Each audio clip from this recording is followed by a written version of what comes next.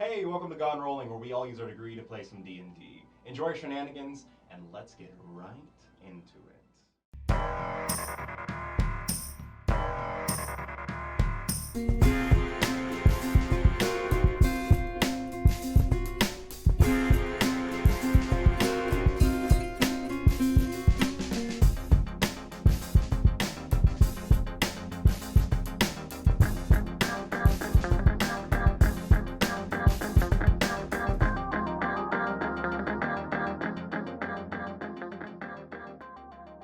You guys ready? Oh, You I'm guys ready? so ready. Yeah. I'm having Your campaign. chills. I've It's been a while. spent so long I know. wanting to play this Been character. thinking about it.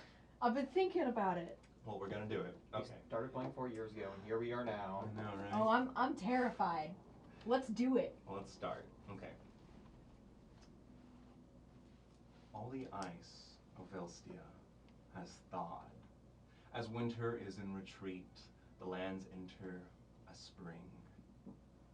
The warming air meets the frigid water, which creates a light fog on the coastline of an approaching town, Ermlin, a destination for the ship that you three are on. Two coming from the far north of the great manufacturer city of Umberlin, one coming from the great capital of the Velstian Empire, Velen. 2 stops, 1 destination. This town is at a bit of a crossroads in this world. In northern Harricore, it is a border between the conquered lands of Teoland and the older classical Velstian lands of Udera, uniting them under one, in some eyes through conquest, and some eyes through prosperous unification. But who knows what you believe? It won't appear on most maps, this town, as nowadays all trade is done either through the sea or sometimes even the skies. It's become a bit of a pit stop if you can't really afford any other travel, but it's still quaint. In these early morning hours, as the sun warms the waters and it gleams the town on the coast in a brilliant orange light, it's almost like it rises out of the ground from the shadows of the mysterious lands it calls home. To its north is a mysterious collection of woods that sort of encroach and envelop the town. You can see it as some of you maybe look off the edge of this boat. To the far south of this town are rolling plains that go further and further down into Tailend. But almost overwhelmingly in the background, overwhelmingly in the horizon, rising and breaking through the cloud tops just beyond the town, are the brilliant Draco peaks, looming giants forever watching the little people of Velstia. Someone stands near the end of this boat, or the front, really taking it all in. It's a cold morning, but the chill isn't too strong. What are you doing this morning as you look off the edge of the boat? How far away is actually the water from the edge? Like, can I reach it? So this is a bit of a skimmer. It is a two-deck boat. However, some ocean spray does come up as the boat's coming in a little bit fast. This is a classical sail ship, but it's a pretty fast sail ship, just meant to make short trips like this. Yeah, she just kind of hangs over the edge and stares at the water. You see in the water shimmering fish that sort of skim along just below the waterline, creating almost like flecks of silver here and there. The light mist that sort of is being burned away by the warming sun still cloaks a bit of the water, but you can make it out. Spent a lot of my time just staring into the water as it moves. As this ship approaches this route, there's some movement below. A passenger, larger than the rest, getting restless from being tucked beneath a deck.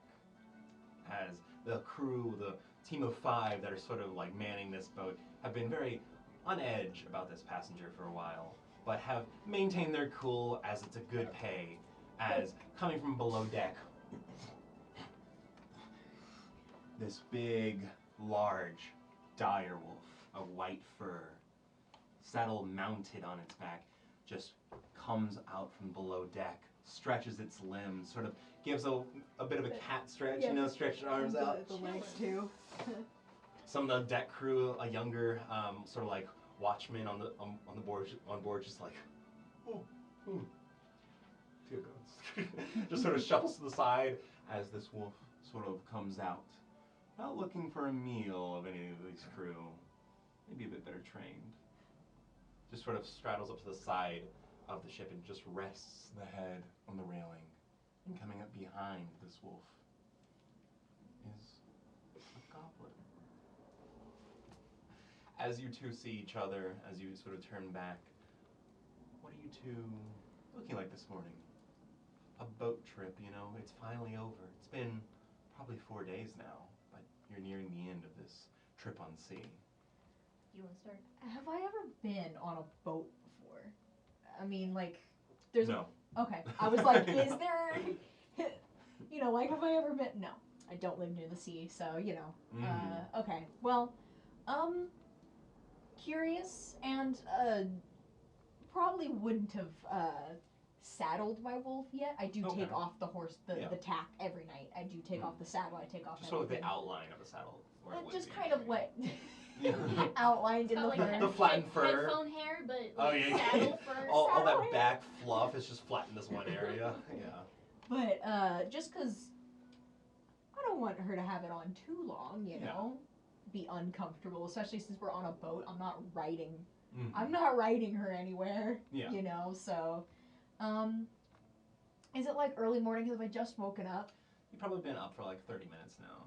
Okay, I probably haven't done my hair yet, Mm-hmm. so I'm probably, Yeah, you know. what's the crew see? Who Um, are you? I am a 3'2" goblin woman. Yeah. I am 20 years old. Mm-hmm. I mean, not that you might know that Yeah. based on, I look. But like a full goblin woman. Yeah, I'm a full-grown goblin woman. I am. I'm a whole woman of goblin. I'm a whole woman. I'm 10 years out from being halfway through my life, so you know. Living the best. So we're really getting things going. I have very, very long, like, jet black hair, and it's not up yet, so maybe but it's very clearly been like cleaned, immaculate looking. Mm-hmm.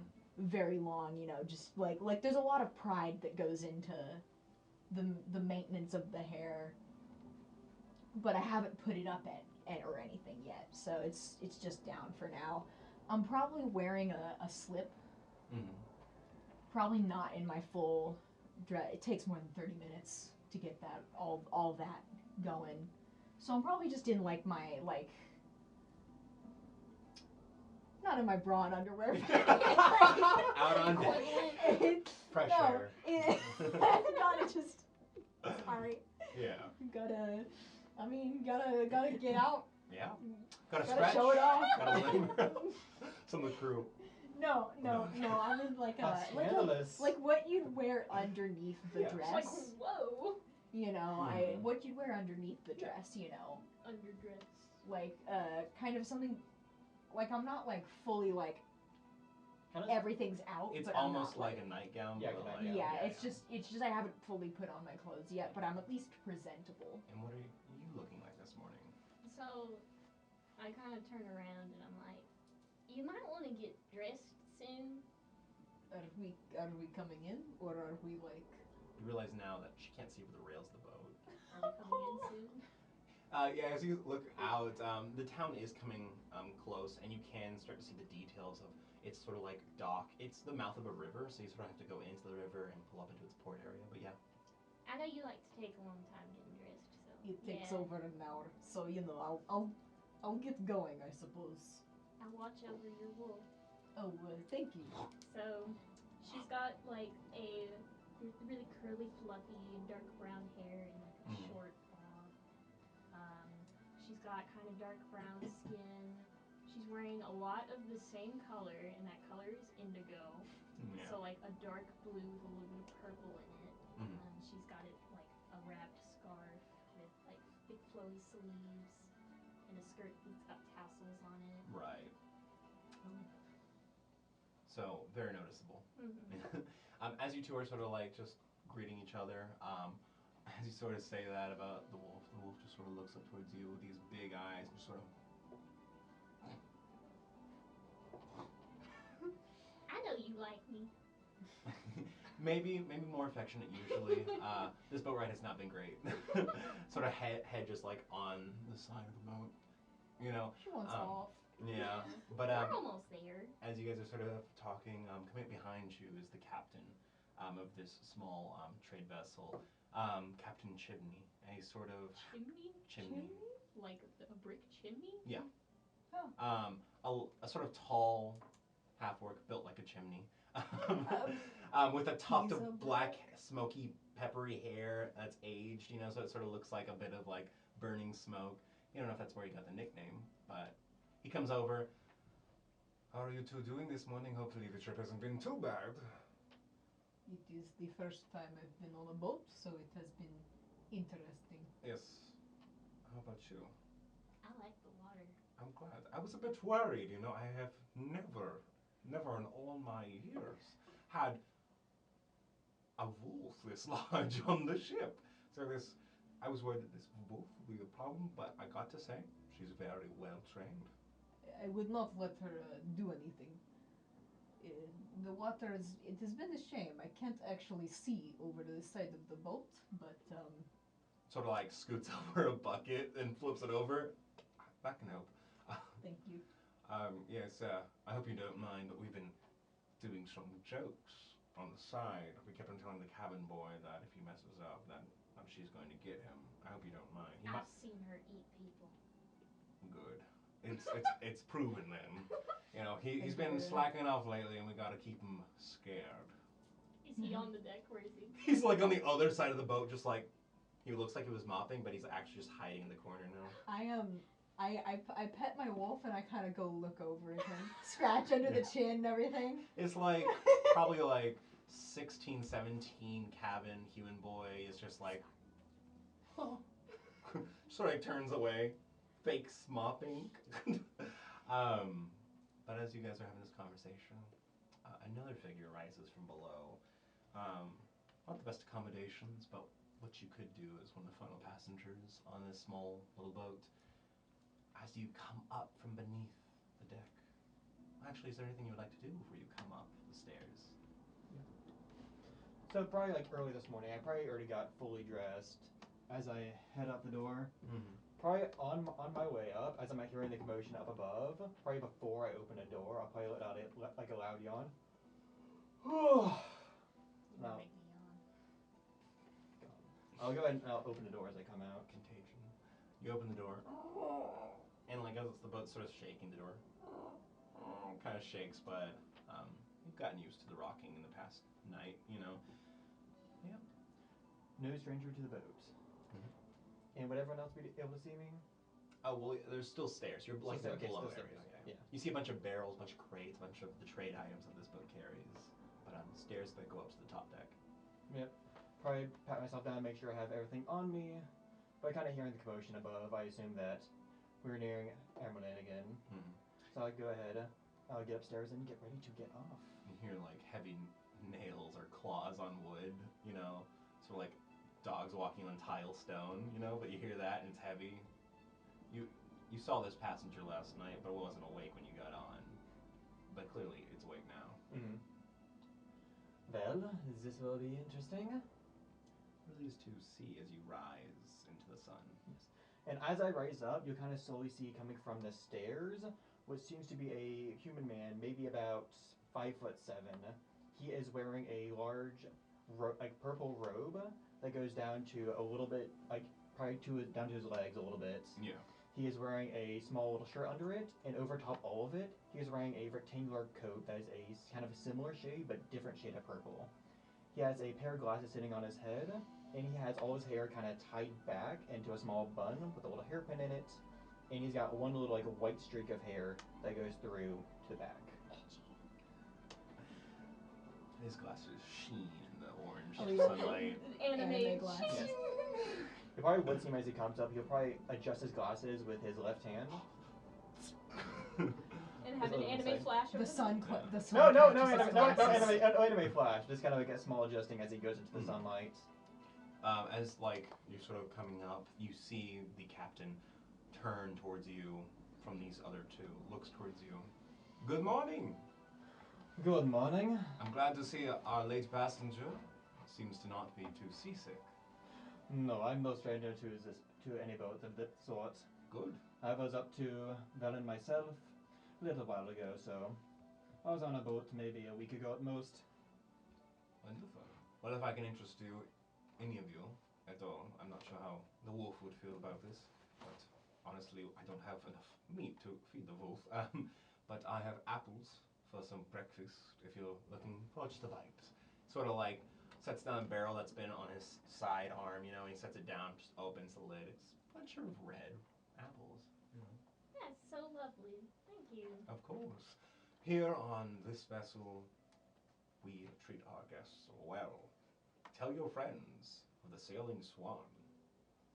Sailing Swan. The Sailing Swan. That branding is Gotcha. coming together. Good to know. Your business card? You should get on I that. should look into Yeah. that actually. I'm going to look up prices as soon as we dock, which is probably about 20 minutes. Hey, shit. how long till You we should go reach? I got to go. You know, Captain calls back to the helmsman, just sort of like looks up, sort of thinks it through, raises a hand, 3 fingers, about 30 minutes. But yeah, he leaves the apples with you. I've like grabbed an apple and then run back down to get dressed. Okay. I'm like trying to get ready. Yeah. I'm like I'm getting my outfit on and then I'm doing my hair. Time to glam up. I'm putting on my my black lipstick Yeah. Good. that I put on every day. This wolf, just sort of Take an apple and hold it out to laying its head on the side of the boat, looks, its eyes kind of turn, its mouth just kind of sort of takes a bite and the rest just kind of, I pick it up. it sort of just sticks out its tongue and the apple falls into the water. Oh man, those are expensive. Sort of just walks over, it lumbers by, sort of it does turn its head to its side, walking by, looking at you. Just sort of, just taking it in, just taking it Disapprovingly. in. You know, if a wolf could judge. It is judging. And it walks by. What do I know about any of these other passengers? You came on last night, definitely a little bit later in the day, as they had stopped in Velen momentarily to pick up some bits of food in the last bit of their trade. You definitely saw these two as you walked in, but I feel like you're the night owl of the two, so you may have seen this one more. What would he get just by looking at you? I mean, she stays more quiet when she's not around, like her and the Mhm. wolf. But she just kind of like looks at things. Oh my god, saying that I'm already old, kind So of set with all my stuff. Now that you're coming over, she's Yeah. kind of like, I'm gonna walk on over to you. Can I give you a little glance to the wolf? Is the big guy's that yours? my companions. Your She companion? likes me though. Very You want an interesting. apple? Sure. Just a On the barrel of captain. apples. Can I reach and grab an apple? So I can give a glance over? Take a little quick bite. I'm judging you based on the way you eat apples. It's a good apple. It's fresh. They probably got it in Melon just the other day, but I guess it is just about time, or these apples have been somehow stored for the whole year. You don't know too much about the produce science of Elstia, but fresh apples. Not an ecologist. There's a lot I know about Helstia. Yeah. Not the apple science. You know, do you know the 5 laws of produce sale in Velstia? Damn, you don't know apple science? I'm sorry, I don't know apple science. Oh yeah. It's good. How do you do? I do pretty good. And how about you? Decent. And I got on last night, so I didn't really have a chance to introduce myself or get names. I'm Kaizen. And you are? Indigo. Indigo. Pleasure to meet you. And I'll stick out my left hand shake.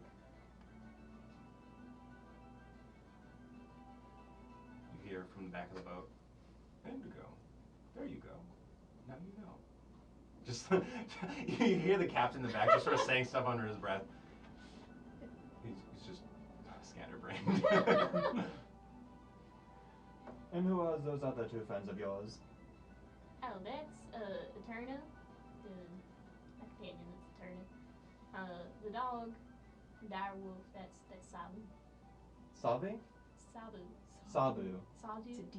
Sadu. Sadu. I'm wrong. Well, maybe you do say Sabu. Do you see Sabu? You know what? Yeah, Sabu. Sabu. Salad? Salad? Yummy. Yummy. No, We can put the apple on every salad. we need a copyright strike. Sabu. So quick. The Give us Wiggles 10 are coming minutes. after us. But as you are sort of commenting on the name, trying to say it, okay, you guys go back and forth for a second maybe. The captain comes back. I figured I should also offer you maybe some drinks this morning, so here's some fresh water. We don't have anything else. That is understandable. Has a barrel of fresh water with some wooden cups. Do you just carry a whole barrel of water over here? He's pretty tall. Damn. He's lanky, but he's got that sailor muscle, you know. He's gonna be on the calendar. But as he comes over, he hands the water. He also sort of looks behind him. You 3, I don't know if you're traveling together, but you aren't planning on going out to sea anytime soon, right? Not currently. Good. Perhaps on the way back, but not for a while at least. I've been getting word from some of my contacts back in Velian that storms are brewing on the Oratano Sea, so stay out of the open ocean. Yeah, storms tend to brew around this area. I suppose this we time of talking like a seasonal hurricane or like something weird? it could be as bad as a hurricane, but I can't be entirely sure. I probably will have more information soon. I just wanted to give you a heads up. What was the name of the sea? Oratano. That is sort of like the Great Sea to the east. O-R-I-T-A. You know. How are you spelling it? It is like the vast ocean which separates the east from the west continents. But it is just the way you came out to the open ocean. I'll be sure to keep that in mind, though. Thank you. Of course. I just want to make sure you seem like, honestly, if I had to judge based on the way you guys handle yourselves and the colors you're wearing, you seem like very noticeable adventurers. And I think that's super cool. Oh, really? I don't get too many adventurers on my trade boat. I really, really gotta know, do you guys have like a group name or something? Oh, we are not part of the same group. I've never met this guy. You do adventure? Dang. Yes, I do. You do? So A do bit, we. a bit. Do you have a name? Not yet. Oh. Well, hey, everyone starts from somewhere, I suppose. The names will come eventually. Of course. If you need any branding, hit me up. He walks away. What was his brand again? Something Swan. Twin Swan. Sailing Swan. Sailing Swan. Yeah. Yeah, I only got on the other day. Where are you two from? Seems that you came from somewhere further up north. Oh yeah, we were just in Umbersville? Umberlin. Umberlin. Umberlin. What is Umberlin? Do I have any clue where Umberlin is? Yeah, but make the first roll of this session 0. I would like you Woo! to make a. Why we let Stuart have this? Yeah. I guess this would be a history roll for you, Right. recalling That's the so information of scary. a location. Roll well. Oh no. 12. Well, you know, the average. I mean, last session was just an average of 10s. Yeah, also, Trevor, what did I tell you? This dice likes to roll 6. That's or above a 13. There's no in between. That's fair. Well, thinking back to Umberlin, you have absolutely heard the name before. It's one of the large cities of Udera, classical Velstia, the crown lands of the Empire.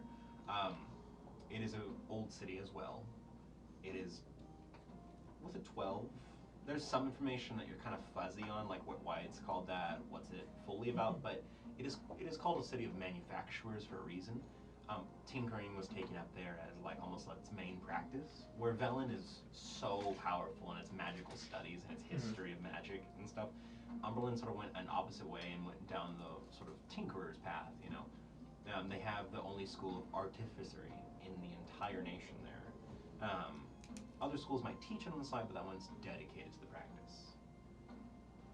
And with the 12, you would know it is the furthest, lived in city, like, on the continent of Heracor. So if you had to go north, that would probably be the last place you would go to get supplies, to head into the tundras. Umberlin. It's pretty far north. Yep. City of Artificers. Is that what it's called? There's many names. What are they? City manufacturers, artificers, anything of the sort. Huh, interesting. Never been there myself personally, but I've heard a little bit about it. Is Eterna done getting dressed yet? You're probably finishing it up, but like you might be worried, like, oh my gosh, it's already 30 minutes. You're like rushing on the way out or something. Well, I'm putting up my hair. Oh yeah. In my I'm putting up my hair in like the braid around my head, and then also like the bun. So She's got real thick hair. Has like a brush in your mouth. You know? Yeah, brush in my mouth, a little bit of the mirror, and one hand, like. Yeah. But as you sort of come back up and you see this, boat starts to pull into this river. Just on time. And I'm putting the saddle and whatnot on my wolf. Gotcha. Sadu just sort of gets down on her legs. Yeah, she's gonna get low. As you're mounting up. So what brings you down to Emmeline? Not many people pass through here. We got a job. Yeah, we're escorting some caravan. Are you happen to escort a caravan of what are they called? What was it? It's like some historians. A bunch of historians. Yeah. I think that's the same job. Are you a wait? Are you a part of that? I am not a I part thought- of the caravan. I thought you were a I'm helping, historian. but I do enjoy history. I'm not part of this caravan. Ah. But I if- didn't know they were doing like more people. So. They're doing a few people here as there. Oh, so there's like gonna be more than just us. I have helping, no or- clue, to be honest. They just told me to help escort them up, and then split off from them after. Yeah, that's what we're doing. Crazy. Works out well. Yeah, I guess so. Sorry, I did not get your name. Kaiserin. Oh, Kaiserin. And you are Eterna, yes? Oh, yes, I am. And I told him your name. oh, okay. Eterna Cool. and Sabi. He's a mind Sabi. It is That's not what I said. okay. Her name is That is what you said. Sadu. Sadu. Oh shit. You see, you didn't even notice, actually, what's your best perception? Passive perception, I believe, is just a 10.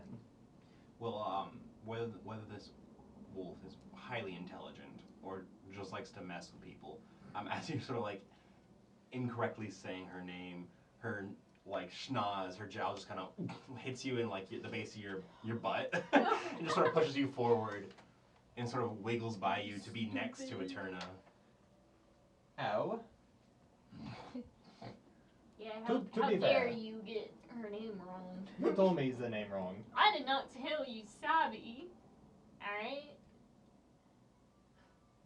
Anyway, I think we're docking. As you sort of say that, as you finish, you see the boat pulls in through the river, and you see the town of Ermelin up close now. Ermelin is on sort of like the edge, but there's a bit of a beach line that goes in, but it has a widened mouth of the river that the boat passes into, and they probably have dredged it, deepened it for boats like this.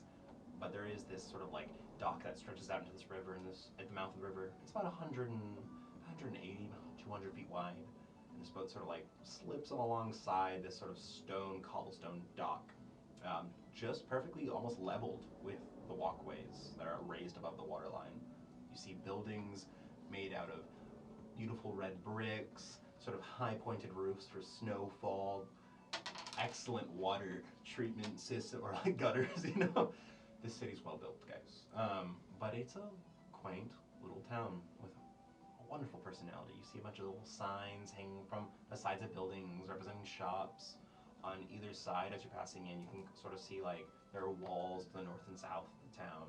To the north, like I said, it sort of gets higher up. There's a lot of mountains more to the north, but also higher hills, so you can see the forests that sort of hug the north of the town rise on over the edge, and you can see them blooming.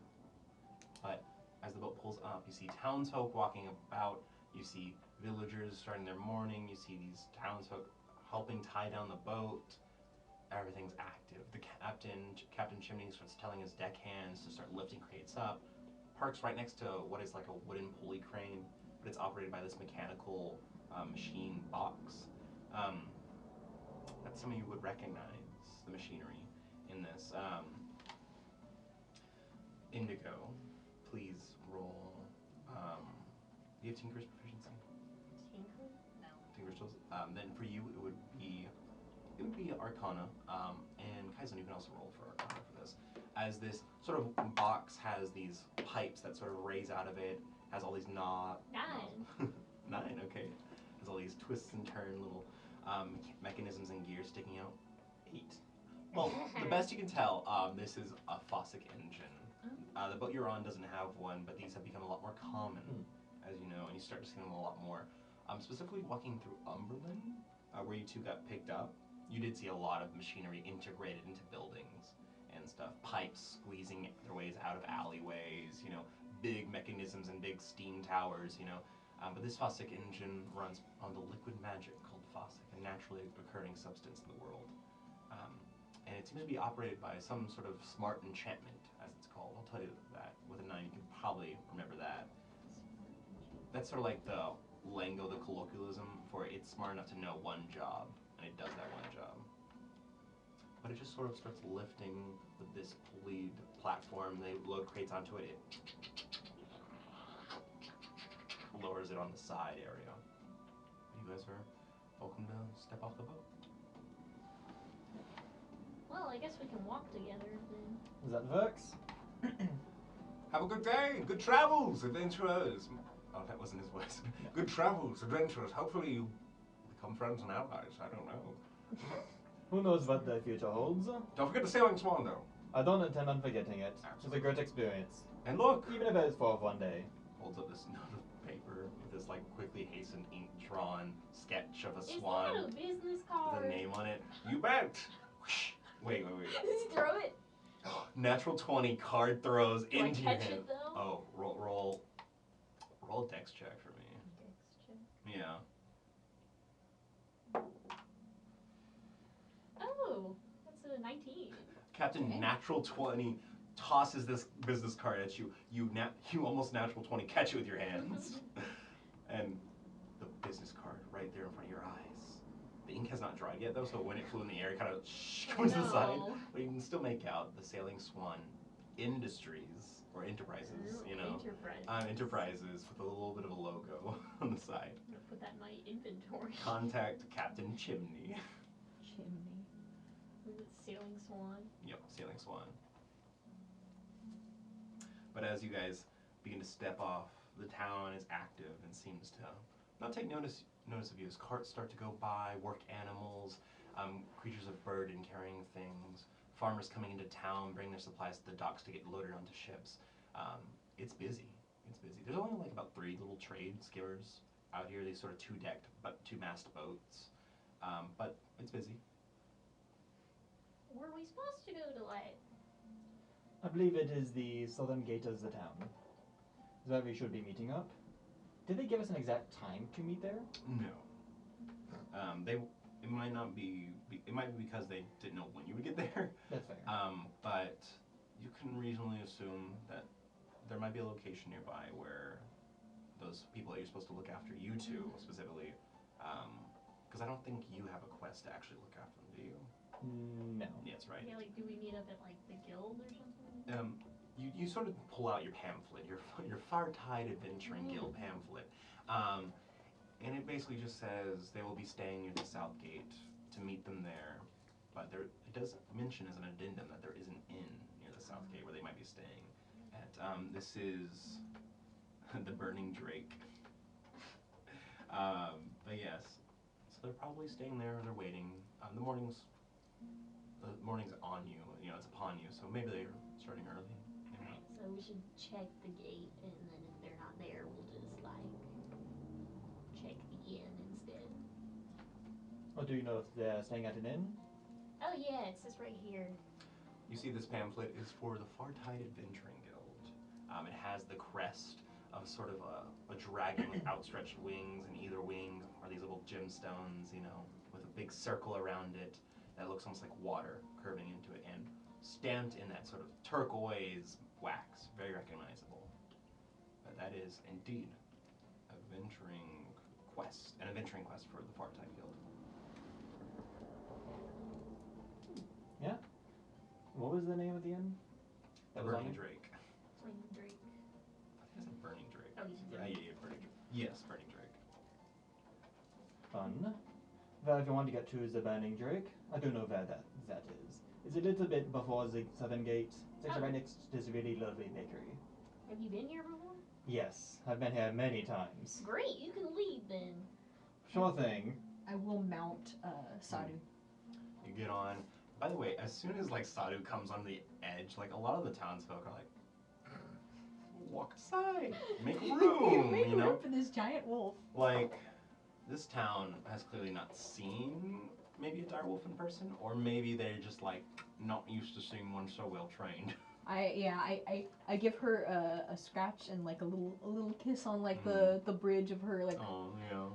Sort of Like nuzzles over up her- towards you. Yeah, and then I go and mount her, and I've made sure to feed her as well. I'm gonna make that sort of clear because I just want to make sure that I've. Usually when you stay in towns, you know, or you've been to inns, you would probably go and say, hey, got any meat in your meat locker? I will buy it for this amount of copper, you know, because it's like feeding a horse, you know. It costs a little bit more than a horse's feed, but you can still purchase a lot of stuff. Okay. I don't think we've rolled for money for me, but. You've kept her alive till now, we'll say that. Yeah. You've done a good enough I don't job. have anything, so. You and Turn have been together for a little bit. Based on what you did, why don't you just add 10 gold to your inventory? Because you've been out for a while now, you know, doing jobs here and there with Indigo. But yeah, Thank you. you guys start to walk through town as Kaizen leads. Yeah. I'll give him lead. I can like chat with him as we go along. So, out of curiosity, with your wolf, are they your familiar? Well, she is my companion. She carries me. She protects me. She gets me where I need to go, and I feed her and take care of her, and we are friends. Well, that is quite nice. You will probably get a bunch of strange looks going around here, though. We don't tend to see many direwolves down in this part. I imagined that was a possibility, but you know, she stays with me, so you know, I guess I will deal with it if I have to. And people here shouldn't give you too hard of a time, though.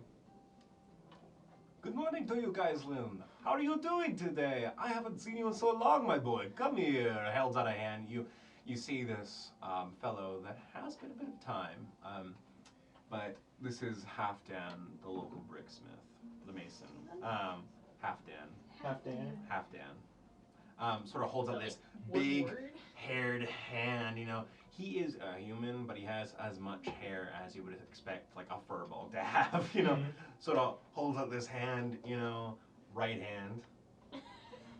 You know. Oh, you know sorry, my hand. Sorry, my boy. Give me that hand. Yes. It is good to see you. How have you been? I've been doing pretty good. Excellent. I just got back in town a moment ago, actually. And already on the run, I assume. Yes, I'm going to be heading out soon. He just like laps you out and hits you in the back of the on your back. Sort of pats you down. Who are these two with you? Look at these two. Out of towners, maybe. I haven't seen a. Wow. Wow. Wow. I haven't seen a dire wolf ever. Don't touch her face. It is dangerous. You know, I wouldn't like to lose a hand. So, I won't. No, you will not. Who's this guy? Who's he? A good friend of mine. I know many people here. Apparently. But I'd hope so. I live here. Oh, like you have permanent residence here? You should have seen Well- this kid when he was this small, running around, causing mayhem. This Grew kid up pokes here. his hands in everything. You tell him, don't stick your hand in the furnace. It's hot. He sticks his hand in the furnace. It was hot, you know. How do you know this guy? Oh, I just know his family. Yes, he's good friends with my Vata. Ah. Okay. Okay. Just the moment of silence. Well, if you ever need any bricks or mason work, you know where to go. Don't Half think we Dan's. will. Okay. I walks away. Damn. This larger than life man walks away into the shadows. I'll be Sorry, sure to come by half-Dan. sometime. Thank you. Half. Half Dan. Half. Is that like one word? Yep, Or like, that's one word. Not like half Dan? Half Dan's masonry. Yeah. And I will continue to walk through the town, probably waving to people as I see them.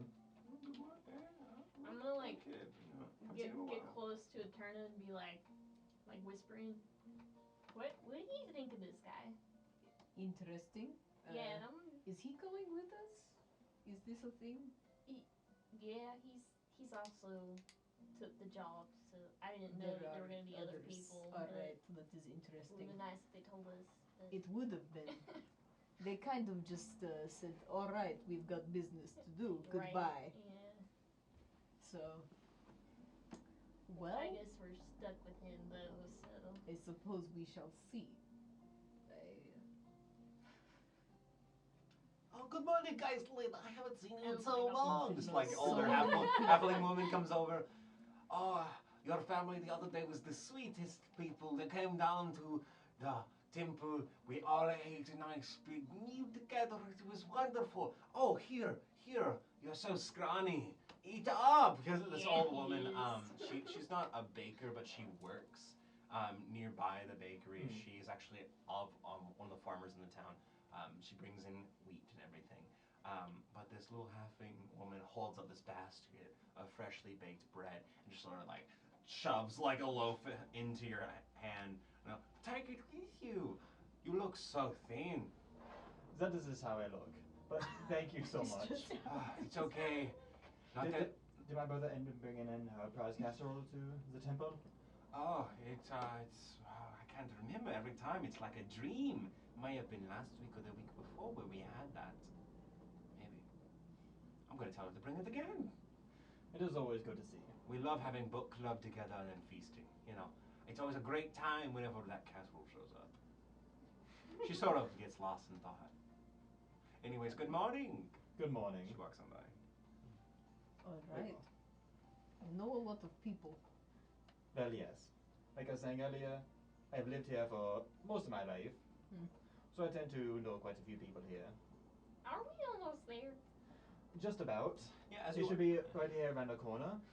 walking through town, all the roads of Ermelin are like completely solid, like cobblestone smooth, and sidewalks on the side. It's a very sort of beautiful little village, you know, built to weather the winters too. You can see the high roofs are almost like they're very cute, you know, sort of like the raised points to not let any snow hang on them, you know.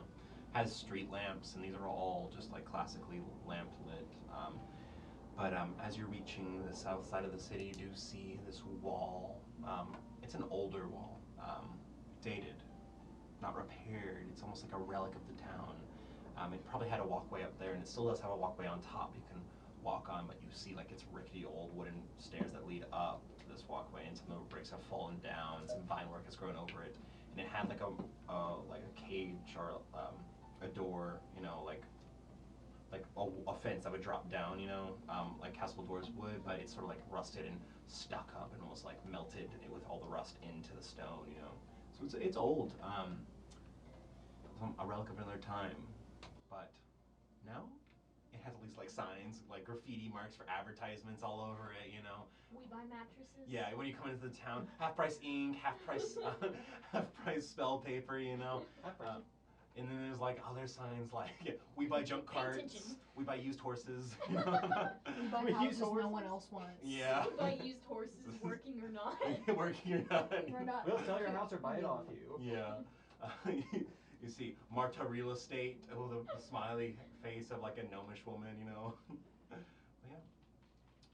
Incredible. You see next to the gate, sort of almost attached to the wall built from it, maybe even some of the bricks from that wall eventually helped to build this structure, this 3-story, sort of rickety-ish tavern/inn. It has like an outdoor eating area of picnic tables, a hanging roof, and some candles that are just being now sort of like put away from last night. You see some people out there sitting at these these sort of like picnic tables, eating, having a good time. See people that manage this inn. You actually do recognize someone working here, Kaislin. You see a woman that's about your age. Your ex-girlfriend? Yes. This human woman who has probably like changed in the time you've seen her. Maybe you just didn't cross paths and for a while, but she did sort of go to the local school with you. It's a local grade school in the town. You do remember her, I hope. I probably do, yeah. Yeah, we're gonna roll for it because it's kind of funny. Make a charisma check. Charisma? Yeah. Fuck. I know Her name isn't a historical fact, and I think it's kind of funny that you're like, oh, You don't remember your childhood best friend? Not my childhood no, best friend. just some girl that you went to school with. My dice are not being fun today. 8. Millie? Millie. Sorry, Millie's my cat. But she was bringing out some warm sort of like beverage, foamy drinks out to some people sitting outside. Sort of turns as she lifts up her platter, looks towards you, seems to recognize you. Oh, is she gonna remember your name? Is that Kaislin? Of course it is. Welcome. Good to see you. It's good to see you too. She walks over, holds out a hand, you know, sort of left hand, goes to shake. It has been so long. I feel like it's maybe been a year or two since we've crossed paths. Maybe even 3 at this point. Maybe. It's been a long time. Keep going in and out. Now up close, you sort of like adjust your glasses. You see she has a name tag on, a wooden little plaque, you know, that's sort of stuck to her apron. Has a carved name in it. Her name is not Millie. The guy did say it. Yeah, it's Melissa. Melissa. Mm-hmm. Alright. The strategy worked. You don't say the name until you get someone else saying it or you see a name tag. How have you been doing? I'm quite good. I've started working here part-time now. Me and my husband finally have a place. Did you know I got married? You did? Yes. When did you get married? 3 years ago now. I think I might have invited you to the wedding. No, I don't think so. It was a private event. We wanted to keep it low key because his family is kind of problematic. But it was nice. But yes, starting to set down, maybe eventually raise a family. We'll see. Well, that is exciting. Time flies, doesn't it? Indeed. She sort of like pulls her hair back a little bit. She sort of wears her hair a bit long, you know, rolls down to the base of her back.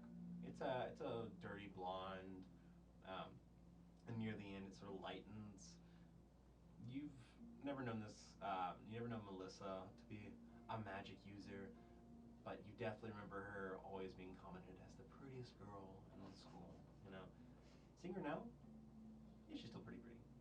Pretty. She's purty. Purdy? Yeah. As you would say. Yeah. But seems to be doing well, working hard, and sort of looks towards these other two with you. Looks down, Oh, sort of backs up, holding the serving dish. Oh my, is it called a great wolf? Dire wolf. Oh, a dire wolf. It is mine. You're like mounted on it. I would Why in hope the so. restaurant on a wolf? No, we're like outside, right? No, it's an outside Yeah. restaurant, so it has like a patio Yeah. space. You know? You're like, I just walked be on- up, A lot of the other like went through the door. Moseyed in on your Yeah. dog. inside the building. So a dire wolf, a goblin, and 2 humans walk into a bar. What do? A lot of the guests are like looking over. Seems like a good companion. She is. I did not do that in the character voice. Sorry. Well, pleasure to meet you two. I am an old friend of Kaislin, but welcome Clearly. to the Burning Drake. POC. Yeah. I look over at the gate. Do I see an obvious caravan?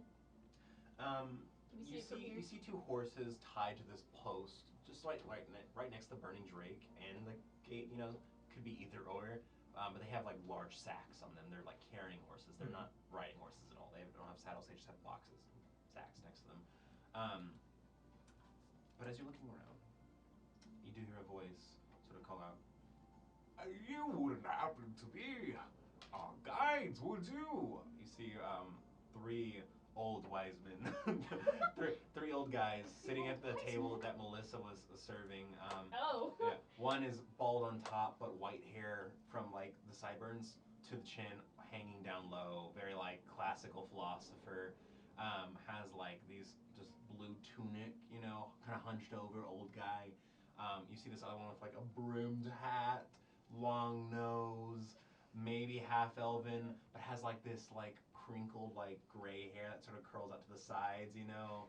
And you see Comedic. you see the last one is this like sort of larger older man, maybe the younger of the 2, sort of like salt and pepper chin, tufts of hair on head, big sort of like bottle cap glasses pushed up to the side, and they're just all drinking these like warm cups of whatever is being served to them.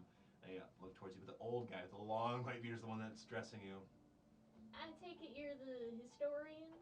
Yes, indeed, we are the historians. Oh, is that like your actual like group name or? Sort of like whispers to the others, like they're like drinking, they like realize it. He like does this, the other 2, one does this, and the other one does this, you know, and they make like a pose. Historians. Yes, we are historians. Cool. Cool. Mm-hmm. Pleasure to meet you.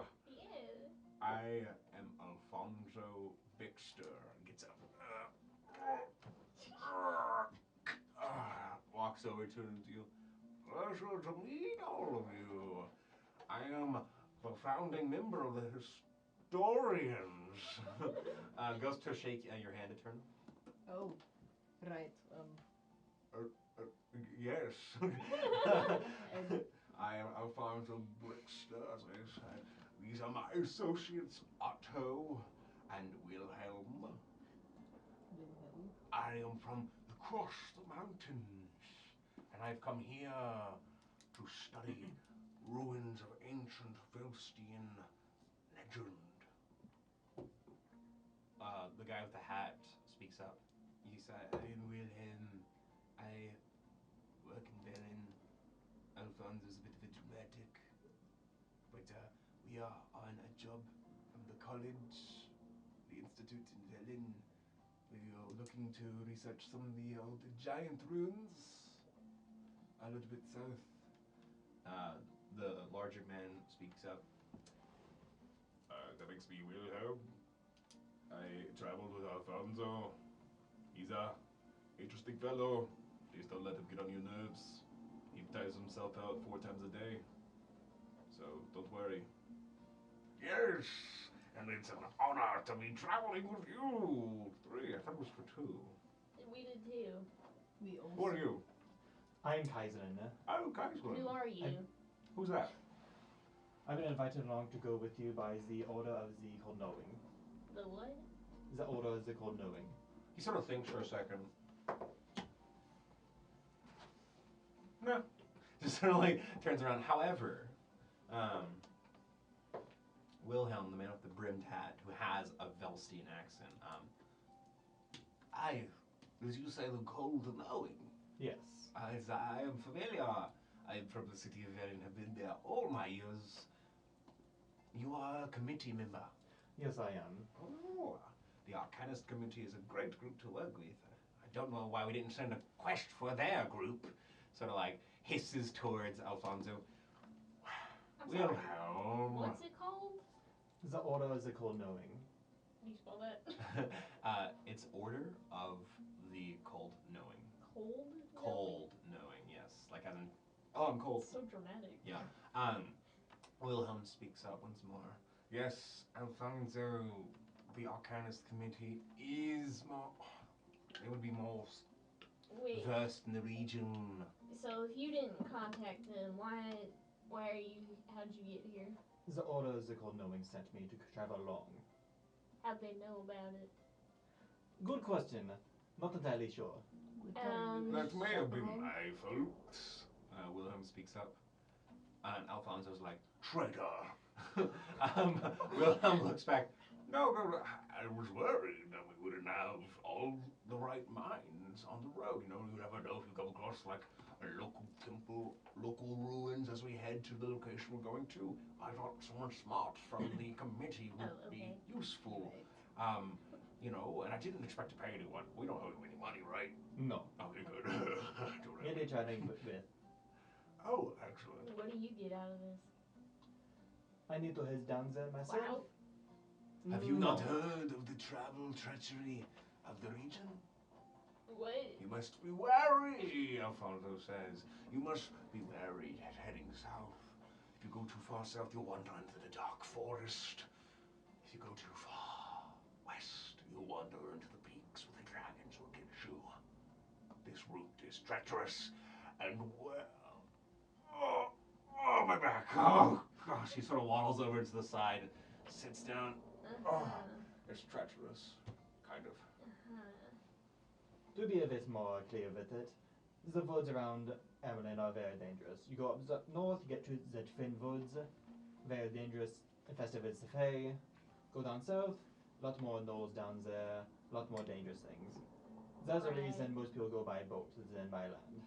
Yeah, that's why we're here, right? Yes, but however, our destination we can't reach by boat, so we have to go by land. That's why Right. we hired adventurers. You know, Yeah, people yeah. that are strong that can help us get safely to the destination. Right. And the more you travel with, the safer your numbers. Uh-huh. And honestly, as long as you're faster than Alfonso, we're great. Alfonso looks over, squinted-eyed. But the three old men sort of sit down. Join us, take a seat. We're just getting some drink on us before we hit the road. Wilhelm sort of scoots over, pats down on the seat. Tell us about your travels, regale us. Or don't, I don't know. It's an early morning. Oh. Wilhelm, I still trained on you, Kaislin. Sort of has a bit of scruff on his chin, he sort of strokes. Are you a new committee member? Yes, recently joined. Recent, so you are amethyst. Yes. I see. You see, he too wears a ring of the committee. He is not of the amethyst rank, though. Ooh. He's only one higher than you, though. But still deserves your respect, Mhm. you know. But yes, make a history roll, actually. As he sort of like looks over to have you heard of me? 20. I am Wilhelm Marshall, to be specific. Did you say 21? 20. Okay, it was like, oh, but yeah, 20's still good. You think back to just like your introduction to the committee, learning about it, going through school, you know, eventually becoming a member of the group. There is plenty of names that are important to this, but a specific local name that is sort of important to you does ring a bell. Not Wilhelm Marshall, but Egbert Marshall. Egbert? Egbert Marshall. rings a bell. Not a member of the Cold Knowing, but a member of the Patient Flame, a different order, a different tower, a different club of other so many kids. clubs. Oh yeah, there is. Yeah, the community is nothing but micro fraternities in a fraternity, but it's like a sorority fraternity. But yeah. Marshall. Any relation to Egbert Marshall of the Patient Flame? He takes a second to think. Alfonso's laughing at Wilhelm, immediately starts dying. I agree. Even now, you old fart, your brother's still more famous than you. Wilhelm sort of like looks down. Yes, that is my brother. I am the older brother that you will come to know much more about very soon. Yes, to be fair, I do not know much about your brother. I just heard his name before. A vague, distant memory. Oh, trust me, says Alfonso. Trust me, once you see his brother, you won't forget. The man is practically glistening in magic and glimmer. Crazy. And look at you, Wilhelm, wearing rags. Yes, wearing rags. Otto, oh my gosh, wait, sorry. I've been saying Wilhelm this whole entire time. It's been Otto. Otto has the brimmed hat. Wilhelm is the big guy. Yeah. So Otto Marshall is the guy. Otto Marshall. Otto Marshall, yeah. I've noticed you switching around like Otto and Wilhelm, and I'm like, I'm confused. No one like, else would not know why those mentioning names are Otto. confused in my head, and I can't go into the explanation. Oh, cool. But they I mean, are mixed. With the naming of the royal family, no, I understand. Oh my It's gosh, garbage. yeah. But yeah, they sort of rest. Can you bring us more drinks? Says Alfonso to Melissa. She nods, comes back with some drinks. The old men cover it. If you don't drink, it's up to you. These are sort of like, they're warm, frothy, almost milky drinks. You know, they're not necessarily alcoholic, but they might be regional.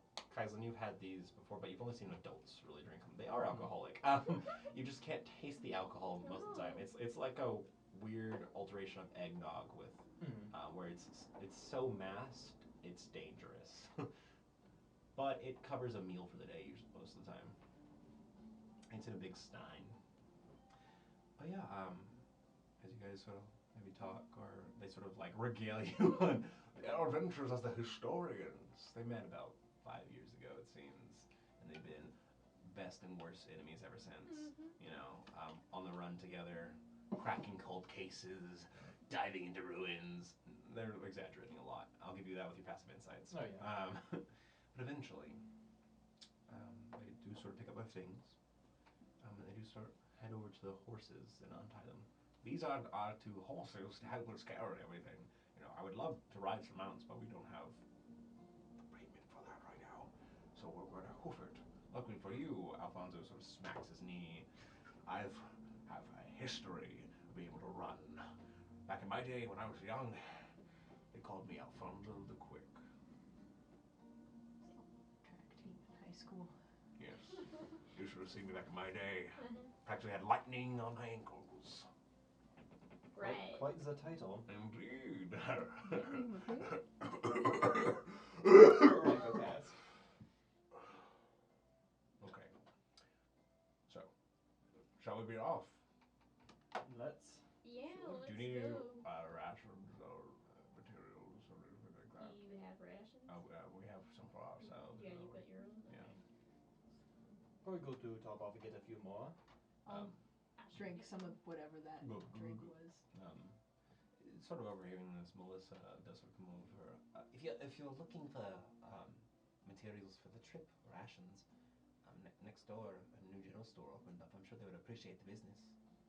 Well, go check that out then. Thank you. Sorry, gonna say longer to talk, but keep moving around. For a bit of brevity, you guys can just sort of use your gold to exchange what you need, or ask me for something specific. Get meat for my wolf. Or do I need to get it? We can go hunting. You can go hunting. Oh, let's go hunting. Okay. Every morning, though, like, essentially what will be assumed is you start your day with hunting and then travel. So it'll take an hour off the time, but that's how it works. I'll get up early. Okay. Ish. I don't want to forget what long Fair, next fair. steps. And you can go through your inventories and exchange that gold if you need. We can assume you have it right now, though, and continue the story. Yeah. But as you guys maybe just take a second to look around, go into the store for a second, sort of think about things. There is a moment where you come back out, you start hearing a bit of a commotion, not like arguing, but like almost like talking down to. As you see Otto and Alfonso, Wilhelm is just sort of like feeding the horses some carrots and stuff. But Otto and Alfonso were talking to a figure, a bit smaller. Not as small as our little goblin, of course, but decently, not like a full person necessarily. Well, it becomes a lot more clear once you see their face. He's not a whole person. It's not a whole person. It's just legs. They're talking about just The legs. legs. Oh God, the the legs. legs. No, this is a child. Oh. Or a teenager, more You specifically. just said it was a child. You couldn't see until I turned around and I went too Children deep. aren't people. They're not people, right? It's not a whole person. Have you people? Have you seen the children of hairdo? Those aren't people. Oh my gosh, callbacks. Stepping out, you see this young man, sort of like deep strawberry brown hair. It's brown, but like in the light, it almost glistens orange. Paler skin, human. Well, upon closer inspection, half elven, but young. Probably in his teens. He might be somewhere between 16 to 17. He's growing into a man, but he wears this long, almost amber orange cloak that drapes down. It's a little too big for him. It's tattered on the ends. It has red embroidery that's sort of faded and lost some of its finer work, and some of its frayed. As he's turning towards you, you can see upon the chest is a clasp where that cloak meets. It's a brass clasp with like an amber stone that sort of glistens in the light. And you can see under the cloak, just with a turn behind him, he has a bag and what seems to be a shield. Sheathed a weapon, like the makings of a little adventurer, But as you're coming over, Alfonso, you can start to make out. You really shouldn't, kid. It's honestly dangerous and treacherous out there. I'm not your parents or anything, but no one wants a dead kid on their hands. And Otto sort of like looks over to Alfonso. Weren't you like 12 whenever you left your hometown and nearly died in the woods? I nearly died in the woods. But you made it. And looking over to the two of you, Alfonso sort of looks as you guys are coming over. You three, you are versed in adventure, or some of you, I don't know. Tell this kid he doesn't have what it takes. He's going to get himself killed out there. Wait, He wants to come with us on the road. He's heading to the city in the south. you just traveling or? Kid turns towards you. He seems very serious, proud, stern, I'm simply heading to the south. I just need someone to travel with so it's safer. Yeah. And you are a group that seems to be about to head out south. Kaislin, you might recognize this figure. I was about to ask. This one can be a history roll, I guess. Yeah. My dice are not being nice today. That's a 9. You know a name. This kid's name is Peter. Peter? But you've never known his family. So it's like you think he may have known, or someone he was associated with was the friend of your brother.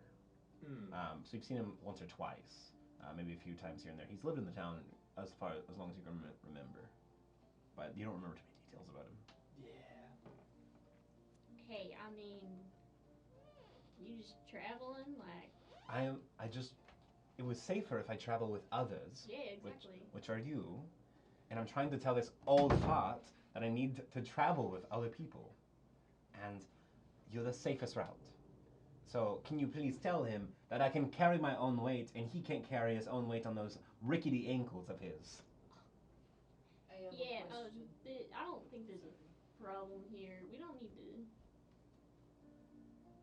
He looks towards you though, the woman on a wolf. Or you can, wow. Are you planning to go anyways? I'm sorry.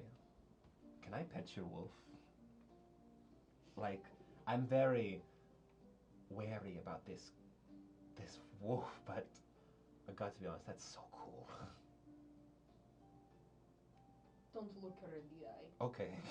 He sort of looks down, raises the hand. Sadu sort of like Be blows nice. out of the snout. All that hot breath just sort of blows his hair back, his sort of raggedy hair, and just sort of like doesn't look but raises a hand. I scratch her behind the ears. Like, hey, it's okay. Don't worry Amazingly, about it. Sadu doesn't seem to have an issue with him, and he sort of like puts his hand on the base of the head, you know, as she lowers her head a little bit, and seems to enjoy it. Sort of like moves her head to the side as he gives her scritches, and he like scritches under the throat too, and just like, this is so insane. I mean, wow, this is crazy. Yes, but anyways, are you planning to go anyways? Like, if we don't take you, you will just go on your own. Probably. Great. Well, Nothing's I here didn't- for me You anyways. can do what you want. Is Man. the reason you're wanting to go south? Or persuasion. What's with my dice today? They were rolling spicy earlier. That's a 3.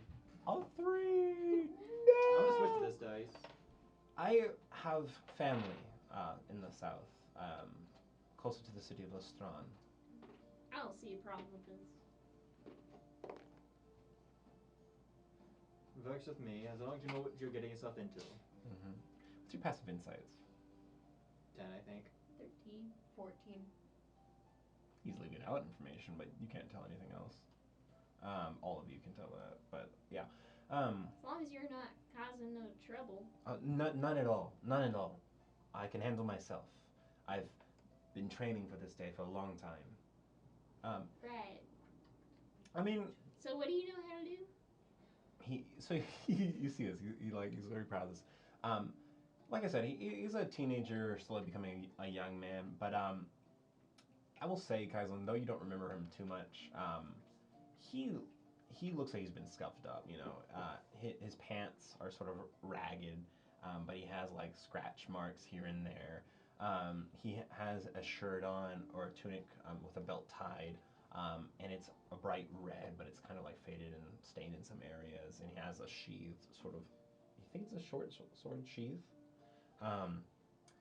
And he sort of like looks towards you, and you can tell he's toned up. You know, he's not like weak or feeble. You know, he's maybe been, like you said, training.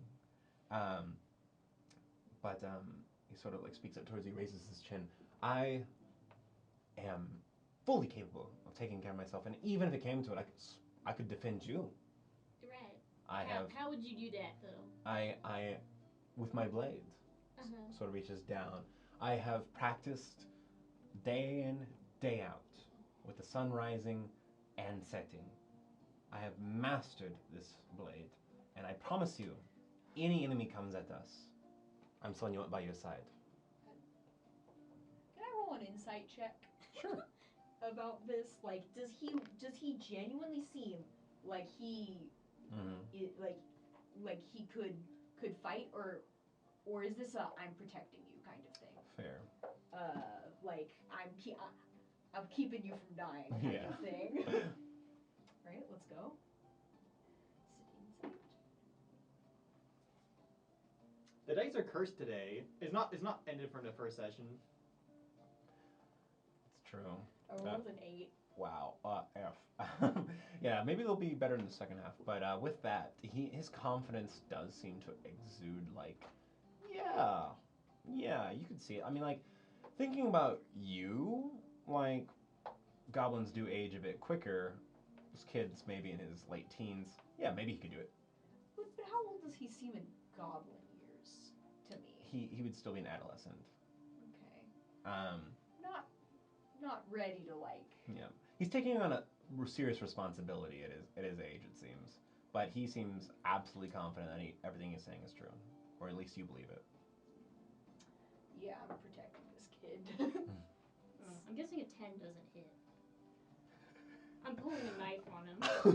Oh shit. He doesn't have armor on.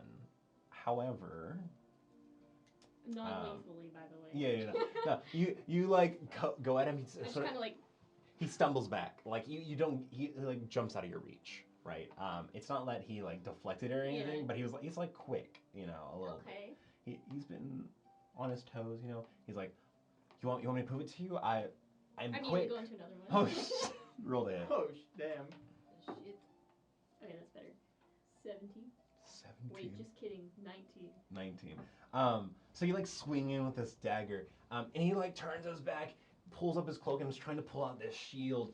And it looks like he's about to block it, but like you've gotten really good. And like in a split second, you're like going in and you like raise this arm up, come down with the butt of the dagger. Non-lethally. Yeah, non-lethal the butt of the dagger, and bonk him on the head. I guess a point of damage. You can roll, you know, for damage technically. Yeah, let's see how many hit points he has. No. 3. He dies. No.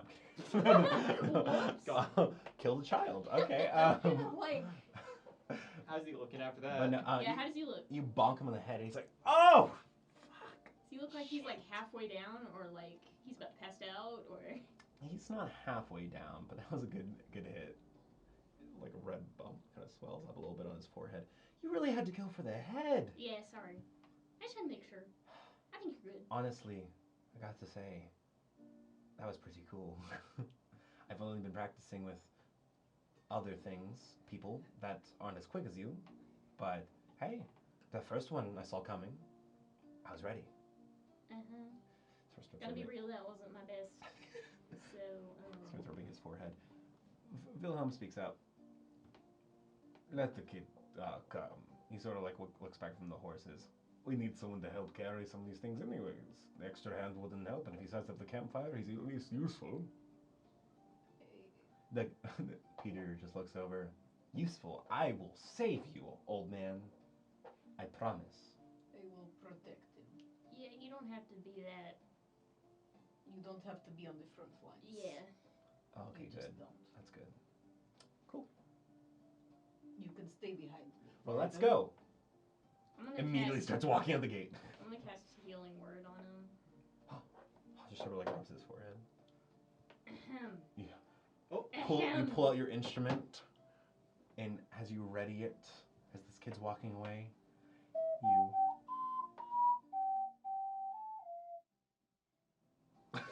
like the two old men just like look over and like, whoa, didn't expect that. Like an indigo colored like swirls and with like stars and then like wrap around him. Sort of shakes his hair, kind of like just shivers all the way up his body, and then like rubs his forehead. Sorry about that. That's okay. I'm ready. I'm really ready now. That's 7 points. I'm really ready now. Yeah. Let's go. Invigorated. Alright, let's go. Alright, then let's be off. Start heading out. As you leave the town, you begin to see it shrink in the distance. Ermelin on the outside looks like a little slice of civilization in the wilds, very vast and dangerous world. As you walk back and turn around, you can see the ridgelands of the north of the crownlands of Velstia, the raised mountains, the high Draco peaks surrounding to the north, looming over. And still on your side as you're walking, basically walking to your left would be the ocean a little bit further out, and to your right are the Draco peaks. So you're walking on a thin sort of plain territory, and there are farms out here that you walk by on this road. You see crops that have begun to be planted. You see sown fields. You see farmhouses. People wave you on. The old men sort of like walk and mosey on as the two sort of carrier horses bring all the bags. Peter excitedly is near the front, and you three travel with. I'm going to sort of pace through these days, and if anything interesting happens, we'll take a moment. But as you travel on, who is being the guide, the leader? I'm not sure I'm the guide necessarily, but I am definitely, because I don't really know the area, Yeah, but I am watching out. Like, I'm absolutely. keeping my eyes peeled. I'm, like, kind of letting Sadhu know to, like, you know, to, Yeah. like, sniff around for stuff, you know. Yeah. I'm very much, like, watching for danger, making sure I'm, you know, near everyone. Yeah. You know, just making sure I feel like I'm, you know, checking out. Absolutely. Are you particularly good at navigating? Not in the wilderness. This is not my specialty. I could probably tell you the rough direction to get from place to place, but not with the highest accuracy. I can lead us, says Peter. Are you Trust sure? me, I have read a dozen maps of this area. Which way's Can I- north? That way. Do I know which way's north? Yeah, roughly, because based on the way you're traveling, the ocean to the left, mountains to the right, he's roughly pointing the same direction, they would assume. Mm-hmm. All right. Can I walk with on my wolf Yeah. near him? You'll make Yeah. perception checks, he'll make survival Can, checks. can I assist him? Sure, absolutely. Okay. man. He'll roll with advantage. You roll perception. Yep. You could roll Sadhu's perception instead, since Sadhu is really sniffing it out. You know. Okay, which That would be the direwolf stats. let me. Yep. I guess. You can also go into extras at the end there. Oh my gosh, So like this go kid, back, he's a great roller. extras, Uh, and you can click manage extras, that is and you a can add an extra. 14.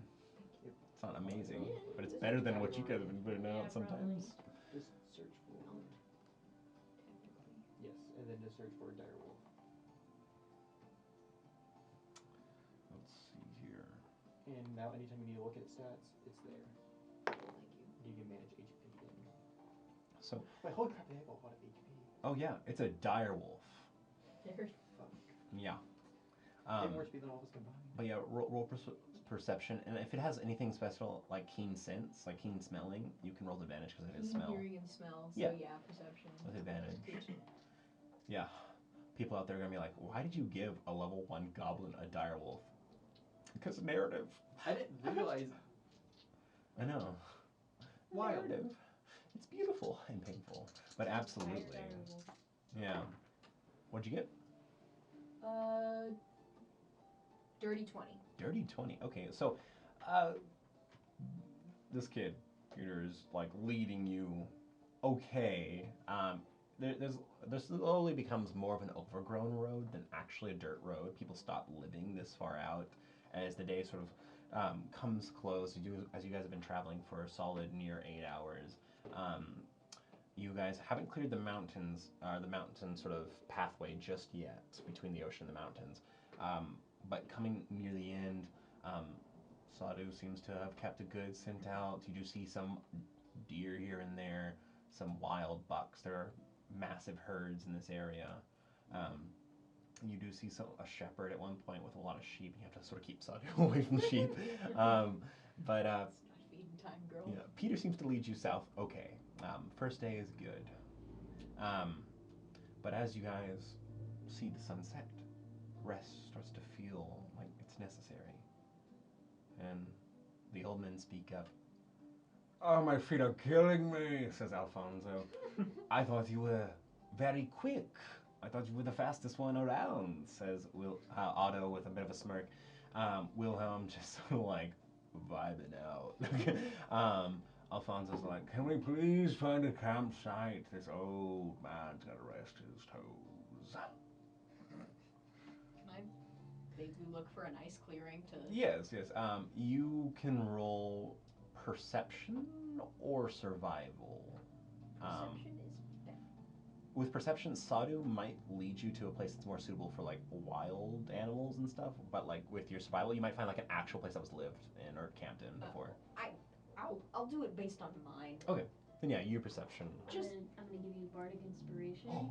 So she pulls out her ocarina.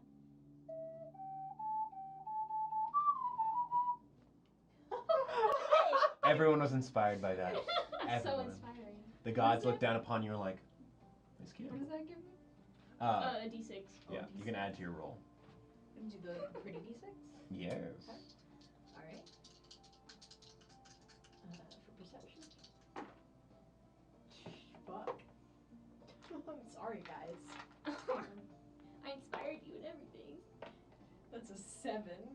Well, as you're sort of coming to a close, you start looking an hour back, really. You sort of come to this rocky area, a bunch of rocks jutting up. A bunch of boulders that have fallen down from the mountains have rolled all the way down here, or glacier stones left by the ice. But as you walk by, you turn a corner, eventually coming into a bit of a dip, a larger valley space. Not a massive valley, but like a larger space of lower land. The signs of entering tailland, really. But you see a massive statue. It's very easy to see. It may not be a campsite, but people have probably camped at the base of the statue before. You do see the remnants of what are like minor buildings or minor gathering space at the base of this statue. Seeing it from here, even with that perception roll, it's kind of hard to judge the size of it, but it is a multi-storied statue. It's very large in the middle of nowhere, but it does seem to be a site of some significance. Oh, good eyes. Good eyes. You got those peepers on you are really good. Alfonso points to you, Turna. You know what you have found us? No. A bit of history. You like kind of crab waddles over to the statue. Yeah. The Otto's historians. like, I thought he was tired. It seems no matter what your decision would have been, they run that way. Right, well, Well, they are following now. that is fair. Peter follows, the horses follow, and you guys arrive at the base of this great statue. It is towering, old, but not too ancient. People in the group can make investigation rolls if they're interested to look for more details. Yeah. A history roll may come after seeing what details you find. Let's 4.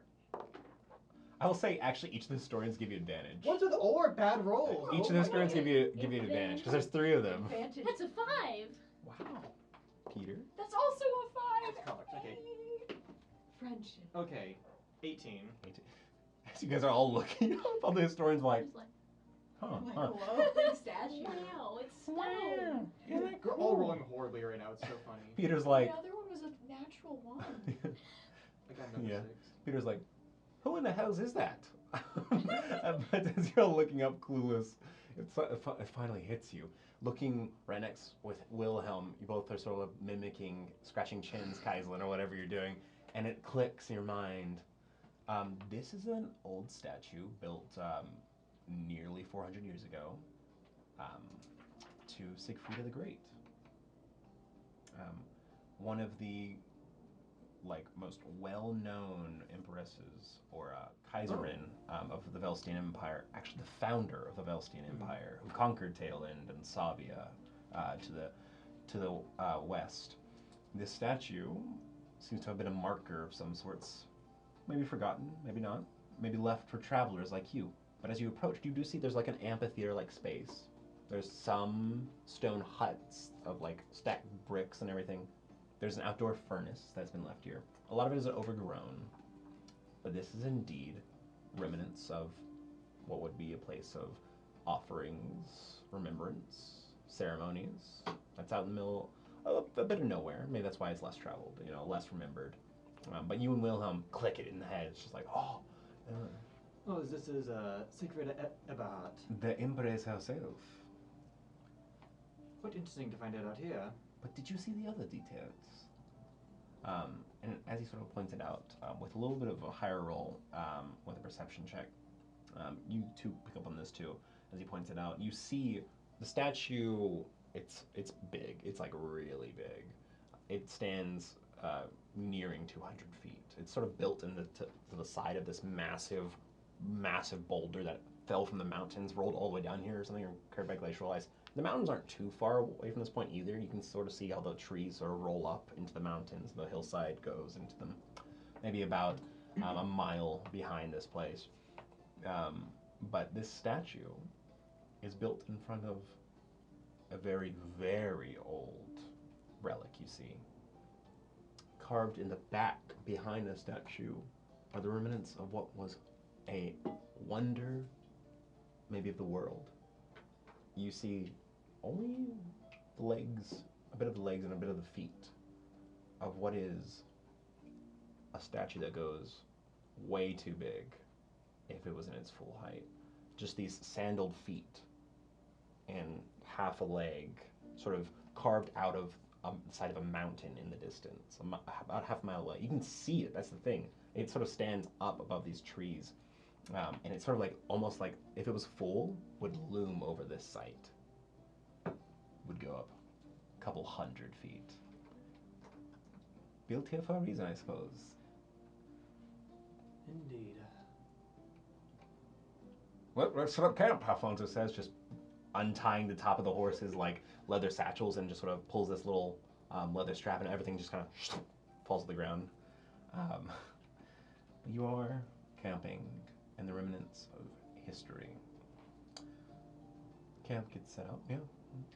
I just want to know how the wolves feel. Or the wolves. The Wolves? horses. Yeah. feel. They have You abs- want more of those? They have absolutely kept their distance. Like Yeah, every time obviously. Sadio got too close, they like just kind of stirred up, moved away. But Fair. they have been at least trained not to be too spooked. Maybe they're workhorses. They're pretty big, you know, the size of Sadu. You know, they have their own weight, but they do not like the wolf. Didn't think so. Wilhelm speaks up. Well, why don't you go and get us some firewood, young man? Peter sort of like shrugs his shoulders. I'll look around. Can I go with him? Yeah, Do absolutely. you mind if I tag along? Sure. I can show you all the best ways to find firewood. Sure. You an expert I imagine- firewoods? Practiced, trained, Yeah. readied. I imagine I'm also pretty decent at finding firewood. It's true. based I'll give you advantage on a survival roll with this one. Oh, okay. Yeah. Thank you. I gotta say, this kid has some great rolls. Yeah. Yeah, I mean, good for him. We'll see. That's where all our good rolls are going, is over there. Soaking Yeah. him up. It's a 12. Okay. You guys do find enough wood, and even some to take with you down the road if you don't find firewood later on. Come back with kindling. Fire is easily made. But yes, Keeping this kid safe. you see, as you come back, and you guys have witnessed this, the old men have changed into their old men pajamas.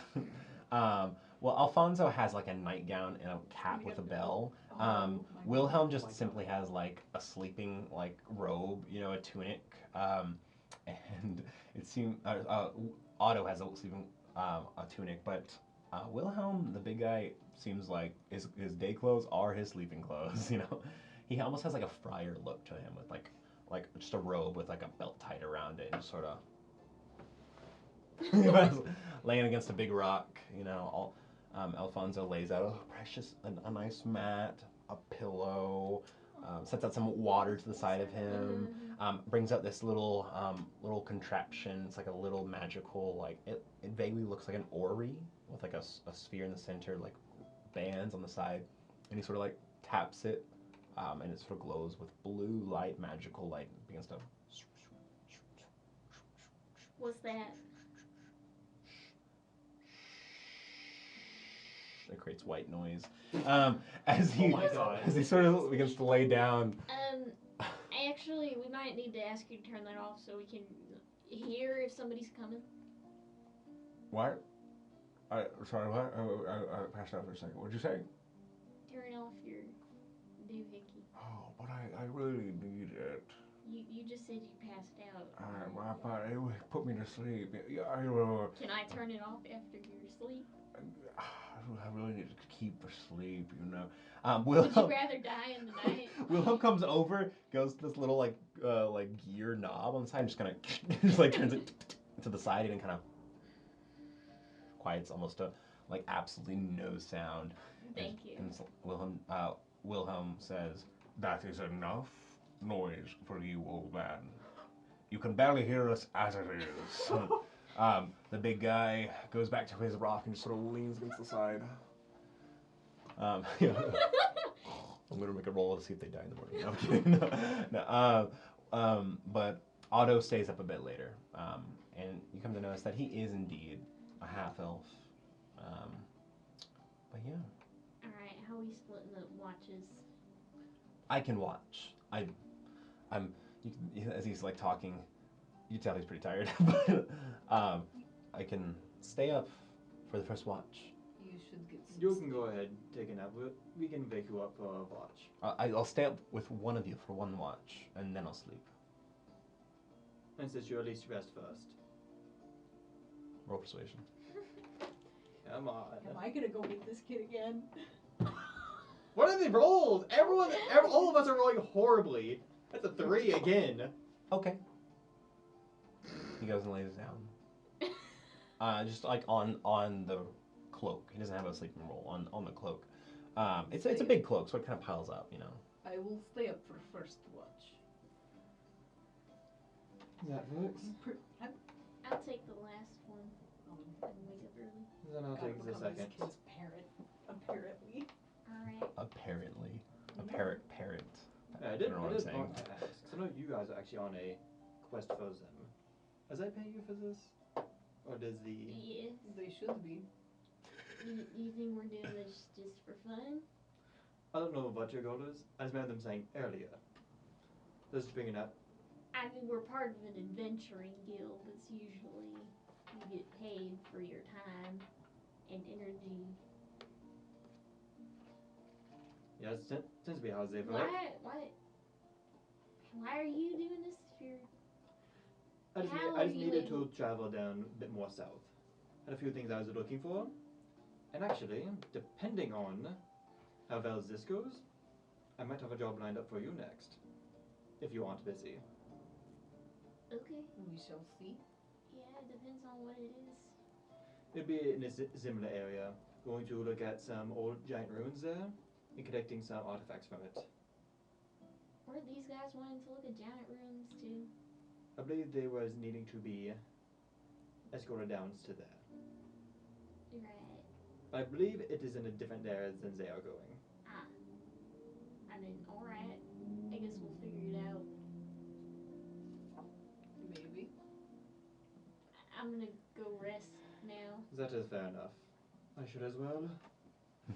You guys begin to lay down, find some rest. Eterna's starting us off with a watch, right?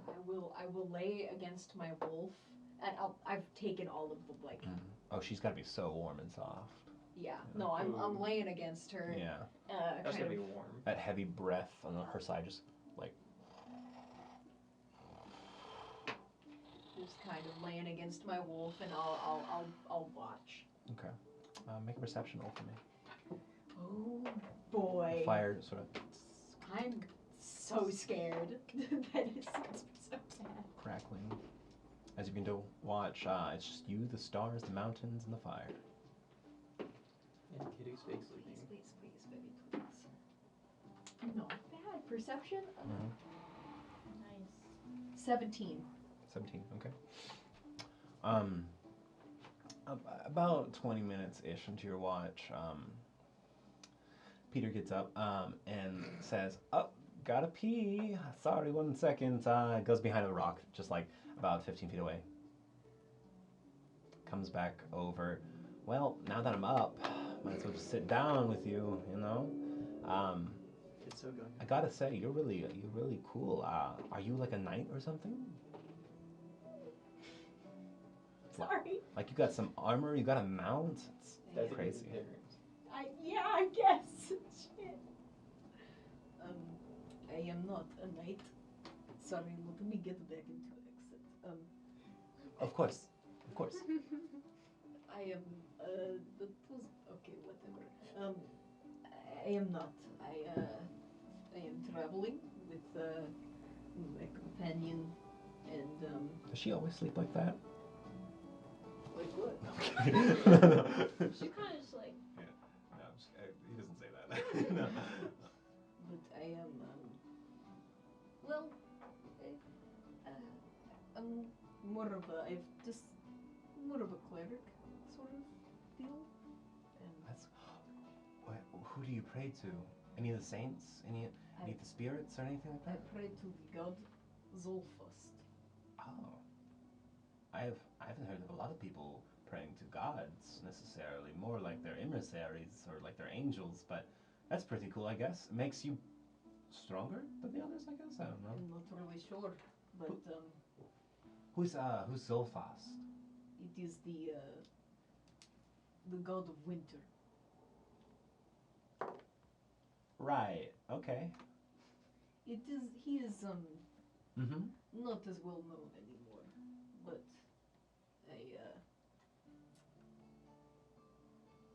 Well, hey, now I know about him. yes, well, yes, he's god of winter, he spreads hope. That is the idea. I like that. Everyone needs a bit of hope. Of course. Have you heard of Polynir, though? He's the coolest god. Have I heard of Polynir? Make a religion roll. Probably, but like, based on what you would know about it, make a religion roll. Religion roll. That's understandable. That's a 4, baby. All you know is the name Polynir. When you were taught more about your god, you were told a little bit about the other gods, and Polynir, all you can remember, is the king of the sort of more unified gods. That's the best you understand. Like, there's a cool kids club of gods, and then there's the neutral club, and there's these other guys that no one likes hanging out with. You know, Polynir's in charge of that cooler club. You know, this is That's like what they your said, simplest in God's understanding.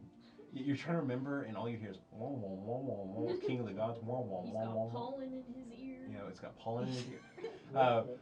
Polynir, yeah, just the King of the Gods. That's all you remember. I don't know a whole lot. Well, let me tell you, just like absolutely interrupts you. Oh, So, boy. not only is he really cool, but like he's like a kick-ass knight. You know, like really powerful. Did you know he fought off so many demons and gods at the beginning of the age, beginning of time? He's practically saved all the other gods. You know.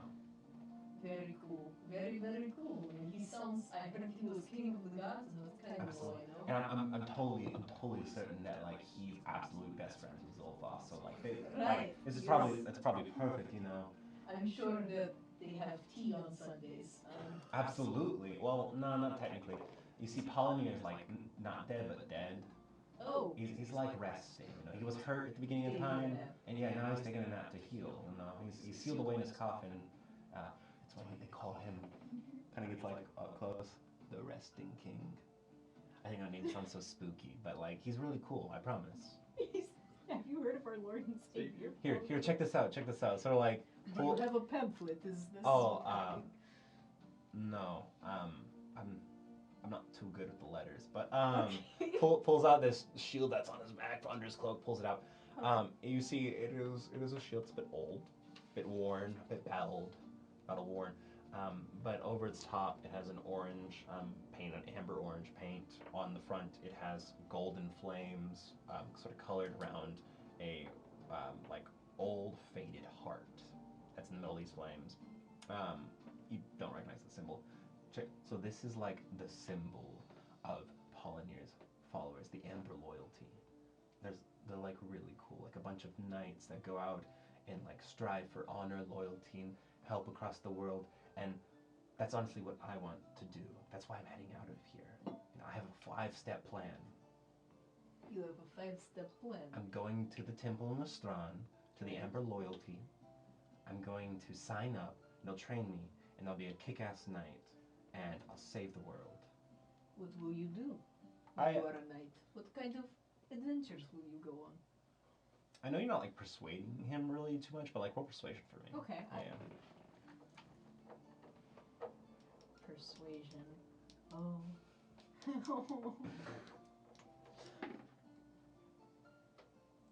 Whenever he's That's, awake, the rolls are bad. That's a 5. 5. Well, I sort of like want to like follow in the steps of what my dad did, but like I want to be a lot like greater, you know, because like this is his old shielding cloak, but you know, like once I grow into it a little bit more, once I'm like massive and all bulked out and like lifting boulders of my head, you know, it's gonna be like great. They're gonna talk about Amber Knight Peter, you know, or I might change my name. I can't decide yet, you know. But yeah, you know, the loyalty's all around. I guess I could go anywhere, but there's no group hall in Ermelin, but there's a big one in Lestran. I must ask, Mm-hmm. will you fight great battles? Will you be in combat? Is this your plan?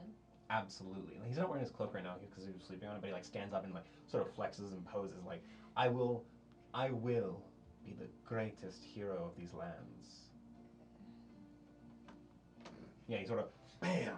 Enjoy. Just- Like No. Well, like I said, he's toned out. He's like not kidding when he's probably been like training, but he might be naive still. I would say a little bit of advice. Mm-hmm. Don't rush into battle. Don't rush into combat, into fighting. Okay. Enjoy what you have. Okay. Don't rush to be a warrior. What's your name, by the way? My name is Eterna. Sort of holds out his hand. Well, thank you, Eterna, the cleric of Zolfrost. The Knight Peter honors you. They will write stories about this meeting one day. I promise. I am sure they will. Absolutely. But yeah, just sort of looks to the side. I think I'm starting to actually feel tired. You should rest. But here, sort of pulls out an item. He doesn't have a backpack. He has like a little satchel bag that keeps on his waist that's a little bigger than that's probably for him, you know. And he pulls out of his bag some dried meats, some jerkies. Oh. You can give your wolf this. Every wolf's got to eat. Yes, I'm sure she will love it. She loves a little snack. Little jerky treats. It's great. Well, I'm here to help. I appreciate that. I'm tired now. He's gonna go lay down on that cloak and pass out. Very cute. He, though acting like a man, and though sometimes he presents more like a man, when he sleeps, to you, he looks like a boy. He's just a boy. Yeah. Yeah. Second watch. Yep. Roll perception for me. You don't have dark vision, but there is a fire, so. Oh, yeah. Do you need a dice tray? He's got one. Oh, okay. I was just trying to roll the ice out of the dice tray, see if it rolls Oh. any better. What'd you get? That's a 6. Oh, wow. We're all dead. Guys, Die you in the need night. new dice. What the heck? Okay. Here, It's roll the one curse. mine It's the to curse. It's a curse. Roll one Curse. mine. We gotta see. We gotta Actually, see I what don't want happens. you to touch that one. Roll this one. I don't want you to touch that one. That one works. If only. Both a 6. Here, I'll just put this one in my phone. This one. You begin to watch through the night. Stars shine above you, twinkle in the sky. The moon looms over you. More. The moon itself shines its faint blue light over you. And you're blind. It's like an icy blue this time of year. It's not full. It's actually leaving its full cycle. It's waning. But the stars twinkle out. You think you've ever been into astrology at all? Maybe a little bit, but not too much. What's your star sign? No, I'm kidding. Yeah, where's your stars? Just make like a wisdom check for me. Or no, I would say just looking up. Yeah, make a perception check. 15. 15. You're just looking up. You just see the stars twinkle every now and then. But you do see, at one point, a shooting star go by. It goes right from the southern sky to the Draco Peaks, disappearing in their looming shadows. Just darkness of the peaks. They block out all the light, but it just disappears on the other side. Peaceful night. He watches over. Yeah, who dies tonight? Your turn for watch. Right. Perception rolls. This is your fault. What is it? Oh no. My modifier. Uh-huh. It's 5. Oh, our rolls are so bad! Guys, what I can't give the myself. heck? full Oh my perception, gosh! so- You, what? Okay. The curse did not break hope. No, it did not. You have to The have, second half will be fine. Yeah, you Let's just gotta- not fight until then. you gotta have hope. These session zeros are hard on you guys, you know? It's because you're level 1. It's my mistake, you know? Yeah. But yeah, We should not let this kid come. He steals all the good rolls. you watching into the night. I'm watching Kaislyn sleep. Fair. No. Do you have dark vision again? No. Okay. Just watching guys sleep. Are you open mouth sleeper? No. I don't know why, but I'm waiting for one of you guys to Are be. you, what's a the fly. position? Are you like side sleeper or like back? Oh yeah, you can sleep on your Stomach. side now. Probably a side sleeper. Mm-hmm. What'd you get for perception? 5. No. You just see a guy. But yeah, as you sort of enter that moment of just like passivity glazing over, Mhm. at one point you feel like just the overwhelming exhaustion of nothingness, like you're bored, Yeah. and you get startled for a second as you see just to the left of the campsite 2 reflective eyes.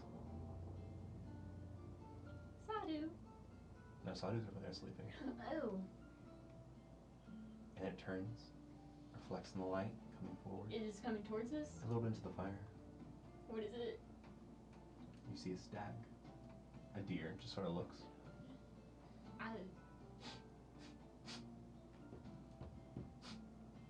What are you doing here? Just sort of like munches on some of this green moss on the ground.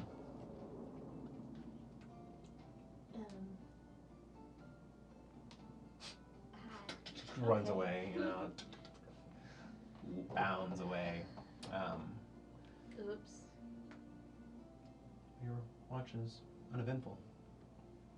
But before everyone wakes up, Uh-oh. Oh. as you rest, there is a moment in someone's dreams where it becomes clear. Clarity. Eternal. Shit. As you're sort of, Wait, should I open my Google Doc? you won't really need to probably. Okay. Yeah, as you're resting, you just, every now and then when you sort of stir awake, you feel the warmth, the heaving and hoeing of the breaths of your wolf.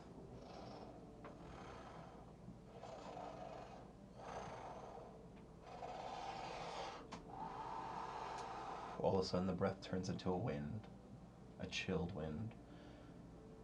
You are dreaming, but you wake up realizing that it's no longer a dream, but you're still asleep. You're just sort of standing in what would be the campsite, but covered in snow.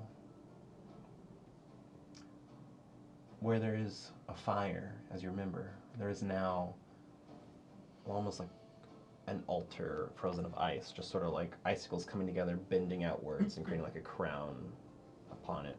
And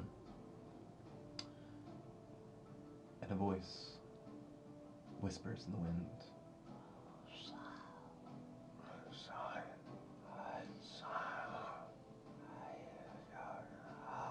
As this wind blows with volume and bellows heavier. You begin to hear your name. The wind whistles and hisses. You feel a sense in you. Your heartbeat. It becomes abnormal. It slows. Your chest becomes colder. The warmth of your blood fades and becomes lukewarm and then chilled.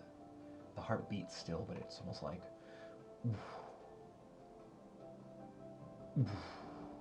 slowed down to such a point where you don't feel like you're dying or exhausted. Instead, you just feel a need to release, a need to expand, a need to breathe out, a need to...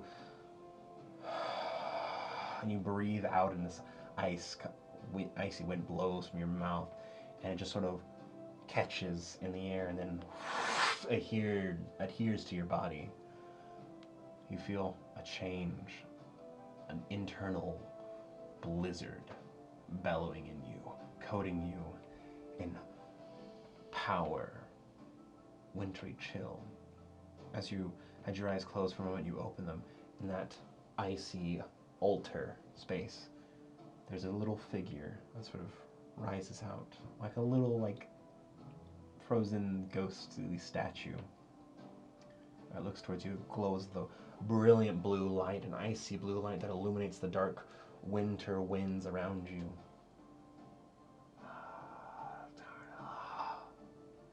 Says with this wispy voice. You recognize this figure vaguely, but it's not as strong here. It's faded. The image coming from this icy altar, it's broken, like the wind with gaps in the currents. Take it. This power. The ice whelms within you. The winter is with you. Soon, you will banish the enemies of our hope. Take our master's pride. As you breathe in once more, the storm fills you. All the winter winds consumed into you, filling your body. The snow, the ice, it fades away. The white around you, the light becomes darkness. All light in the space fades, and all the light is within you. This almost subtle blue glow, as if you could see it, like veins in your body, ripple with your heartbeat. Light passes over your body in waves. It's your veins illuminated in this blue light, shimmering with your energy. Something in you is growing, some connection, some power. But the chill does not feel alien. It doesn't feel threatening. It feels friendly. And you're reminded of those teachings, those practices, those things you learned. You receive an omen in this moment. Trials are ahead of you. The winter is strange where you travel. Take more of the faith and more of the power, and you'll be ready.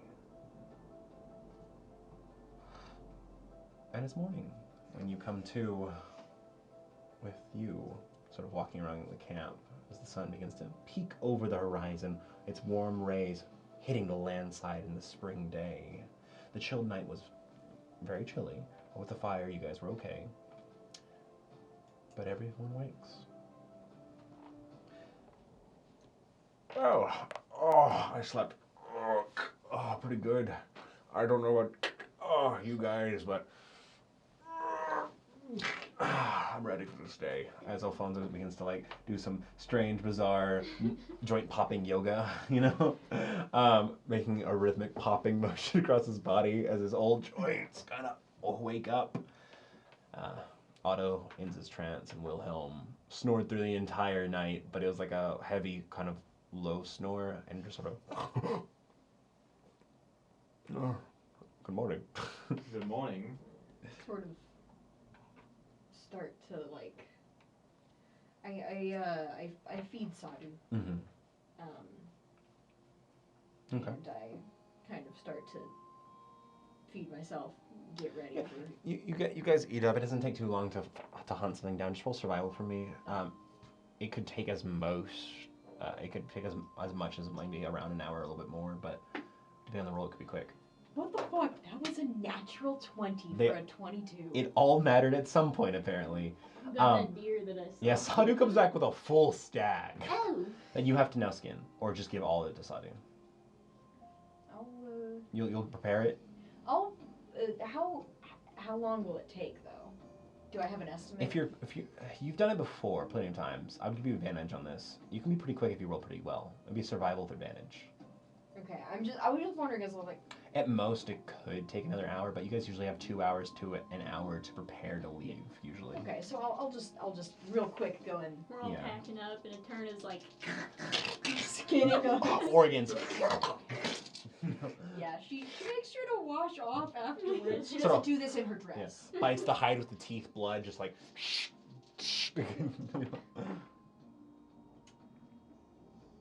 It's a 21. I got a 19. It takes you 30 minutes. You know, and by that Going on. you have. I would argue if you portion it right, at most 4 days for Sadu of food. Great. Oh damn. Cool. Sick. Direwolves can sometimes go without food for a little while, but these 4 days are like not too much food, but not exactly the most food it can eat as well. But yeah, 4 days. Then I'll wash myself off and then Yeah. get dressed. There's a little pond of water nearby, fed by some sort of glacial melt or Get spring blood on my nearby. dress. Yeah, puts on the gown dress now. A little bit of blood on your chin, you kind of wash off. But yeah. Just a little bit. I just kind of. Alright, everyone ready? Absolutely. Yep, seems to have gotten everything together here. My neck is killing me, but I'm ready. Great, let's go. Peter's like doing morning stretches. Almost tore my shirt. Just like that. Already, let's go. Alright, let's run off to the road of Vigo. Similar checks from before. Yeah, I also have Sadu. Are you giving him advantage again? Yes. Because he's the factor leader now? And Okay. I'm once again I'm keeping an eye. Yeah. Making sure there's nothing out there. Absolutely. While we're, I guess, walking, I might talk with some of the historians to see exactly try and find what are they looking for exactly, or what are they wanting to research up there. Gotcha. So for Sadu perception, Mm-hmm. that is a 23. I got a 19 again. I like that. No, sorry. I got a 19, so it's a 22. Good rolls. Dang. Peter's doing a little bit less of Yeah, good time whatever we leading. get. He kind of like has to be like, oh, we have to backtrack a little bit. Let's go this way. Because at one point you go a little too far south, you believe, and you get close to this forested area. And I don't think that's right. yeah, Alfonso No. speaks up. If I'm right, if we go any further south, we might accidentally end up in Acneal's cage, which is that dark forest I told you about. So don't go there. We do not want to go to Acneal's cage. No, we do not. You guys continue on a bit more, sort of backtracking a little bit further north. It's still forested here and there, but it's like sparsely treed versus the thick forest further south. But you've now sort of passed the gap of the mountains and the ocean, and you're now reaching true tail end, you think. Forests, plains, low hills, small creeks and valleys. And yeah, you spike up a conversation. Maybe roll persuasion. Sort of like if you're specifically talking to maybe Otto, you could have Yeah, advantage. I'm probably going specifically with Otto. Then yeah, give me advantage persuasion. Good thing the first roll was good, so that is a 16. Okay. I like it. 16. Okay. As you guys are like watching on, Alfonso's just rubbing his back. As you guys are walking, Wilhelm is sort of minding his own business in his thought palace somewhere. But Otto is more than willing to talk to you. Hmm. Well, there's a few different things we want to really look for, but we are specifically going on the outside of Lestron, about a few hours, maybe 6 hours out. So once we find what we need, we can head back to the city to meet up with some of our colleagues. But there's already a work site there. We are specifically looking for some headstones, these sort of like stone masks that we believe they made them in this area. But giant tombs used to have like coffin lids with the stone masks for the more powerful giants, you know. So we're looking for some of those to take to museums, you know. We don't want to go too deep into the necropolis, though. Yes, the deeper you go, the more dangerous it could be. Exactly, and that's not the place for people like us. I mean, look at that guy. Points to Alfonso. I mean, he's not even a snack for a monster. No. I don't think you should ever go more than a day into the necropolis especially for Alfonso. Absolutely. Absolutely. So, what are you doing out here? I can see that you're an Amethyst member of the committee, so... Yes. Kind of funny is that we are talking about it. I plan on looking into the necropolis as well, but I will be going a little bit deeper in. Really? Yes. And he can see your ring, right? Yes. And you can see that he's an Obsidian member, so indeed one tier higher than you. Yeah. But yeah. And kind of easily visible, both on the same hand. I'm wearing my signet ring for the Order of the Cold Knowing, as well as a signet ring for the Velstein College. Okay. Cool. Well, yeah. As you continue on, you guys chat a little bit, talk. You know, he tells you that he did spend some time at the college, but he did not study there specifically. He studied later in his life there. You guys kind of chatter on. He's like, you know, I'm still surprised we lost that one logbow game. Blows my mind back in 28. I mean, we were at the top of our game, and then the wizard battle matches, that was rigged from the beginning. But, you know, if you go back to that time, we were on top. And it blows my mind to this day that somehow Teo's Mage Institute was able to pull off that, what do they call it? The triple royal rubble? It blows my mind. They were definitely cheating. Depends if it's school entailed specifically. You ever play any logbowl? Not personally. You didn't have the body for it, probably. I've never really had the reason to play. You ever Just did? gotta play sports. You ever done any sort of spell battle though? Spell battles a few times here or there. Yeah, those mage fights, the professional level, that's pretty good. You know, I had a sister that went pretty far in the professional league for a while. If you ever in Berlin again, look up the Marshall family. We have a few inns in around the city. Big family. Sometimes too big. Sounds like it, but more family is never a bad thing. Absolutely. But no, unless you're my family. But you guys continue on. Could I hear any of their conversation? Yeah, they're not being too quiet. Nice. Unless you're being quiet. No. Okay. Yep. Day, pretty uneventful. You see one or two things start to pop up though, like a ruined column that was being carved out of a stone left behind. You see an old rubbled structure. What is like a corner of like maybe a stone obelisk, just sort of like leaning on its side, half cracked, the other half of the obelisk sunk into the ground, but it's massive. Some trees have sort of grown over it. You're getting close. These are the outskirts, and it's a giant necropolis, so this is a big space of ruins. But yeah, you head on for a while. Eventually, the sun starts to set a little bit. The lights sort of begin to fade. It's about time you start looking for campgrounds. But before that, Sadhu does sort of like take a moment to look around, sort of stops. Peter up in front is like, halt. The wolf has seen something. Roll perception for Sadhu, please. For Sadhu. Advantage.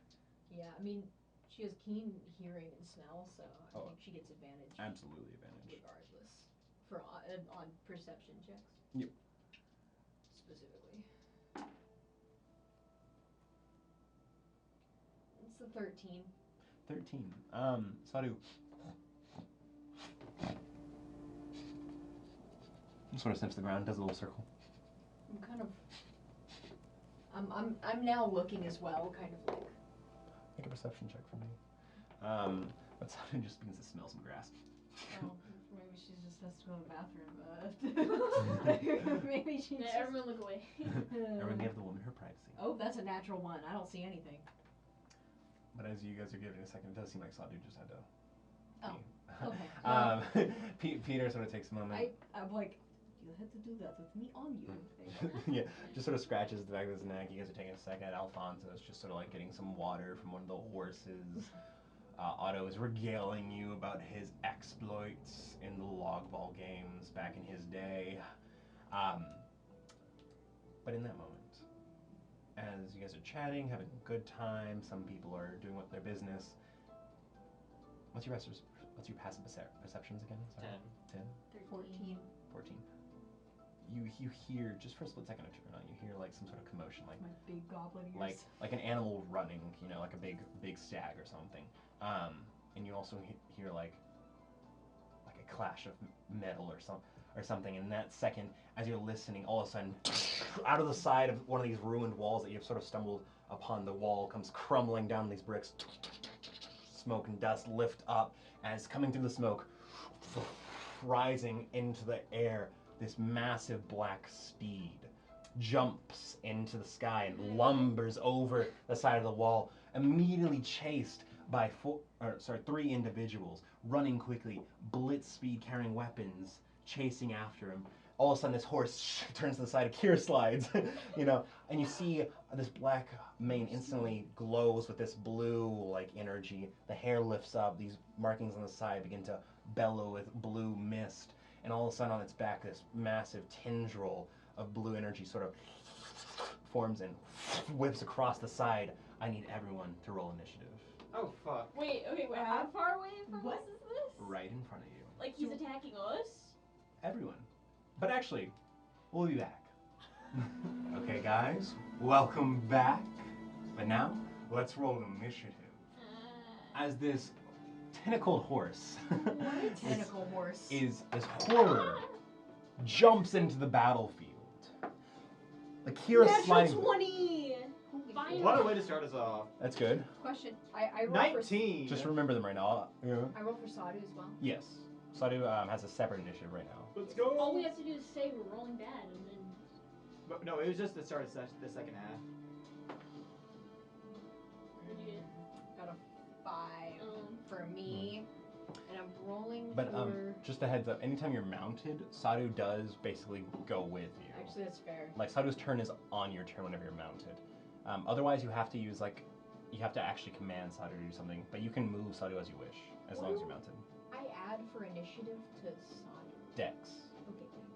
Yeah, the Dex modifier. 5. Okay, well, it'd be like that. Okay, so 25 to 20. 22. 21. Oh my gosh. Okay, so that's a 22 Presuming. indigo. Oh my gosh, and a 21, Kaislin? Yep. Dang. Okay, we got good. What'd you get a turn of? 5. It'd be like that sometimes. It really Yeah. do. And Sadu, Also 5. well, I mean- you guys are on the same turn. There you go. I mean, it makes sense. Your wolf familiar was in the middle of pissing, and we got attacked. Yeah. she was in the middle of She was like, come on, guys, I had to use the restroom. But yeah. See, your guard's always down when you're pissing. That's why you never piss. But yeah. So this battlefield, it's basically just small ruins. Small little stone walls. One of them cracked down, bricks just come flying out. That horse jumps and leaps over it out of the dust cloud. Akira slides to the side, turns around. Energy tentacle sort of sprouts from its back, forming this blue long tentacle. And you see these 3 other figures land on the other side, looking like they're in the middle of a fight with this creature. They look scuffed up a bit damaged. You see 2 feline sword wielders, both dual wielding. One with these 2 long pointy blades, another with a short, almost like brass curved dagger, and a long sharp blade. one with jaguar print and one as dark as the night sky.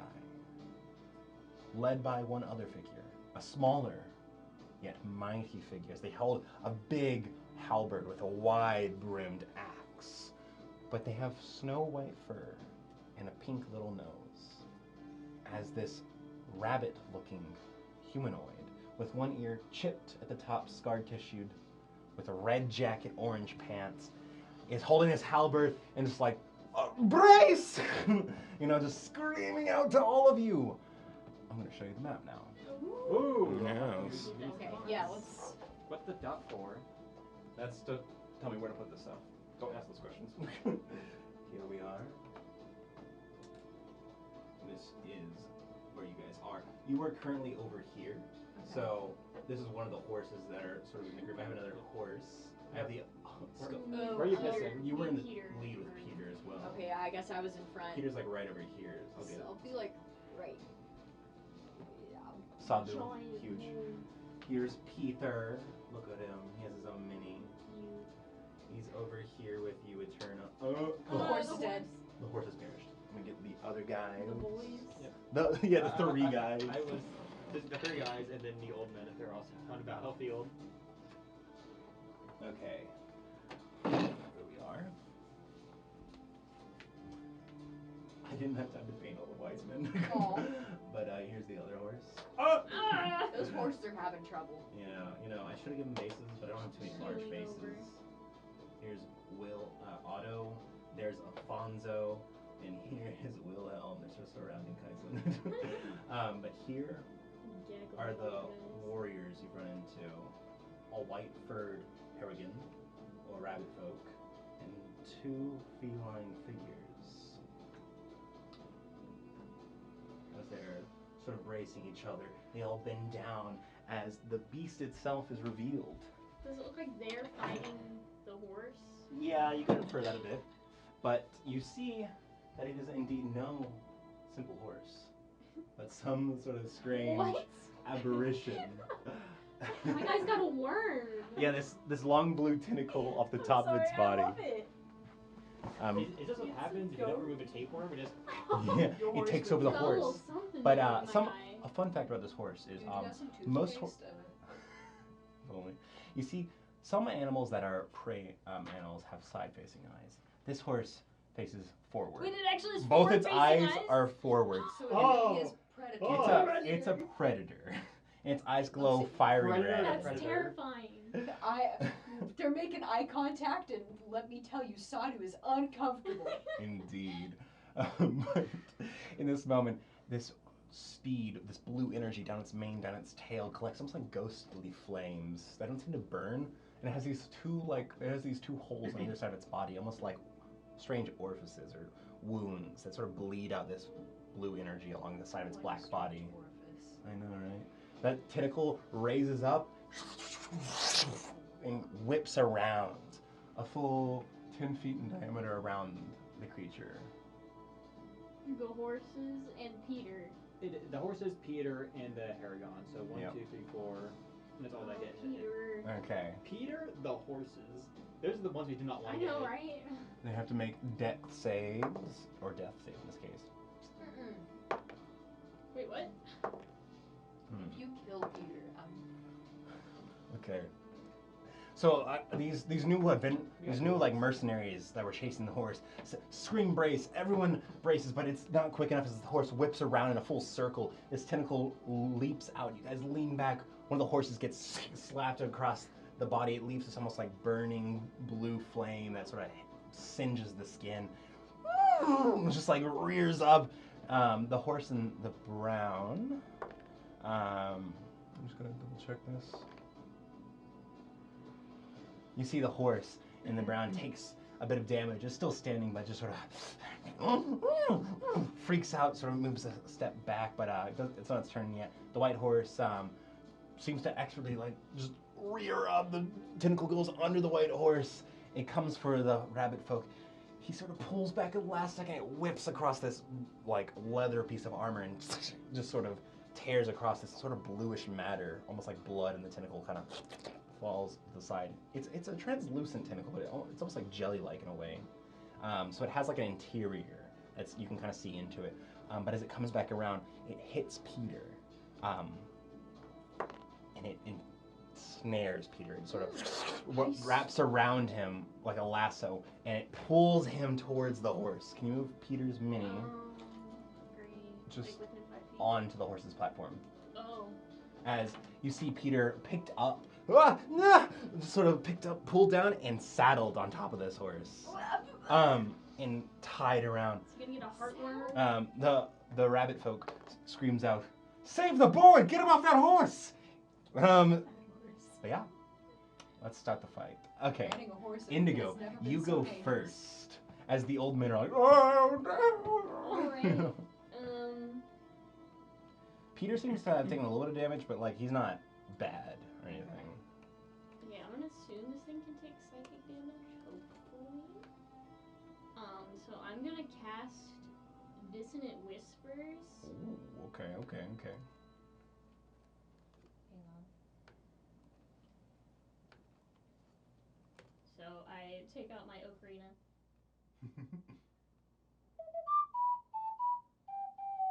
Dang it! Okay, I'm gonna try that again. Hang on. Indigo actually stops. Oh my Indigo God. actually pauses. Everyone goes silent. The horse. Make a wisdom save. Yeah, you'd have to make a wisdom save. That's an 8. Yes! Woo! Okay. So that's 3d8 psychic? Right? D6. 3d6. Dang. That's still d6 for me. Yes. If I were also playing a bard, I actually know how to play the opening to Megalovania on a trumpet. Although I'm pretty sure I'd blow out the mics.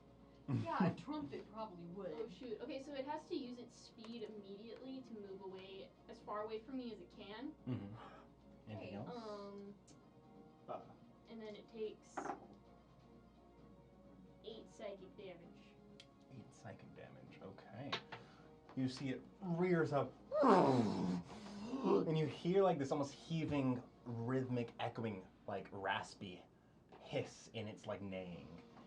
It's almost ethereal, ghost-like, a scream beyond its scream, and it rears up. It turns to the side. It uses its reaction. Okay. I didn't mean to make it run away. Whoops. There's boulders right there, right? Yeah. Okay, so it's gonna try to leap up this wall. Oh, shoot! It can't get over that wall right now, but it will go. It will stop right there next to that tree. It'll go up against that Right wall. here? A little bit more to your right. Yeah, like up against the wall, as much as like the 4 squares allow. There you go. It sort of stops right there, rears up against the wall, trying to get over. Peter's like, help! I'm Help!" sorry. I'm I promise I can save myself though. Okay, bonus action, Bardic Inspiration on Peter. So he gets a 1d6 to one ability check, attack roll, or saving throw. Okay. So Nice. Okay. and Bardic Inspiration. Is that it for your turn? Do you want to move anywhere? I'll kind of like scoot this way around Saudi.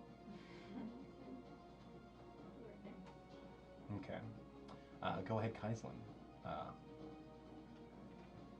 Yeah, just kind of seeing it just whip around and grab Peter and start running up. Fuck! No! Fuck! I didn't mean to do that! And I'm just gonna start running. 5, Okay.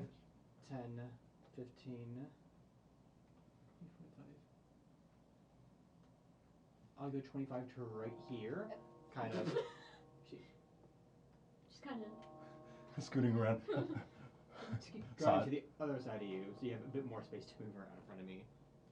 And I go ahead, I'll kind of slide to a stop right there, and kind of raise my one hand up, and I'll go ahead, like, begin pulling some magic together. Redus Prune! And I'll reach out my hand as blue magic begins to emanate from it, and I will cast a Ray of Frost on it. Okay. Wintry bitches over here. Alright. Fuck. Damn. That is an 11. It'd be like that. That does not hit as it rears up on its back legs. Your Ray of Frost hits the wall next to it and it just sort of freezes up at the stone. You hear, I believe in you! It's Peter's like on the horse, like rodeo style. he's like grappled, attached to this horse. Anything else though? That'll be it for my turn. As you're like letting the ice out, your cape is like your coat sort of furls up. The winter winds just sort of collect in your hand. And you fire out. Mm-hmm. Looking cool. Yeah. It potentially revealing. What do people see? Kind of like as it does lift, as the cape would lift up from the winter wind. Yeah. Probably these three over here wouldn't get to see it because the wolf in a way. Yeah, Mhm. there's a. But the two of you would probably get a good view of it. His right arm is gone pretty much up to about here. And does he have it like his coat tied on? Yeah, or it's tied at the end. Okay. Okay, and like ice collects in that hand, fires out, hits the wall. The horse rears up, not affected by it because it didn't hit him, but still like sort of startled. Is it frightened or did it receive frightened? No. Okay. But yeah, it sort of stays there for a moment. After you though, is Peter. Peter on the back of the horse instantly just sort of pulls out a blade out of his sheath, out of his short sword. But you see, it's not a short sword in his sheath. It's actually a dagger he has in a short sword sheath. Oh my god. He doesn't have a short sword. He has a dagger instead.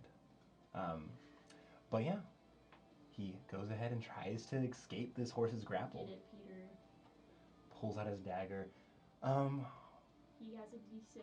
Yeah, he's gonna try to wedge himself out with this dagger, and this dagger doesn't look great either. But yeah, instead of he has a D6. Mm-hmm. Okay, he's going And to. this is a grapple check again, or it's a contested check, right? Yeah, that's what. Did you what it already is. roll for the horse? I'm about to. I'm trying to maximize Peter's roll. Let's hope the horse rolls low. The horse did roll. What did it succeed? Yes. In reaction, because I can, when a creature succeeds, I'll go ahead, kind of bring my hands up once more. Keep fighting! And I will go ahead, and I will reach my hands out. Thorm Thanos! And I will go ahead, a single beam of purple kind of goes straight from my hand to the Mhm. beast and kind of hits it like, in the side of the head, as I will cast Silvery Barbs. Please re-roll it. Purple energy just illuminates its body for a second, collects. Yes. And As I'm trying to Yeah. put a little bit of uncertainty into his mind. In that moment, you see the tendrils just sort of wrap around. He's trying to wedge the blade out. It squeezes tighter on him, and you fire that bit of energy. In that moment, it almost creates a spasm in the like translucent energy tentacle that sort of bends it in a weird way, where Peter gets a second and jumps off the horse. You can put him to the side of the horse, please, on his own tile. Like this way, or? Yeah, near the butt of the horse, so he can get kicked. Oh, great. Yes, Um, but he is off. And as that spell finishes, as the thread kind of from my hand dissipates, a bit of it will kind of come back and wrap around my wrist. Okay. As I will choose to give my... Actually, Peter might need this more than me. So instead, the beam as it kind of fades, a bit of it near Peter will kind of wrap around his wrist. And the next attack roll, ability check, or saving throw he makes within a minute, well, we got advantage. Okay. In this moment, as that energy sort of like collects back onto that purple energy passed from the horse, sort of cloaks into him, he falls from the horse and he pulls out the shield and sort of braces himself on his wrist. And you can see now in the light of the day, in the setting sun, the shield has more print than you saw before A Turn in the Dark. It almost has some sort of like illumination, an otherworldly power to it. You see that glowing yellow fire consuming this like faded heart, but you see almost like the top of the shield sort of like grows near the edges, like branches of a tree, like literally grows in full view of you. Little tree sprouts kind of sprout out of it.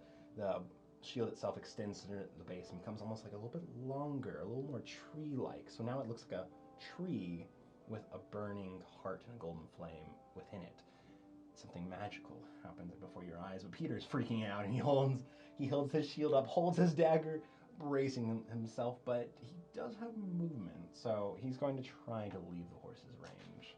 To move him as close to Indigo as possible. He's 30 feet of. 25, like that? That's good enough, yeah. The horse will choose to try to munch him. The horse reaches out, its head almost extends, and you see from its mouth, its teeth glow blue, and spectral teeth reach out from its jaws and begin to chomp on him. But at the last second, Peter raises the shield, and the horse bites onto the wood, and he tears it off and runs. Fuck. Nice one. This kid's got magical shields. But yeah, Shield. after Peter, it is now the felled steed's turn. As it turns around, looks towards all of you, screaming out. The rabbit folk says, "Be careful! Don't get mounted on the felled steed. It'll take you to the underworld." Screams out. It's undead, if that helps. He sort of like Cool. raises his halberd, getting ready for what this horse is about to do. And this horse looks back to all of you, shakes its body. Good thing we have a cleric. Yeah, I think Somehow I don't think it's going to challenge rating of turn Oh, on no. it's going to charge Sadu. Oh, So it's gonna Credit card is all dies. it runs forward, but you see as it begins to run towards you, these other ghostly frames begin to appear around it. I'm These a fan of that. sided by 4 spectral ethereal horses. It charges and all this wave of energy sort of collects and he's going to try to ram into Sadu. That is an 18, which I think definitely hits. Sadu specifically? Yeah, it's not going for you, even though you're on top of Sadu. It's going. Yes, Okay. it hits. Yeah.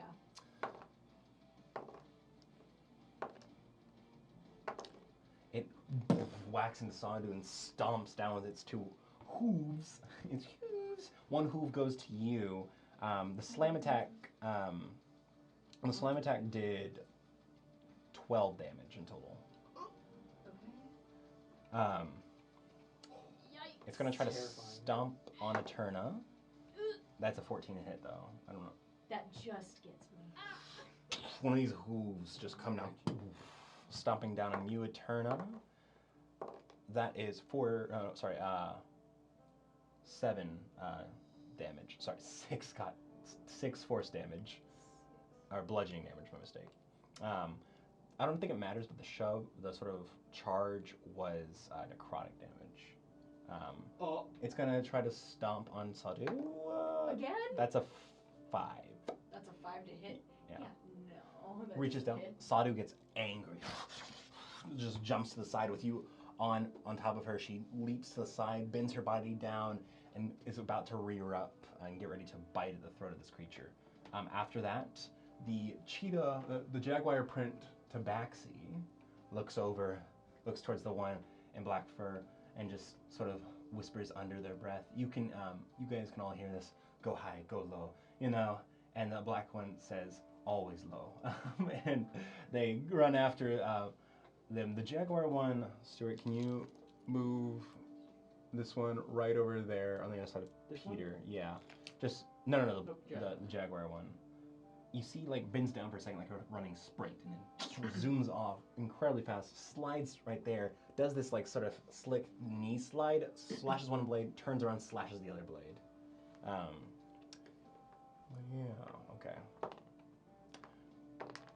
Slashes one blade, the horse rears its leg, missing the first attack, but then this guy reaches up with the other blade, goes right into the underbelly of this horse. Okay. You hear it neigh in pain as this blue blood kind of sort of sprays out like a soda can. But yeah, that is their turn. After that one is the rabbit. The rabbit folk just sort of rears the halberd, looks over to the attack, sort of like nods, grits his teeth. And leaps into the air, like running leaps, gets really high up, and is going to come, sort of like does a spin, comes down with the halberd on top of the horse. Okay. Is it flanking? Yeah, he'd be in the flanking area. So like in the bush or? With any of you, honestly. But you can do it with the tabaxi. Okay. comes down with the halberd, snips off a portion of the tail of this creature as the spectral energy, like, it gets cut in half, and all of a sudden the other side of the tail just kind of fizzles out of existence. And he screams out, "Don't get too close. If you're weak, you're gonna die." But yeah, the horse is upsetty. Goes for the second attack, does not hit though. But yeah, after that, it is Eterna's turn. Okay, so I guess I'm gonna go first. Yes. And then Sadu's gonna. Is that how that works? Yes. I go and then Sadu. Okay. Technically, since he's not a familiar yet, you have to use your bonus action to even get Sadu to try to bite. But Sadu doesn't get any benefits, just their own stats. Okay. I am going to. I'm debating whether to cast something for me or whether to stab. I'll come back to you soon, Indigo. Probably, like, since you're on top of this, the horse is right there. There's never a better chance to stab it. No, yeah, I'll stab. I'll get my short sword. Okay. And I'll take a stab at it. Okay. And it's front. So it sort of eyes. leans down, goes up with their head, putting you in the perfect position to stab into the face of this creature. All right.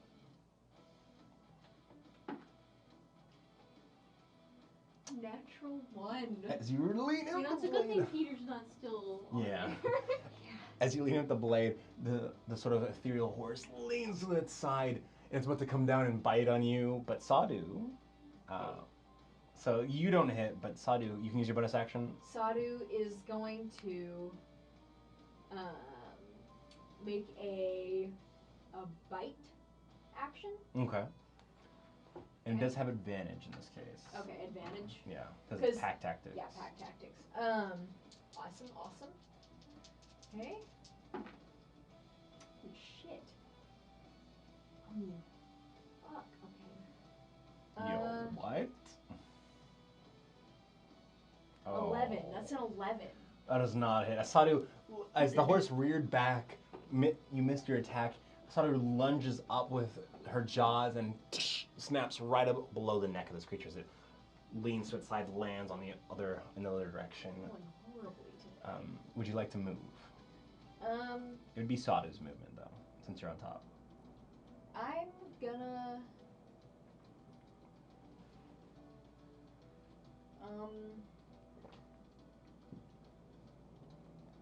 I'm debating. I might back up a It little would bit. attack you then. Yeah, I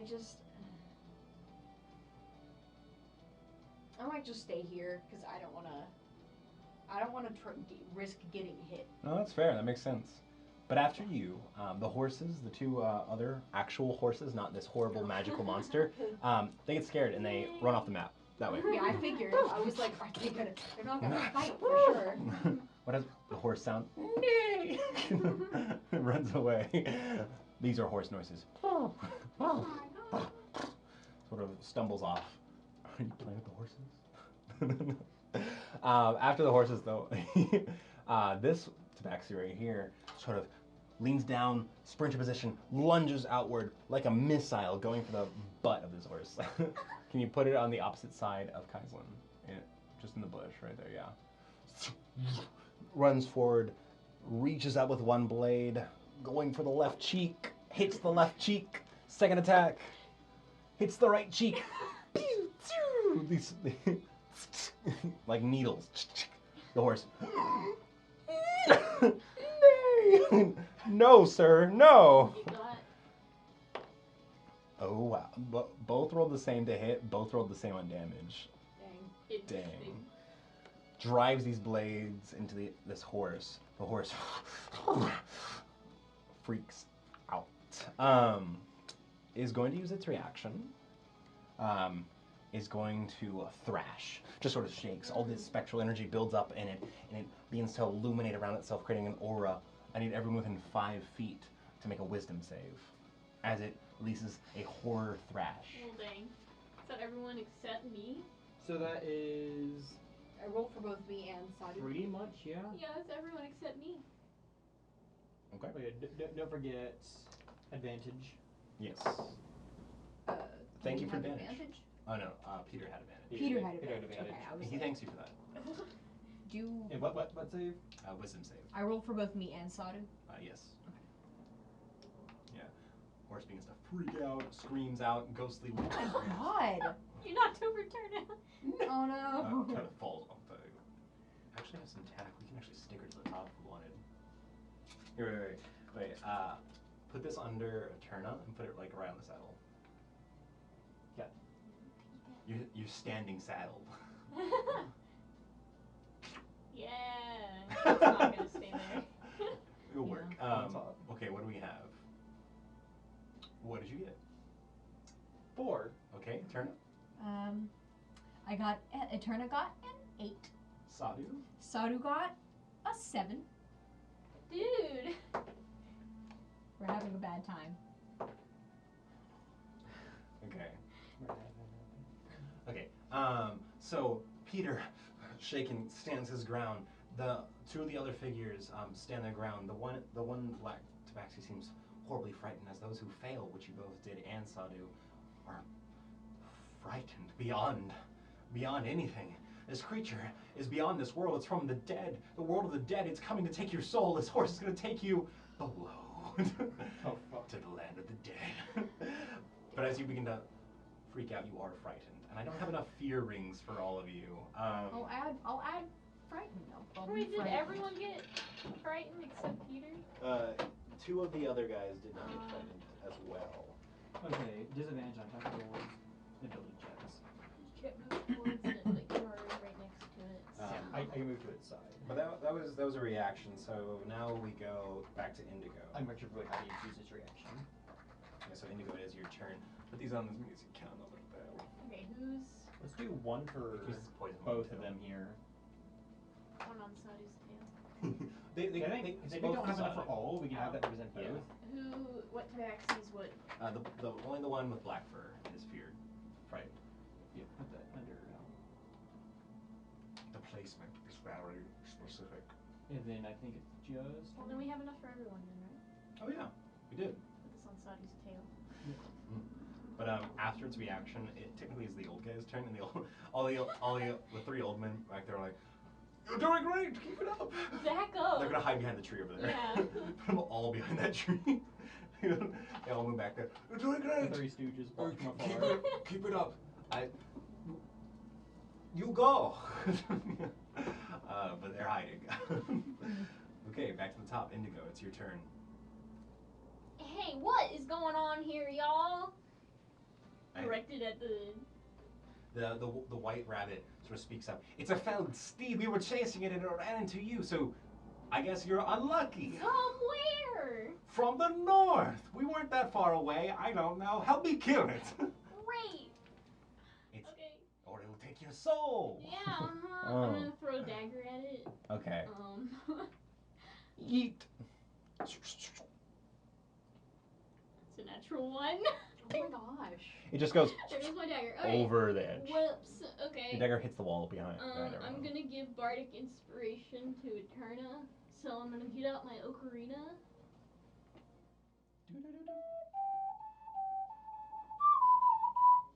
You're so inspired. Thanks. That hits just right, Eterna. That Inspired. hits just right. You never heard it before, but it's great. It's a D4? D6. D6. Mm. You are terrified, but you are inspired. After Indigo, unless you want to move, use its reaction. Do you want me to get out of your way, Kaizen? You're kind of boxed in. I can go at the corner reasonably. It's up to you. I think I'm gonna go ahead and back up one anyway. Okay. A little more space. 'Cause it Okay. had a 10-foot reach earlier, so I'm gonna get out of there. Yeah. Alright, that's my turn. Oh wait, actually, does it have a 10-foot melee range? It might. Who knows? Oh, it used its reaction. I'm good. Yeah. No, it uses a reaction. Go ahead, Kaislo. Alright, on my turn. Yes. Fuck! I'm gonna run because I'm frightened. And Yeah, this horse is gonna 20, eat you. 15. As I'm going this way, I will quickly kind of turn around on my feet really quickly, pull up my hand, right as Prude! And I'm going to Fray Frost it, so it has a worse chance of getting closer to me. This will be a disadvantage though. This horse has predator eyes, forward-facing eyes. It's coming after you I guys. fucking hate those eyes! That is a 12. That will not hit. Understandable. As you fire the ray of frost, it almost hits this horse, but this horse has this magical sort of facade-like energy, this cloak of blue energy, and sort of just collects on the edge of that energy, forming a bit of snow in the sky, and then it all fades. That's 15 feet I've moved. Mm-hmm. You can go beyond the map if you want. You know. Yeah. 15, 20, 25. I will say, if you have to go over anything at the wall, if the wall's on there, it will be difficult terrain. If it's on a square, you have to go over. Okay. Yeah. 5, 10, 15, 20, 25. Mm-hmm. And can I see through that? Probably just barely. Like, if something's on the other side of a tree, it might have half cover. Then I might just go, like, basically put myself against the wall here so I can still see the fight. Okay. Okay, cool. After you is Peter, and Peter is not afraid. He's just like, come on, we can do this. And the rabbit speaks up. This kid's crazy. He's gonna get himself killed. Peter just scoffs. I am an Ember Knight, and like pulls out his dagger. Yeah, and just goes at the horse. I just got you off. Oh wow. Okay. He has one attack. He doesn't. He rolls high enough to get past the armor class. So he shanks the horse. Yeah, he just barely shanks the horse though. Yeah, he barely. Just like, the horse looks down at Peter. Peter's like, fuck. But the horse did take some damage. Oh yeah. You're frightened right Oh yeah, now. I can use that. Yeah, Trevor. Your scourge ring. Quick question, actually. Do we get a save at the end of each of our turns or no? It's until the start of the horse's next turn. Okay. Boop bop. Okay, so after the Peter, it is the horse. So at the end of this turn, you will not be frightened. Okay. But I will. Yeah, it's only once per day. Actually, I don't roll for that. So it's going to look around. It's sort of being so almost like fade in and out of this world, turning more translucent blue back to its black skin. You know, like its fur and everything, and this blue energy illuminates like fire on its mane. It's going to look back at the tabaxi with black fur that came at it, and it's going to rear up with both its hooves and come down with both attacks on it. Okay. Okay. First attack lands this hoof in the ground, makes a little puff of smoke and a little bit of a crater. The tabaxi jumps back, but that second hoof comes down with all the force of the sky with a natural 20 on this cat's body. Like, full on catches it in the stomach and just gets stomped into the ground. Ooh, oh, oh. The tabaxi spits up a bit of blood. Still alive, but like, I mean, even more scared than anything honestly, else. surviving a crit for that thing is good. Okay. You did it, my man. Yeah, for He's real. living. Like, it's not great, but yeah. Sort of just standing there, terrified, but as the horse shakes its mane, all this blue energy in the area you begin to notice is like fumigating the space, or collects back into this horse, and you guys are no longer frightened. But yeah, okay. After that is the cheetah, the jaguar print tabaxi, looks back at the horse, looks to the one in black fur, grits, and sort of like snarls, pulls out this brass clawed blade, this long, sharp blade, and just goes for it. 2 hits. Just, okay. Oh, wow. Goes for it. The horse seems smarter than it is. Leans to the side. Both blades miss as the horse dodges them expertly. It's going to stay there, though. Keep pressure up on that creature. The white-furred Harrigan is going to grit his teeth. Come on, it's almost dead. We almost got it. Keep it up. Is going to lunge forward the halberd, raise it up.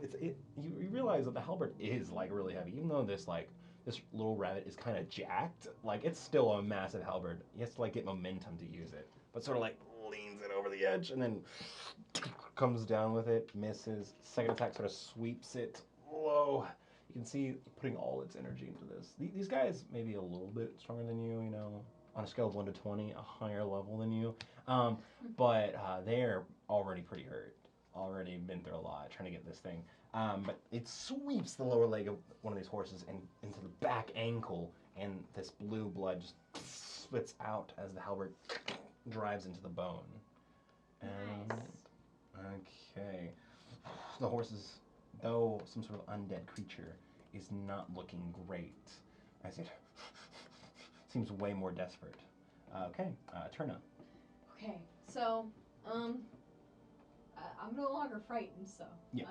I am going to, because it seems almost there, Mm-hmm. I am going to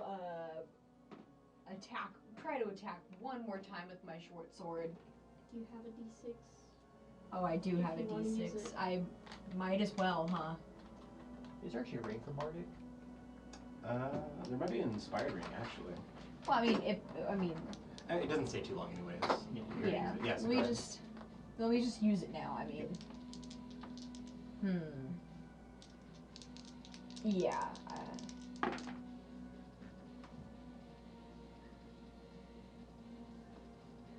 18. Sick. Does that hit?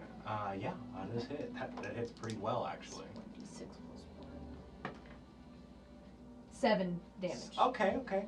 As you drive your blade in, the horse turns back at the wrong moment, and just sort of like turns its head to the side. You drive your blade right through its eye, just like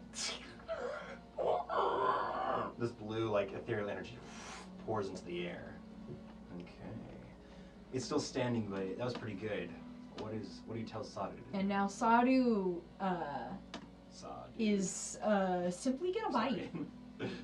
Simply Okay. gonna bite. Oh, and gets advantage, I believe, Munch. on it because do we still have like another ally? Yeah, you technically. I'll give you. Yeah. Yeah, Peter's still there actually. Okay. Peter's Cool. an ally. Sure. Okay. Shit.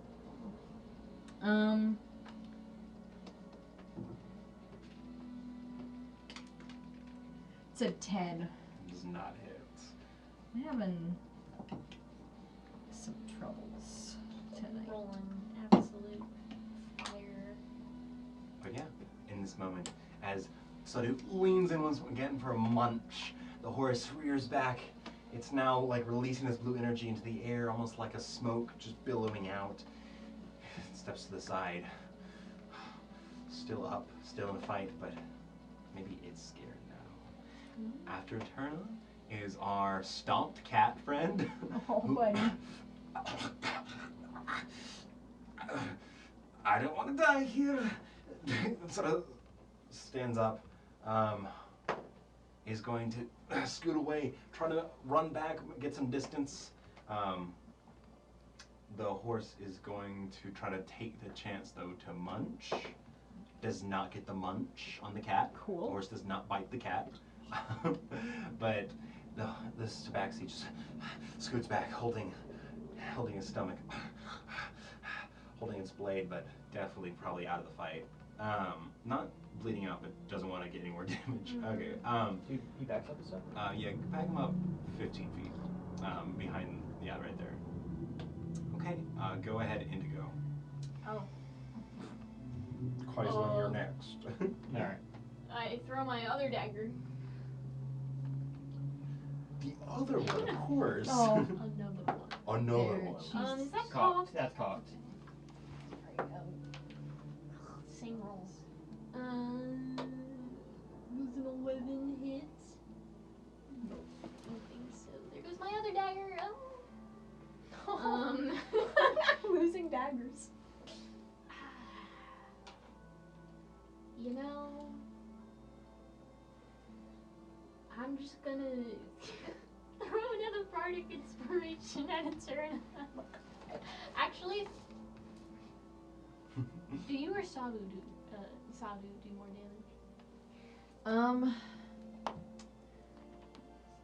Let me check actually. I feel like I would know this. I would say that if Sadu hits, Okay, I'll She'd do give more Sadu. damage. Wait, can I? I think it's allies, creature. right? Oh yeah, there you go, creatures, yeah. So Sadu has a d6 to add to a attack roll, ability check, or saving throws. cool. Dang. Okay. Nice. I blast my tunes. Blast. You blast those tunes. Okay.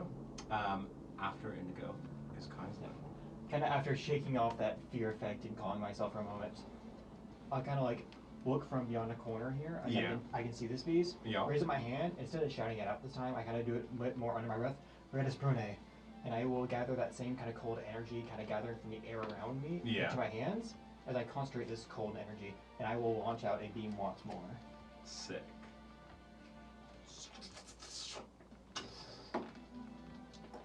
23. Finally. You actually landed. Like the ice beam crosses this creature's body. And that will be 6 cold damage. And it will lose 10 feet of movement. Okay.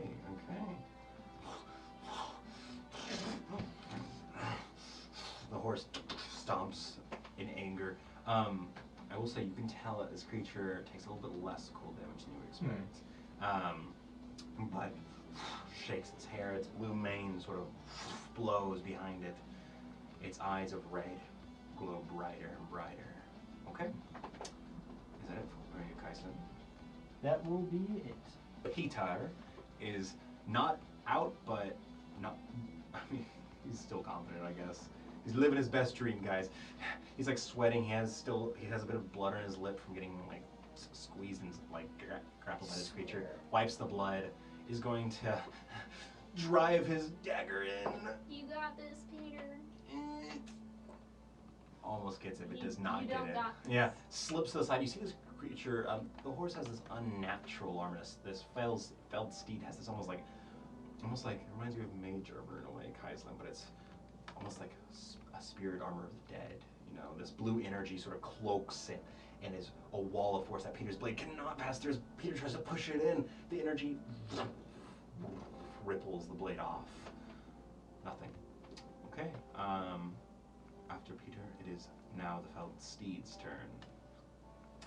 It has a few options around it. It's going to try to whip around once more as its tentacle raises up and whips around completely within 5 feet around it. I think it's everyone, all 4 of you, including Sadu. Wait, But what? the blue tentacle, How far's the range? 5 feet. Not you. Yeah, not me. Yeah. Or Yeah, Kaiser. it's the 2 other mercenaries, Sadu, Eterna, and Peter. But you don't have to do Sadu. It has to be you. What do I? You would roll a dex save. A dex save. Does it only hit humans? You can only I hit a think- creature smaller than its size. Yeah, I think it's the size. Yeah. You can't really put Sadu on his back. True. You're really Uh-oh. funny. Sadu and What'd you get? That's a 9. It's a 9. This is whoever gets the lowest. Okay, so it has a choice now. But I'm going to say let's roll off for it. Okay. It's either you or the rabbit guy. The So idea of me for going from my wolf to a horse. yeah. It's kind of funny. You roll a d20, I'll roll a d20. Okay. 18. 13. You get taken. She already so has off one a out tag. corn. Yeah. Off one mount You can't. onto another mount. Oh, you can't put her on the back, really. Well, I guess you could try. It's not gonna work. No, I got this. Okay. You just be The careful tentacle. of that tentacle. I got it. Dang. No, she's gonna fall. She's gonna fall. But in that moment, the tentacle whips around. The Harrigan's failed. It still takes a bit of damage. You take a bit of damage too. Mhm. Ooh, ouch. You take 3 necrotic damage. Or sorry, this is bludgeoning damage. How's a turn? Oh, she's at 6. All of a sudden, you just get lassoed up. Sadu looks up, and you get torn into the air. You go high for a second, then get seated down on this horse. And it's a really weird experience. You said you land on this horse, you don't feel like it really has bones necessarily. It's almost like a cushioned, almost. It's solid in some area. It's non-Newtonian. Non-Newtonian you horse. hit, it's solid, but as soon as you sort of sit for it a little bit, it feels like it's grappling you, like it's growing around you. The horse itself, this blue energy is almost enwrapping you, and it's tethered to you, so you're grappled now. Okay. It's the horse looks desperate. Sort of looks around. Dude, I swear to God. I swear. If you... It begins to glow blue. Oh no. Yes. No, that's it for its turn though. But it looks like it's about to do something. And all of a sudden, the rabbit folk speaks up, the Harrigan. It's gonna take her! Stop it! Okay, that's What do it you for think that we're turn. trying to do? The Jaguar Prince, Tabaxi looks at you, Turtle, looks at the horse, brings out both blades, and just goes to town trying to chop it off of you. Misses, hits. Okay. The horse gets damaged more, blue blood sprays out into the air, anime spray. But the horse still stands. The rabbit folk spins around, swings with the halberd, misses, misses. Both swings. The horse is timid, but it's fast moving. It's on its toes. I mean, horses already walk on their toes, technically. Fun fact. But yeah, Eterna, it's your turn. Break free. Get off it. But in your mind, Eterna, in this moment, you hear something. In this struggle, as you grapple, as the breath's being squeezed out of you, as all your energy's being drained, you can feel the chill presence of this horse. You can feel the concern, the fear, the dread of something. The energy's filling you. But then, in the back of your mind, you feel a calming chill, like a little snowflake that lands in the back of your mind. Trust. Would you like to use your action and trust this power? Trust the power in the back of my mind. This cold, faithful energy. I'm assuming that this is my god. You do recognize the voice of actually the emissary of your god, the one you met. Yeah, okay. Simply. Yeah. She's gonna just go, alright, I am a cleric. I need to be faithful, and I have faith in you Okay. to not let me get taken to the underworld by this horse. Yeah. So she's like, okay, sure, I trust you. Okay. In this moment, as you all see this, all of a sudden it seems like Eterna goes quiet. Eyes begin to ignite blue around Eterna's neck. From her clothes, this little necklace begins to float up with this blue energy, and all of a sudden, chill blows up with a boom of energy around you as you turn undead. What? As a power to come, a channel divinity awakes in you, and all of a sudden, the horse shakes, vigorously freaks out, almost like heaves its body. Freaks out, the horse lets go of you. Oh. And you slump to the side. Okay? That's your turn? That's my turn. Okay. The Black Tabaxi takes a potion for an action, doesn't have to roll because of our rules. Is going to just stay over there and keep an eye out. Indigo, it's your turn. As that blue energy billows out, there's almost like a layer of frost that forms in the ground around the horse in a turn as the horse freaking out, screaming, you know, I'm just assuming losing. I've never seen that happen before, right?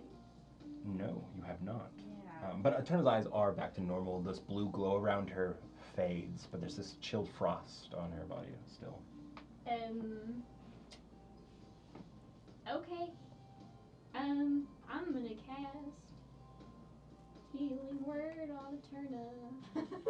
Do-do-do-do. As you produce the energy. Ooh, max. That's 8 points. Oh, nice. Dang. Not sure what just happened, Wait, Eterna. So, You said it let Eterna go, right? Eterna is on the side of it, on the ground. Just put her in a space behind it, yeah. And that was my bonus action. Okay.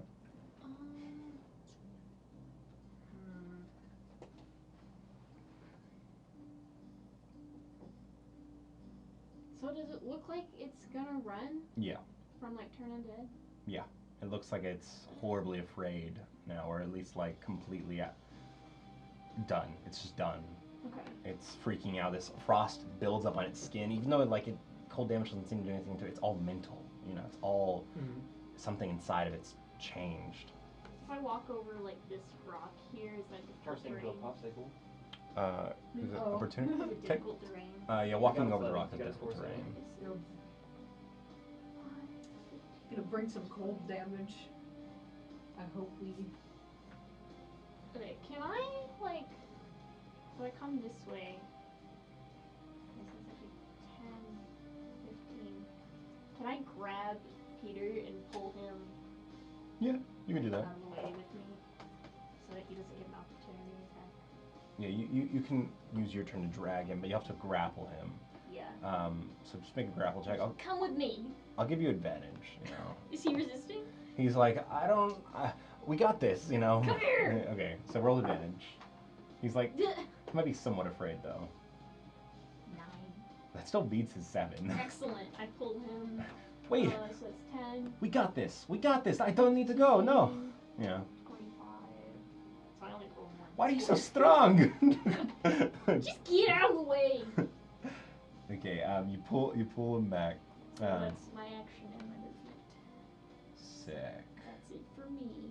Oh, wait, Okay. actually, I'm gonna go. How did this thing get here? What are y'all doing? A mission. It's ours. The reward's ours. It just happened upon you. Sorry, not sorry. The hells? Exactly. Absolutely. Okay. After Indigo's Kaizen. I'm gonna go ahead. I'll move kind of to the other side of this tree. Step forward a little bit here, Mm-hmm. and kind of still with some of that cold energy still lingering in my hands, I'll go ahead and bring it up once more. Red as Brode, and I'll launch Ray Frost once again. Oh, sick. Okay. Keep blasting. Oh, wait, sorry. So, anyways, Yeah. that's our blast. Oh yeah. That is a 19 to hit. That hits. All right, What is that? come on. 3 damage.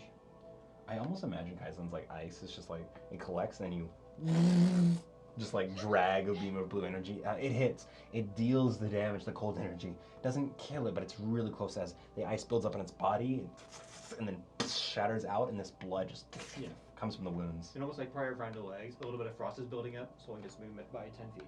Exactly. It's trying to pull itself off of the ice. Okay, is that it, Kaizen? That will be it for my turn. Okay.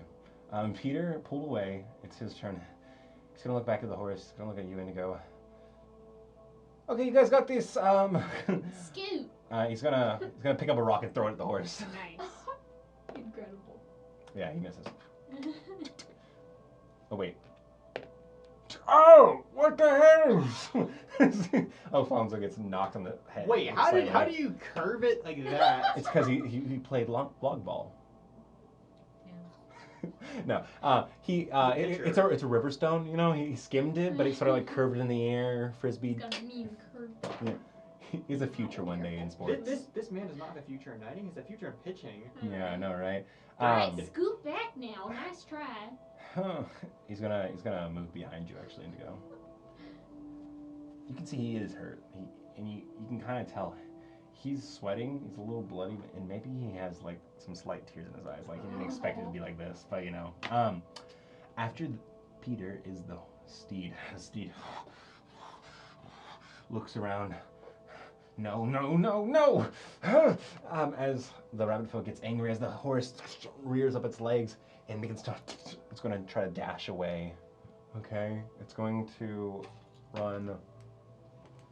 It was having some trouble that way. It's going to run that way. Is there?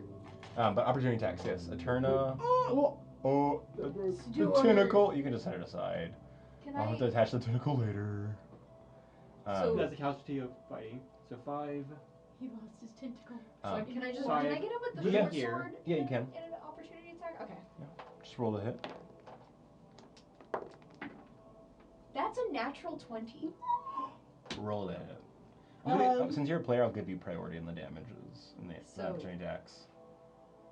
So should I roll damage? Yes, roll. 2d6? 2d6. For the Yes, indeed, double that natural dice. 20. Get his ass. Delicious damage. Okay. That's an 8. That's 8 damage. That's that's with your short sword, right? Yeah. Oh, sick. Okay. Yeah, yeah. How would you like to do this? Ooh, you see this spectral horse, this ghost horse trying to run away, and you lunge with that blade and. Chop off its tentacle. I mean, it I'll- would make sense. I will. One, I'll chop off the tentacle, and then I'll go for the head. Oh, sick. Okay, so Hit him in one swoop. yeah, you see the horse rears up, starts to run off the. Okay. Starts to run away, and all of a sudden, as the Harrigan, the Tabaxi, they both lunge for attacks. You see Eterno go into the air, drives the blade on the butt of this horse, pulls forward on the back of this horse, chops the tentacle off, spins around, and comes down with this blade. And lands to the side as the horse slides to the ground and the head separates from the body. Ew. All this blue, like ectoplasm kind of. And then I do that thing that they do with their people do with their weapons. Sometimes where I just like really quickly like shake and Flick the Yeah. flick the blood off and then Oh. sheath the sword. Love it. Y'all want to explain yourselves? Yes, but 1 second as the rabbit runs over, you see the body of this horse just begins to almost deflate like a balloon as the stuff begins to evaporate. Runs over it, pulls out this dagger. It's a strange sort of like copperish dagger.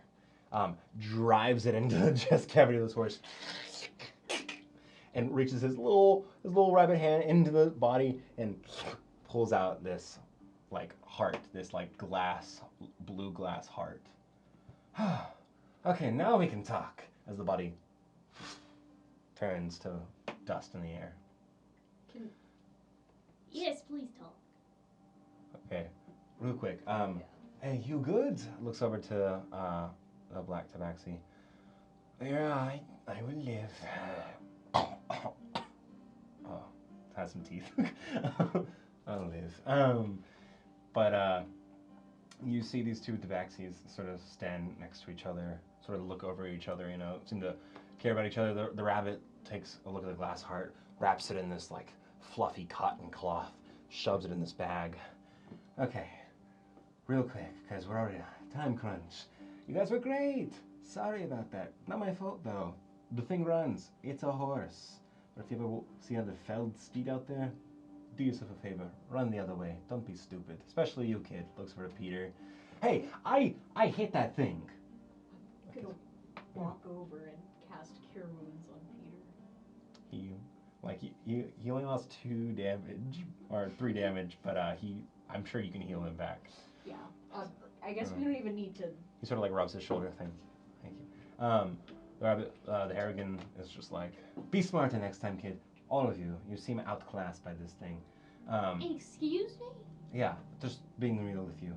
A pleasure to meet you, though. Can you be real, not in other travelers' ways? Can you really mind your own business? I was minding you- my own business. You kind I'm of. sorry. Now you're asking all these questions as if I'm going to actually care to answer. Okay, You I'm directed sorry. this thing towards us. We helped you kill it. We are the one who delivered it. And you expect us not to He give us turns answers? around. He You just- expect us not to ask questions about your I told your you, beast? it's a felled steed. It ran away. It's dead now. Job's done. Everything's good. Be happy. Hey, happy guy, happy life, Looks back at the 2 tabaxis. You gonna live? The one with black fur. Yeah, like I said, just lost a few teeth, few ribs. Nothing hasn't happened before, I guess. Rabbit looks back to you. We're good. Name's Guy. See you around. Bye. Guy. See you later, G-Y-E. guy. Don't forget. That's even worse. G-Y-E. Oh, what's your name? Blue? Oh my god. Oh my god, your name's Blue? No. Oh, okay. Blue girl. And You're a rabbit. One of the tabaxis leans over, noticing that you're not really blue. He's colorblind. It gets mixed up all the time.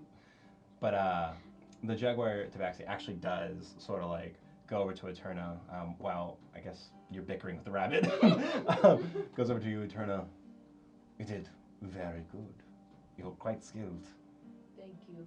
I got to ask, where did you learn to fight like that? The mastery of the blade is inspiring. You don't have to tell me. But hey, you ever run with any of the Far Tide Guild parties? Actually, yes.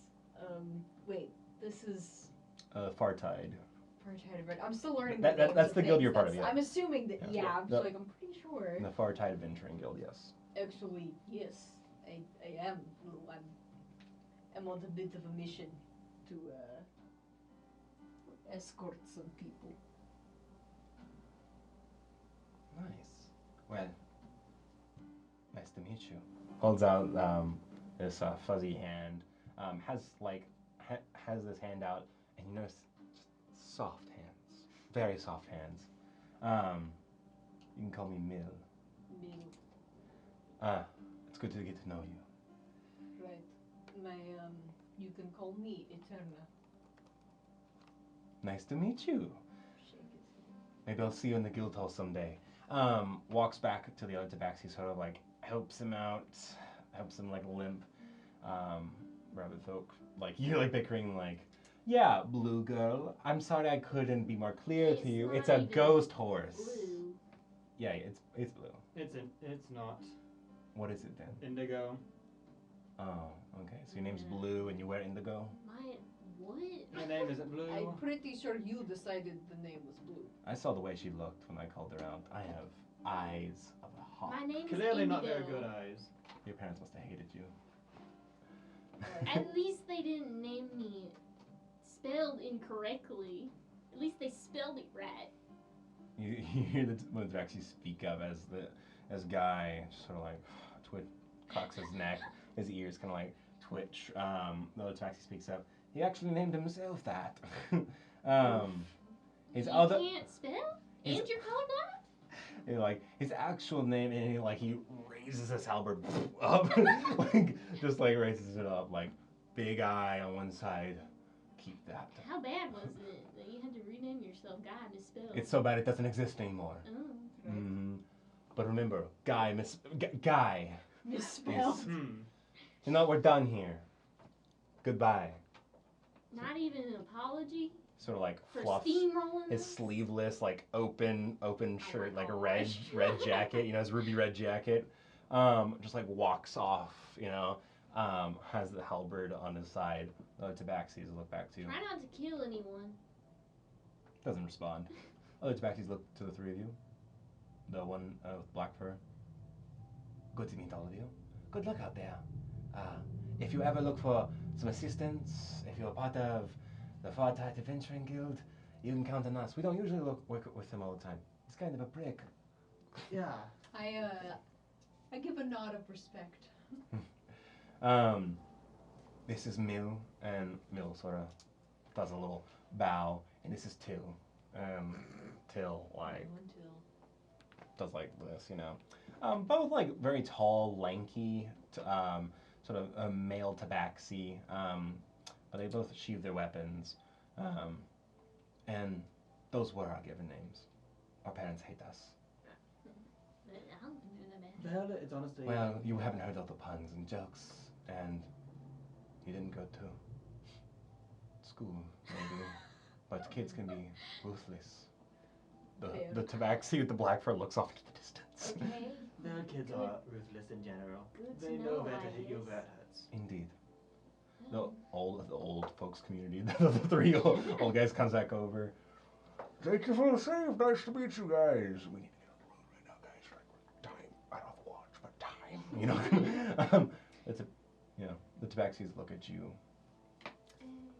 Sort of shrug, wave, head off, following their rabbit folk ally. Well, that sucked. I give a wave. Yeah. And then Out of curiosity, because I know that the Haragon earlier carved out the heart so it actually wouldn't disappear. Mhm. Since they had cut off the tentacle, did that stay around as well, or no? No. No. Its gelatinous form flattens and then turns Okay. to dust in the wind. Alright, let's leave. I don't want. I don't know. Yes, if there's another one of those out here, we'll die. Rise Yeah, from the and if there dirt is or anything else something. that's not it, it's potentially probably got brought here. We should probably move along. As we walk, I can regale you with the stories of the felled steed. Maybe we should be a little quieter, just in case. We could use our inside voices. Yeah, for now, let's just get out of here quickly before something else shows up. Yeah, and where the Alfonso, horses go. why don't you show us that Oh, speed of shit. yours? Wait, what? What did you say? We should get out of here pretty quickly. Alfonso, why don't you show us that speed of yours? Pops his ankles. Lightning. so Wait, the horses. do we you're right. need the horses? Like, are they? They have all the They stuff have on our them. stuff. They have all the stuff. Okay. We gotta go track down the horses. Let's go. Yeah. I'll give you guys this. It won't take you too long. It'll take you a bit of a detour, but you can eventually find the horses. Alfonso at one point does get in a sprinter position, bolts, and then Oh! Oh! Oh! Okay, we're just walking. We're walking. you know, and horse talk. Otto is just like, that is common. This old guy. But yeah, you guys walk on. Alfonso regales you of the tale of the felled steed. Long ago, there was a battle not too far north of this area between the great armies of the Tailend Kingdom and the Velstia Kingdom. Classical times, led by Siegfried the Great, the last king of Tailend. The battle was fierce, bloody, horrific. Some may even say prolific. I lost the train of thought. Crazy. Hundreds died, thousands even. The battle was brutal. The last king was beheaded. But it says that his steed still rides out there, looking for its master. And a bunch of other steeds, I guess, too, because that's obviously not the felled steed we came across, I suppose. They say out there is a steed cloaked in a purple flame, still bound with the royal regalia of its noble rider, searching. They say even on top still remains the headless body of the king himself. Ooh. Peter's like, please. Keep your eyes on the road. But yeah, he just like tells you like, but yeah, do be careful out here, you know, especially at nighttime, a lot of spirits. Keep the fires lit. Especially for the north, you'll come across, I've heard, a lot of the undead. A lot of things still roam from that battle. Even today. And which battle was this? Oh, it was the last battle and the first battle of the Taelindian conquest. It was so brutal, so crazy that another one wasn't needed. Well, I guess then they sieged Teo. But, you know, it wasn't really much of a battle with all your armies basically dead. I don't know, Wilhelm, can you concur? I'm thinking back right now. I think your timing's right. Did you tell them all? And they get like into the Yeah. little analytical facts like number count, weapon types. Read this paper by. Yeah. You know, if you go back and look into the libraries, they say all. Yeah. So they go on and become. There's an you know. interesting variation of the story, Bob. Yeah. I concur. But yeah, you guys walk on. Eventually, you do, of course, an hour after, 30 minutes to find the horse, out an hour of regaling, and then the night finally comes, and it's time to find camp. But you realize, you think you've entered the necropolis. As you start to see more ruined buildings half sunk into the ground, crumbled, giant-sized structures, massive window frames of stone that are crumbled, broken to the side, monuments covered with trees and grass. And there's hills around you, grassy hills, but you realize they're probably just ruins that grass has grown over, blanketing them under the earth. Yeah, let's look for a place to camp. Who wants to look? Should I look Probably. again? Okay. I'll do it. Peter will help you. No, I'm helping. Okay, Peter will get in their way. Okay. Shut up, Peter. Hey, I'm helping. So, survival or perception? Survival. Oh, with advantage? Okay. In this case, I guess it would be survival because Would be survival. you're in a ruined area, finding a safe place out of the ruins, maybe. Okay. Nope, that was out of the Yeah, tray. in the tray account. What am I doing? That holy What? shit. What? That was a natural 20 20. for a 22. Yo. Brother. You found the best What? place. What is What in yeah, the what hell? am I doing? The rolls are volatile tonight. It's They also like are. not in combat where the nat 20s come I from, you know. know? But you have, I think you've had only the only nat 20s. No, I got a nat 20 on my That's right. initiative. I got. Mm. I think I got 21 point. I don't remember for what though. But yeah. Oh, yeah, maybe. You like look around with Indigo helping you. You're like looking high and low. The old guys are keeping you guys busy. Like, and did you know the blue flag wasn't exactly used till this? You know. But as you continue on, you eventually find the ruins. It's like a ruin almost. It feels like the entrance to what was a bazaar at one point, like an enclosed bazaar on giant size, with like maybe a big dome building at one point, big walls, massive door frames, but it's sunken into the ground. These ruins look to you at least 1,000 years old, so it makes sense. Sunken into the ground, the dome collapsed, but you see the entryways, the massive archways that once existed, are so sunken they made like normal-sized doorways that kind of go into the ground. So it's like almost like a bunker, you know. And as you go in there, leading everyone in, you find that it has it's walled off. 2 exits are blocked, 2 exits are open. There's stone everywhere. You can see the ruins, you can see the stars above you, but it's pretty well defendable and secure.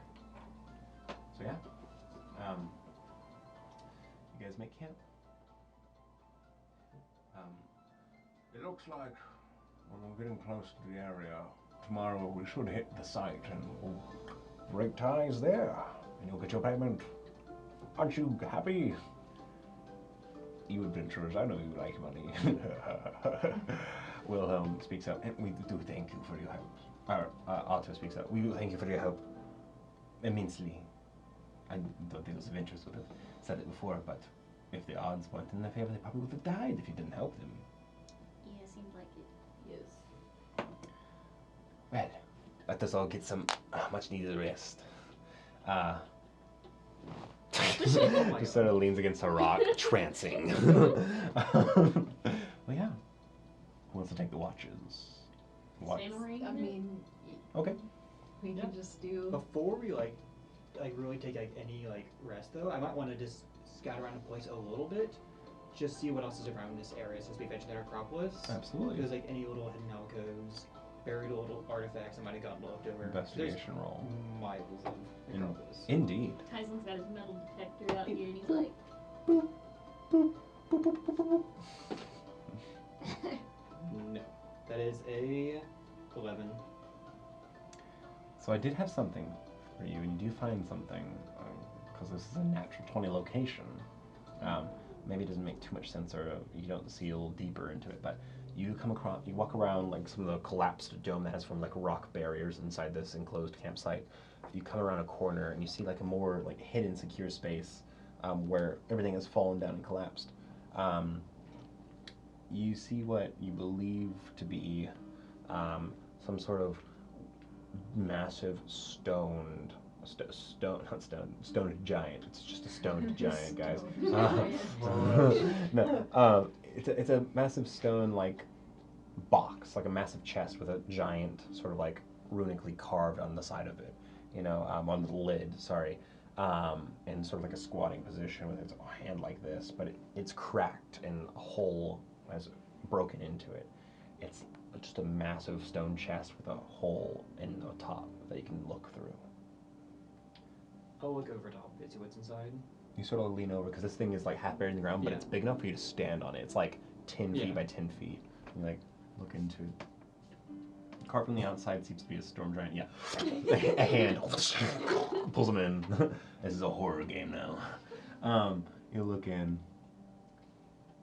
You see something glittering inside that massive stone chest. It's probably 5 feet in, but there's something in the moonlight glittering down there, and sort of fallen leaves and moss and dirt. I'll go ahead and see if around me there's like a pebble or a rock or something. Kind of hold it within my hands. Lumos. Kind of slowly kind of give out light as I'll cast light on it. And I'll just kind of hold it over the hole so I can get a better view. Well, the moonlight is already illuminating Okay, it. the But if you want to drop it in, it might illuminate the whole chest. Okay, this is me kind of trapping him, I guess. I suggested it, but you drop the pebble. Use your one arm reaching. Yeah. And it illuminates the whole box, but you also hear... Oh no. All these bats fly out of this hole, and you have to step back. We see a swarm of bats. Yeah. Everyone Oh. oh, native breeds. I'm gonna take some notes on that. Mexican freetail. Yeah. Kaislin, you're your hair's kind of messed up a little bit. You kind of messed up. Your hair's messed up. You pull it back a little bit. The last bat kind of flies out, but you look down once more. Besides all the bat shit in there, you find an interesting piece. It's like a silver talisman, you think, like a necklace talisman. On a giant, it might be small, but it'd probably be the size of your palm. Some sort of religious element or something. Ooh. You'd have to either use something else to reach in it, because the hole is only 2 feet wide. You can't fit through that, but it's a 5-foot drop. Yes, there's only a 2-foot wide hole. Mm-hmm. It's a 5-foot drop. Yo. What I will do is I have a small amount of time. I'll probably sit on top of it for a moment, and I'll start. I'll just open my spell scroll, lay it out in front of me, and I will begin to ritual cast an unseen servant into the hole. Okay. You go through it. Go through the spell. You pull magic into your hand from the aether around. You feel all the magic around you. You blow it out, and the wind almost funnels into the hole. And then on the leaf, some bat guano, bat poop, spins, and a presence is formed in there. Translucent. Barely even visible to you. Some sort of windy figure as the leaves kind of pick up. But it's in there. Mm-hmm. And I go ahead and get it to pick up the amulet. It reaches down, picks it up. These silver chains kind of pull out of the mud of the earth, pulls up, hands it up to you. This silver clasp.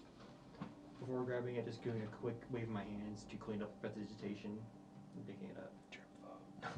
Diseases. You don't want those 1,000-year-old giant diseases, okay?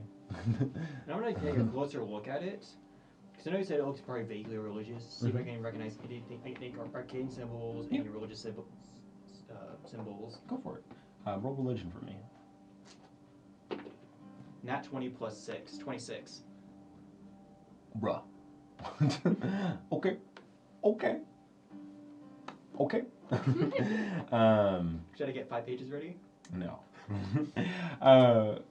You do recognize this as a religious symbol. This is a symbol of an abandoned religion by the giants. A faith lost due to time and decay. This was put away, maybe in shame, or someone put it where no one can find it, but this stone case held a symbol to the Jotun sovereignty's centralized faith. Everything you've read historically tells you that they lost their faith over time slowly after the end of the Ice Age.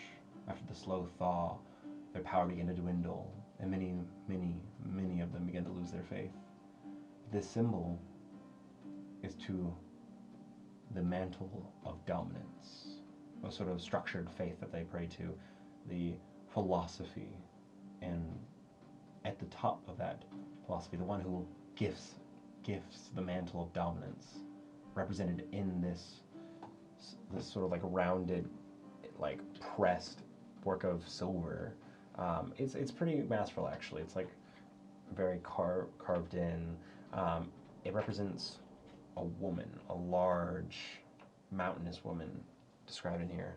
You know this to be Jorkida, the world shaker, the god of dominance, the mother of giant kind, a being neither hateful, spiteful, but strength, but specifically giant. How'd she spell her name?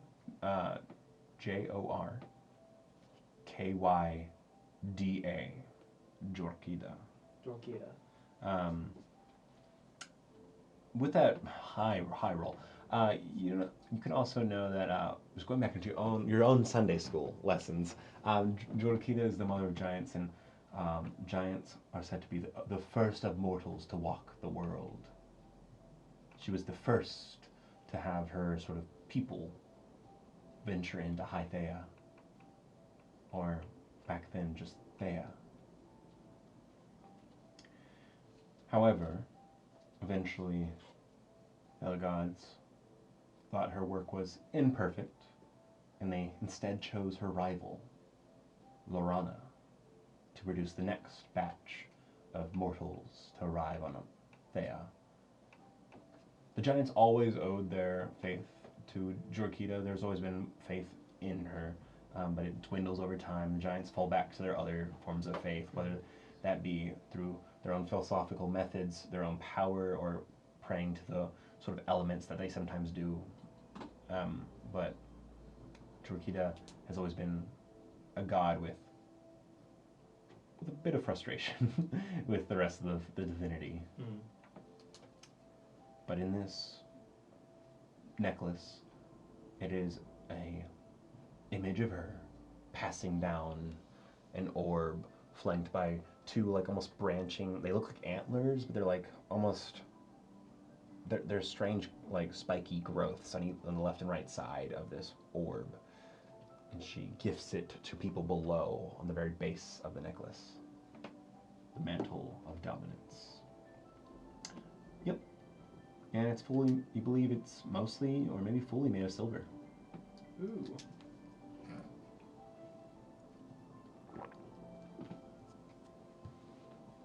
Well, anything else? I go ahead and store that in my bag. Double check to make sure there's nothing else of interest in this crate.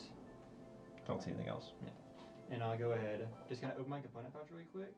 Just gotta go like a little, not like a vial, but like just a little carrying something other. Gets on the bag, Wano. Good fireball. Yeah, it's true. Keep it safe, you know. You can't let it spoil. Can't let it spoil. Can't let your bat poop spoil. Yeah. Okay. So be able to and head back to the camp. Okay.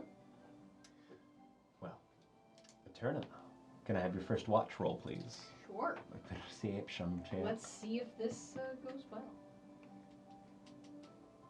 I'm assuming that I'm alone tonight. Yeah. Okay. And Yeah. Peter, Peter- Peter's like, like So drooling, perception? like spoil. Yeah, It's perception. 14. Okay. Yeah. Your watch is very uneventful. I will say at different times you feel like the wind blow in. The spring nights are still cold, and the wind blows in to bite at the fire, the cold wind trying to blow it out. But it's almost like it avoids the fire tonight. Something new in you feels changed, something growing. You feel your chest at one point. It's just like a nice, soft chill inside. I think I sort of kind of take out my holy symbol. And And I you realize as you pull it out, it was your holy symbol making your chest cold. Oh. Your holy symbol feels unnaturally cold. Well, I kind of I sit there and I contemplate and I sort of say a prayer of thanks Mm-hmm. to my my God Yeah. for giving me the strength, you know, and the power today. I feel like that power, it still is kindling in you. It still is growing. It's not fully there yet, but what you did today, it feels more natural. I feel like you could do it again soon. Soon. There'll be time. But as you say, a prayer. Perhaps someone is listening. Okay. Second watch, Kaizen.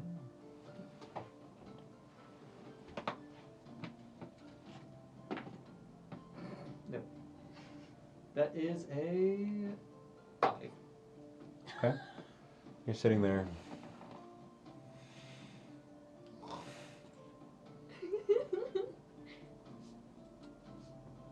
You kind of begin to stir, and you're like, okay. Gotta stay awake. Pull out some paper, just start like sketching or like making movements, you know. Make a Constitution save for me. You know, it's not low enough to immediately pass out, but like we're just seeing your stamina here, you know, your endurance. Alright. Con save, let me check my saves. That is a 17. You do not pass out. You stay awake. It's hard, but you stay awake. At one point in the night, stars twinkle, and you swear you hear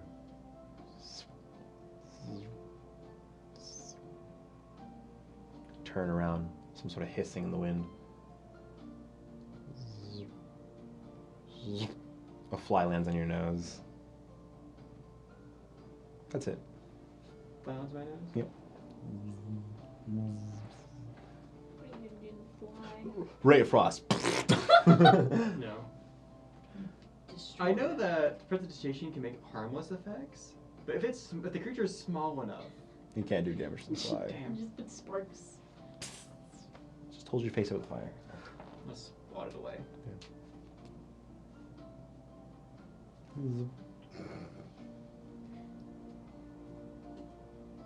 Okay. It's gone.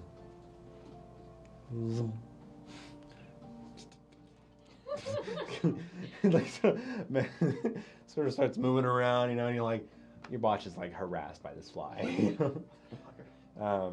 Third watch, Make them up. as you begin to wake up, Otto also wakes up, finishing trance. Yes. Wakes up, sees the fly messing with you. By the way, it has not left you this entire watch. It sort of comes over. Oh, wait. Has no one ever taught you how to catch a fly? No.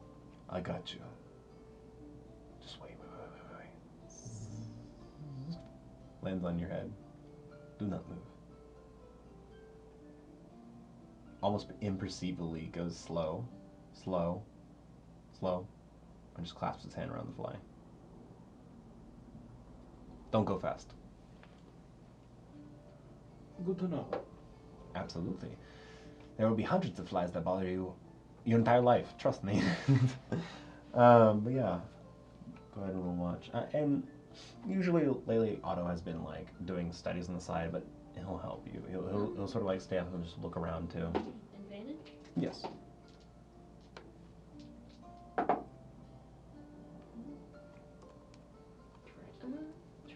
16.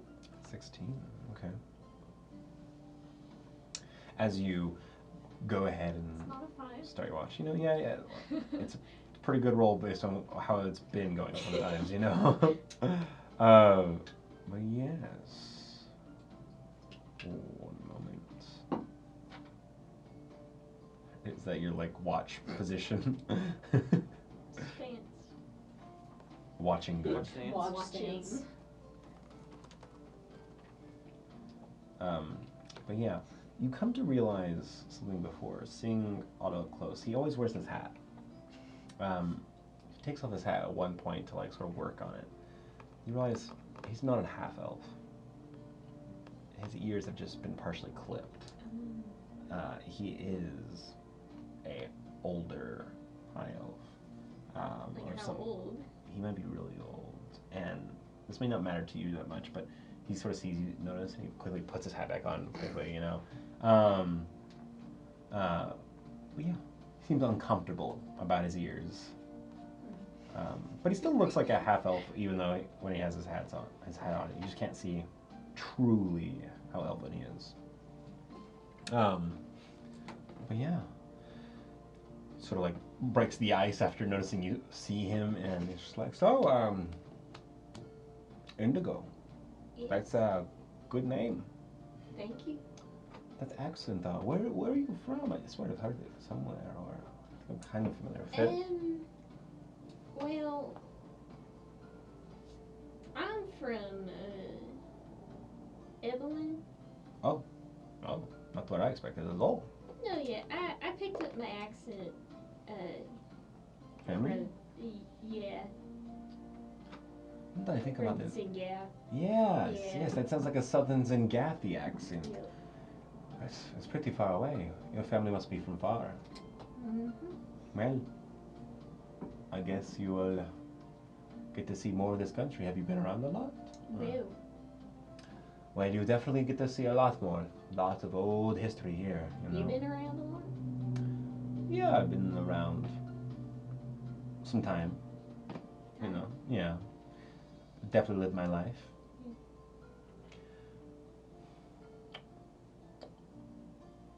Do you venture full time? Yeah, now I do. It's a good trade for some people. Yeah. So like, why are you like pretending to be a half Oh, elf? you just have to ask. Didn't you? Yeah, I did. Okay, you're one of those people. You really Is that don't. happy? You really, Roll persuasion.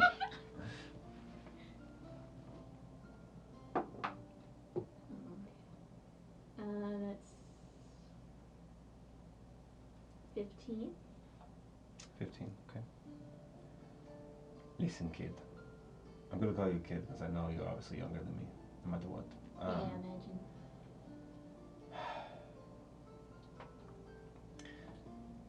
No one's asked about it because I don't show it off. But if people know you've been around as long as I have, they start to get a little bit sour. So Why? he kind of like shrugs. He's like, do you really know nothing?" He's like, I'm just curious. "Okay, well, you know that 60 years ago there was the entire 2 decades of conflict and war, right? Right. A lot of people died there. Uh-huh. A lot of people died or had children then died, didn't get to live long lives. Some animosity still exists. I've seen it in the past. It's less so now, but some people may sometimes ask, hey, why is this old guy like, Not dead? yeah, like, did he not fight for his country in the war? You know, it's not everyone nowadays. It used to be horrible right after the war 60 years Would ago. they rather everyone died? The fact that I didn't fight didn't make me a coward, but that's not what people see. The fact that I'm alive means I didn't die for the cause or Right. defending the country. I'm a scholar. I don't, Yeah. like, the only magic I know is research magic. I don't know much combat about that, but let's just say people in this country haven't always been nice to their elders. It's gotten better now, but I've learned to try to pass as someone who lives not as long of a life.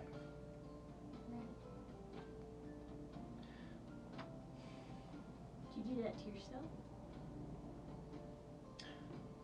It was really bad for a time. You had to do what you had to do, especially in some cities. Passing was everything. Yeah. Well, I'm sorry about that. That's...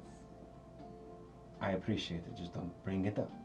Yeah, sure. Thank you for your concern, though. You're very, very sweet. I just wanted to know.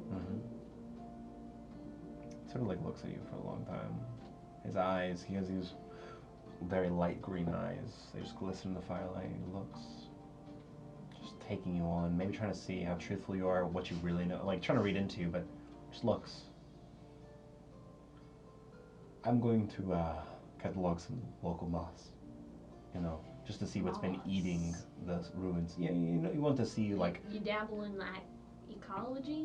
sometimes I'm a bit of a botanist on the side too, but like if you know what the buildings were made out of, and if you don't know, you can sometimes decipher by what grows in it. Right. So, just some notes might help. I don't know. Alright, have fun. Mm-hmm. Thank you. I walks over. No. At some point, you might have, with your passive insight, you might have seen some recognition of something in his mind that he thought of something when looking at you, but doesn't say anything. Okay. Yeah. Wake up! The Sun's sun rising. light peers in through the cracked dome of this fallen Peter, bazaar. get up! Oh, I'm so hungry. I have some jerky still, but this sucks. Yeah, well, that's what you wanted. Yeah. And if you want to go into being a warrior or knight, there will be more of this. I'm ready for it though. It just takes some getting used to. Okay. Just takes some getting used to. I have a question. Yes. How are you feeling after yesterday's monster? Well, that was horrifying, but everyone's scared of their first real monster fights, I assume. And I... I've never been afraid. I'm just kidding. Okay, for a second there, I thought you were being serious. It's like, damn, she's a badass. I mean, I am. Oh, well, yeah, that's fair, I guess. But yeah, no, I think I'm more confident. I'm more ready, more determined. I will be, like I told you, Yes. the Ember loyalty will have to take me. I am meant for the Order. Well, I think you did all right for a first fight. Thank you. You did get snatched right away, but Yes. you know, But I that got out had- of it. If that hadn't happened, you know. But I pulled myself out of it, you know. Should we get on the road? Yeah. Okay. Yep. I'm going to chat with these old guys, I guess, once you guys split off. And how far did you say Lestron was? Old guy number 2?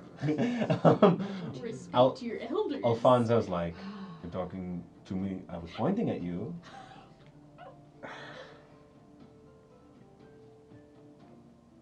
The site is probably only like 4 hours or 2. At your pace, maybe 4 hours, maybe 6 hours. Just leave by midday. You'll get there before nightfall. Okay, cool. I'm ready. Alright, let's go. You guys march on. Walking through like sort of the outskirts, making a wide berth around the necropolis. It takes a while. Roll perception again, I guess. Okay. Perception, I'll use Sadu Yeah. again. Peter, is rolling survival or are you rolling survival?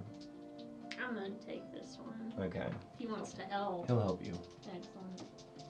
And I get, I still get it. Yeah, because he's like, Sadu, she's like smelling and hearing Yeah. more than anything else. I just feel weird taking advantage without like. No, fair. That's fair.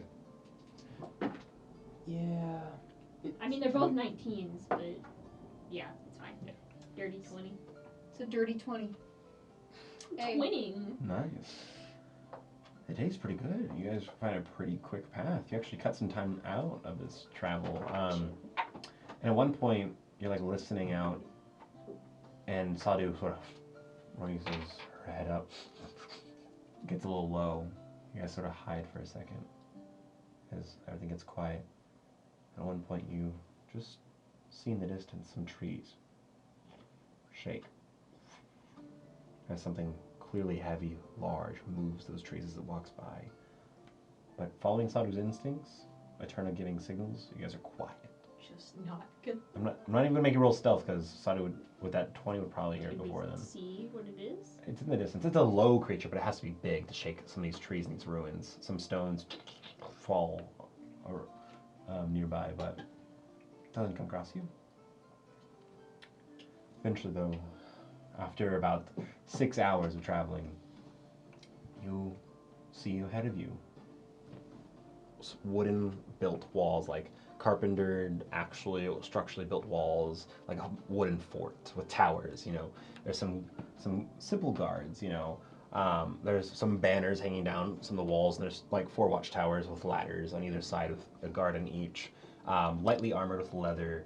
From the banners that sort of hang down on the side There are two banners on each wall. You can all recognize the Velstein Empire's banner representing official business. However, maybe only Kaizen recognizes the second banner. Kaizen, can you roll? You probably wouldn't have seen it, but maybe you can use context clues, so investigation. Alright. That one. It's hard So to tell. 7. Yeah. You look up there, this banner looks like a pearl clasped with two hands like this. And sort of like comes together. It's almost like a white circle within the hands, you know. And above the hands clasping it are almost like, they look like little wings, but they're not detailed enough. So they're just like little like horn like wings. Don't really recognize it too much. It's all on like an indigo banner. But yeah. What does that mean? Oh, well, I didn't know they were part messing around with this. Alfonso looks to looks to Otto. Otto just kind of shrugs. Wilhelm knows. Yeah, I didn't tell you about the other people I wrote a letter to. I really thought we would need some extra help, so I went ahead and got some of the Zengathi Mages Association up here. You know, just in case we find some truly giant magic, you know, like some of that lost shit that the giants had a long time ago, you know. Always have to be prepared. I still have some sway down there. Alfonso just like puts his hands on his hips. You really got to tell us everything you do, okay? This is getting crazy. But yeah, What do you call it? The Zengathi Mages Association. Mages Association. Yeah. But yeah, you guys walk up. There's these big gates, and the gates open. They're about 15 feet high, but they open up. On the other side is like two flanking guards, Zengathi attire. They are like military soldiers, so they have sort of like more conical curved hats at the ends of the Zengathi helmet. And they have these like big pauldrons. They kind of look a little funny sometimes, you know. They have these larger pauldrons. It looks like an armor that a wizard would design, you know. Bigger pauldrons, almost conical hat that brims out to the side, almost like a mock wizard hat that's a helmet, you know. Blue sort of like a vest that goes into a tunic that goes down to the metal legs. It's a very light blue, you know, has like metal like buttons all along it. And these guards just have these big spears. And this clown show just welcomes you with these other clowns as you see a series of 3 mages all wearing their magiest attire. And one of them has this like wide-brimmed black hat. It's like a cowboy hat, but it flattens out and goes really wide, you know? It's like a 10-gallon hat. It has a black robe, white undershirt.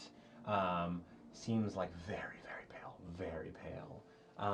Another one is like wearing all green, has like literal leaves growing out of this shoulder coat that she wears, has this sort of brown hair, mop hair that comes down, has these slightly longer than expected elfin ears, and this other dwarven wizard woman who has like sort of a scruffy beard, but around her head she has these 2 floating little orbs of like little blue dots. She wears these very, very like white, almost reflective iceberg white robes, and they might have sequins on them.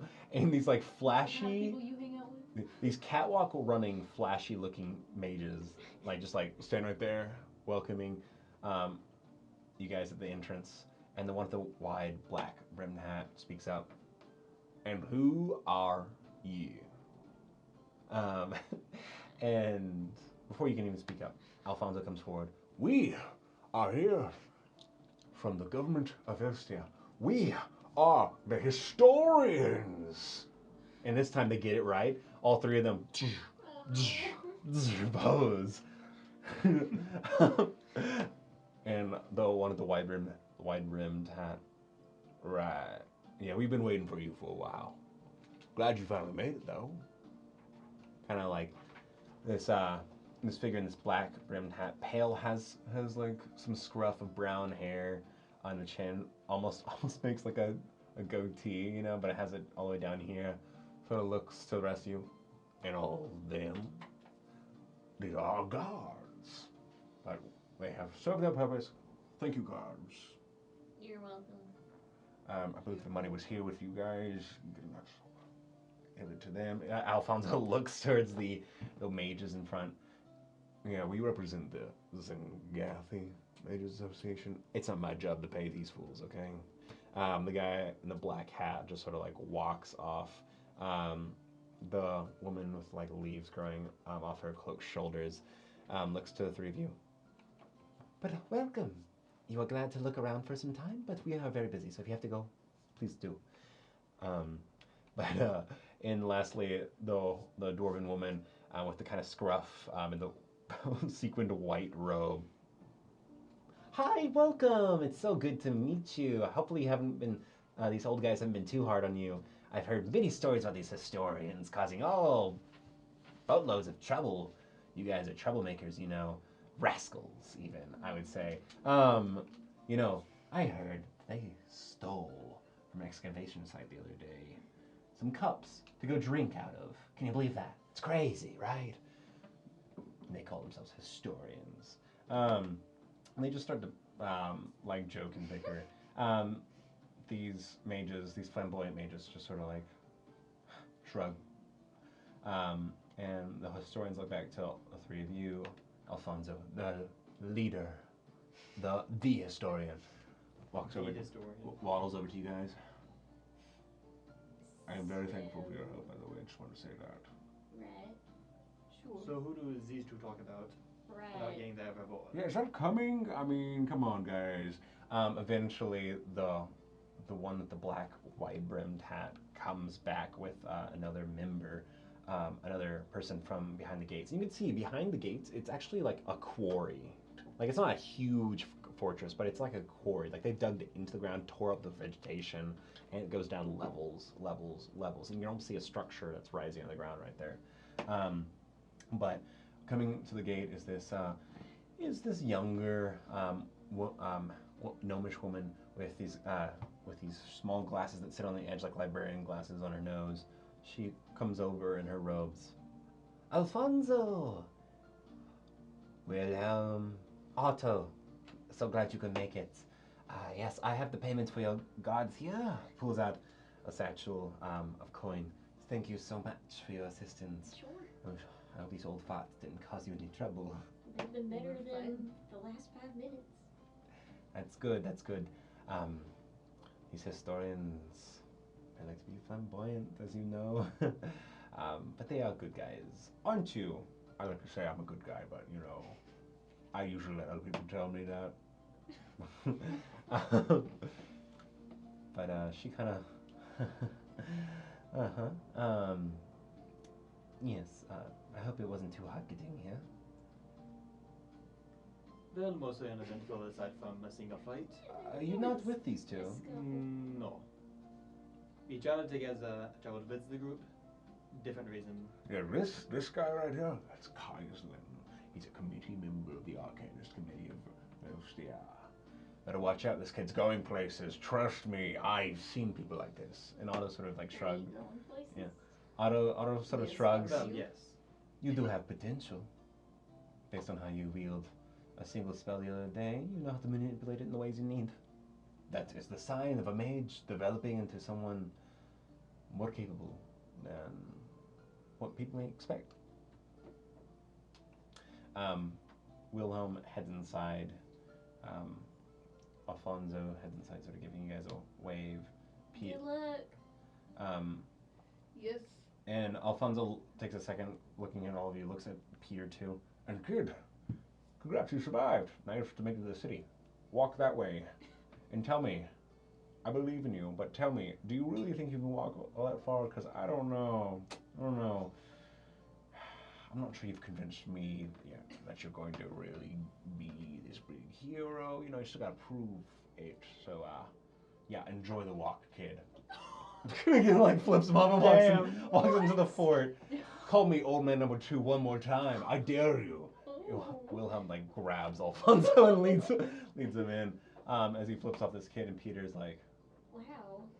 hate that old guy. Right, okay. That I wasn't expecting that. Yes, that was It wasn't his. Otto like looks super embarrassed and just sort of, yeah, Alfonso can sort of like jump the gun and like misjudge the situation, but he can also be an ass sometimes. So sorry about that. Apologies for my associate. Otto says to Peter, and Peter's like, nah, it's okay. The old guy sucks anyways. Okay, that's how you just perpetuate whatever. You're right. Amber Knight logic. He Sure.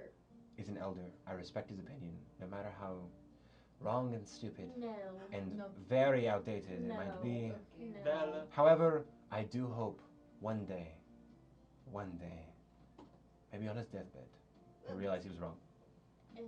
right. I mean, And do you know if anyone's going to be heading to the city anytime soon? The gnomish woman speaks up. Well, we do have a bit of a cart transport of some of our findings to go north. It's probably later today, though. Peter, why don't you wait a little bit? I mean, I can handle myself on the road now. Yeah, that's great and all. well, if you run into another one of those beasts before Talia, Then you can certainly you do it on yourself? or None of us alternatively, the giant thing that walked near us earlier. Proving yourself was great and all, but like you gotta be alive. Sort of bites his Well, if you want to prove yourself, prove that you are resourceful and smart, running off by yourself is not a very smart decision to do. The best decision would be to wait for the caravan to go fit. One of you can roll the pervantage. Pervantage. Persuasion with Pretty good advantage. at persuasion. Go ahead. I'm just backing you up here. Well, let's be violent. Ooh. That's 24 persuasion. Okay, +1. you're right. Good for you. But hey, if you guys are ever in Lestron, better start asking for Amber Knight Peter, because you'll be seeing me. Okay, where can I stay that's at least 50 feet away from that old guy? Because me and him, Hey, you might about to wanna throw some I fists. think learning his name would help. I know his name is Alfonso, but Maybe use that. he was literally talking down to me the whole time, and he saw what I did, right? I went at that horse. I stabbed it. Oh, by the way, it was a ghost horse, not a horse. Yeah, the gnomish woman's like, oh. Yeah. Anyway. I proved myself. He owes me respect. No one owes me anything. Amber Knights aren't owed anything. But still.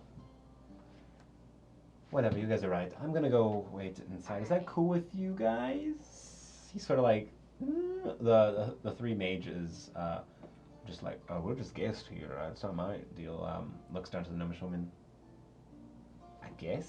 He helped to get down here safely. Okay. I mean, hey, if you annoy, that gnomish woman speaks up. If you annoy Alfonso more, it's even more funny, you know. So, I might enjoy it. Sure, come stay inside for a little bit. I will just kind of pat his shoulder and go, "It was nice to meet you." He looks towards you. It was good to meet you too. No. Holds out his hand. Like, shakes your hand. And hey, you're gonna be a great cleric. Thank you. And I believe. You've already given one kid hope. Young man. Hope. So good for you. Yep. Good luck with your knighthood. And you better watch your back next time. Next time I'll be quick. That dagger Ah. won't even touch me. Natural 20. You just bonk him in the head with the dagger. Like, you throw the dagger in such a way it hits him with the back end, you know? Or you just hold it out with the tip and bonk. That 20. What do you do? What do you mean? How do you nat 20 him?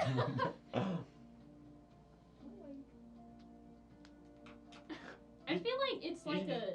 I go and make it real quick. It's like a flick on Yeah, the he forehead. did. I just kind of like. Don't. Ah. You didn't catch it. Ah. It doesn't count. I wasn't ready. No, It always no counts. one's gonna wait for you to be ready. You're never going to be ready. But Here, try with one. a lot of like. It's a 17. Yeah, it is. Ow. It worked. He like just punches you. Hey, Maybe he kind of is like, did you do that on purpose? He thinks to himself, like he's kind of suspect, but he shrugs it off. I did a little like. Okay. He kind of rubs his head. Well, goodbye. Good luck. You guys are great. So don't die. We don't plan to. Same to you. same Oh. to you. Not till my quest is over, because I'm an Ember Knight, so in training. But it was good meeting all of you. Yep. Yes. Good luck. Now where are some dummies where I can train my sword fighting skills? He pulls out his dagger as he like walks in. This 17-year-old guy walking in, and the gnomish woman is like, dummies, sword? That's a dagger. Oh, whatever. Well, good luck. Thank you. She already handed you the bag of money. How much are we being paid? So they did give you a bonus. Oh. So it's a collection of coin, because you got here in such a good time, and you really like beat a day's worth of travel. You got 2 gold, but additionally, So we each get 1. and 16 silver pieces. So we each get a gold and 8 silver. Gold and 8 silver. Gold and 8 silver. I mean, they didn't really expect too much combat. That horse was a bit unexpected. However, at turning like to look inside. Do you have anything to say? And I go ahead. Turning to look inside, the gnomish woman looks inside, sees Peter like around the corner. Peter like sort of like pulls his cloak off his shoulders and just carries it on his side. He got kind of scuffed up. Some of his clothes got scuffed up, but like at the same time, he's got some of that dirt under his nails. You know, he's got some of that grit. You know, he has some experience. Yeah, so, little man. you know, maybe he leveled up. Who knows? Oh. Yeah. That kid, he's going places. Places. Yeah. But yeah, the gnomish woman turns back to you. If you ever want to do any more work, maybe I could have your names. You guys did such a good job. I could recommend you. Do you 3 travel together often? We do. We do. We kind of. But I is still kinda- don't really know why you're here. But I was going to see some of the ruins a little bit more to the west. It was actually since your quest ascended. I was going to see about hiring the 2 of you. I mean, we don't got anything going on. Yes, And I would recommend them. But I got the recommendation. Great. that. Sorry, we got a recommendation letter. So And also, at least for any kind of payments, how about 5 gold each? Yeah. I would love it. I'm not sure I got all your names though. Oh, I'm Indigo. Indigo. I am Eterna. And who is this little, big scrumptious looking thing? She kind of like raises her gnome hands. She raises them, like looking at Sadu. I kind of go, all right, Sadu. She kind of like, Be nice. like Sadu like has no issue with her. She kind of like runs over and like scratches under her like neck. Oh, Sadu like really gets into it. Oh, yes, I- appreciation. I have. This is, She's so Mrs. good, Sadu. such a good girl. Such a good girl. she is a very good girl. I love dogs, and this is just a big dog. This is great. Like the biggest dog you can get. She reminds me of my childhood. And Oh boy. good dog. You have a very good dog here. Very good dog. Okay. Good luck out there. Thank you. Same to you. Whatever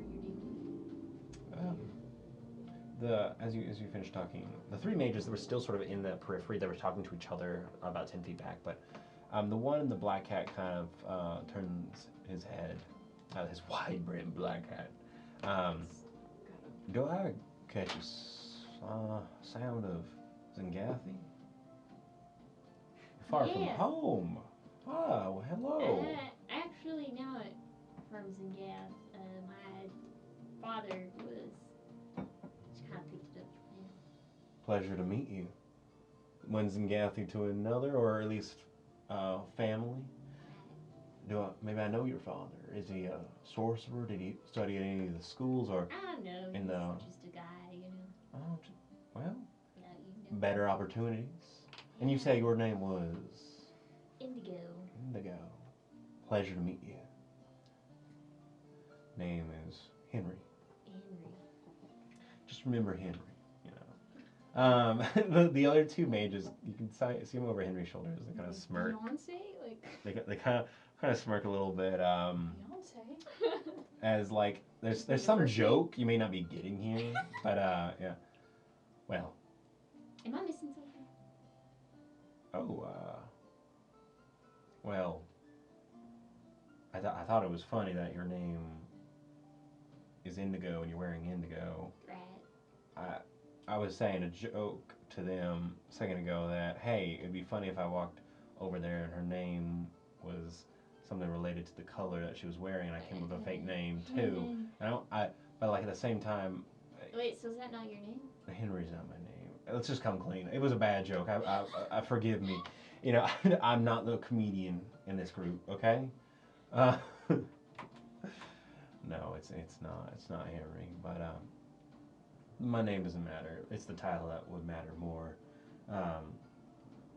Shadow Whisperer. I never heard of that. Yeah, that doesn't ring a bell at all. But Shadow. it doesn't mean anything here. But if you're ever down in Zangath, maybe it will. Alright. You know, it's good to see some Zangathi folks settling up here in the north. Right. Pleasure to meet you. Sure. And this wide-brimmed, edgy guy walks away. And you see, he has black cowboy boots with like spurs. With spurs. So cool. Zing, zing, zing, zing. And he doesn't have like a cloak necessarily, but it is like a long like trench coat that sort of tapers off at the end and curls up. Let's get like a horse. But he has no exposed skin besides his face. It's all just black. Shadow Whisper. Shadow Whisper. Shadow Whisper. Shadow Whisper. What, yeah. So, the Gnomish woman looks towards you and smiles. Good luck. Thank you. She turns around, heads in the gates. Alright. So, Yes. what are you doing? Yeah, What so are let you me doing explain a bit more about Please. I'm offering you. So of course, much higher pays than what this mission was. It is a little bit more dangerous. Oh. So this will be going a few days out west of here, because the necropolis here extends out much farther. And I am looking to get a specific section of the walls there, a little relief. It's probably about 3 feet by 3 feet. So are you carrying an entire piece of wall? You don't need to worry about carrying it. Okay. I can handle that. It's just getting out there. I'm assuming it's like some historical artifact or something. Yes, and I need to retrieve it. Okay. So the thing is, like I said, few days out, and there are rumors of some beasts out there, small things like gnolls or Okay. other sorts of things. Yeah. What do you think, Turner? I mean, I don't really have anything else to do. Yeah, sounds fun. So that settles it then. Alright. So we heading out now? You go ahead, head up now. Right? Guys, Let's do it. pack things up that you have, which is what you already have on you. Yep. And you head a little further south. Who's leading this path as you head into the necropolis itself? I probably won't lead directly, but I'll probably like give guidance on what direction or like where we need to roughly go. So giving it as a advantage. Yes. None of us are like good at survival, right? I have a +2 Okay. to survival. It's better Probably- than me. It's probably as good as it's going to get Yeah. at this Yeah. level. you know, Okay, yeah. well, and looks what, like- what'll be is like I'll be giving the general path. You'll be I'll finding be, like the I'll be best on the path. lookout with Sadhu, Okay. watching for things. So should I roll for Sadhu perception and survival? for Eterna, or should just one or the other? Just one or the other. in Cool. this case. I'll do the survival check so we Okay. can. So Although should I Sadu's do perception is lovely. Yeah. Do you Um, want to keep an eye out for danger and stuff? And you said you're giving me advantage.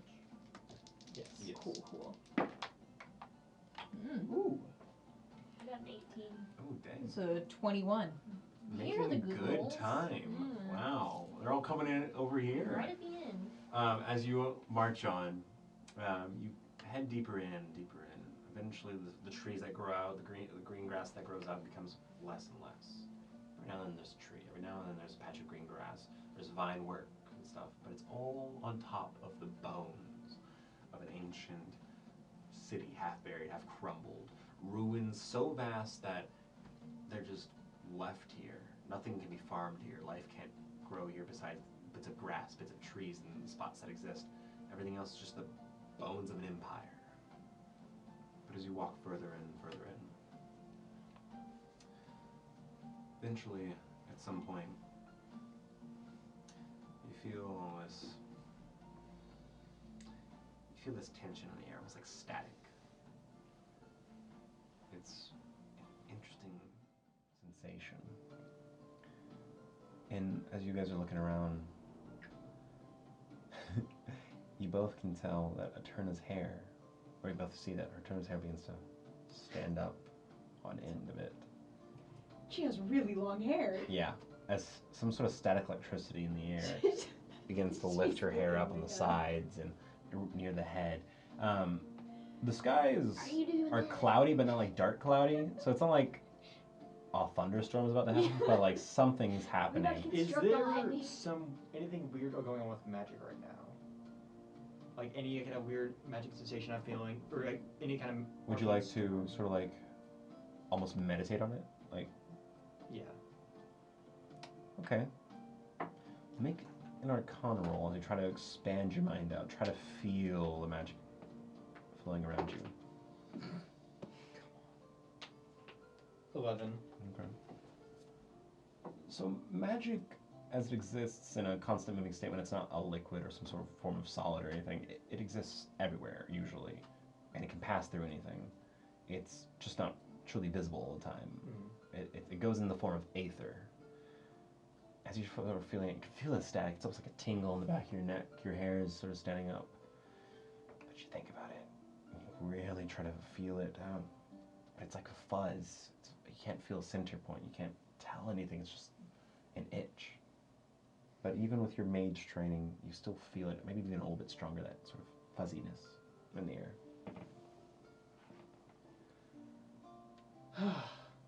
I don't know what that is. Make a perception check. I got an 18 earlier.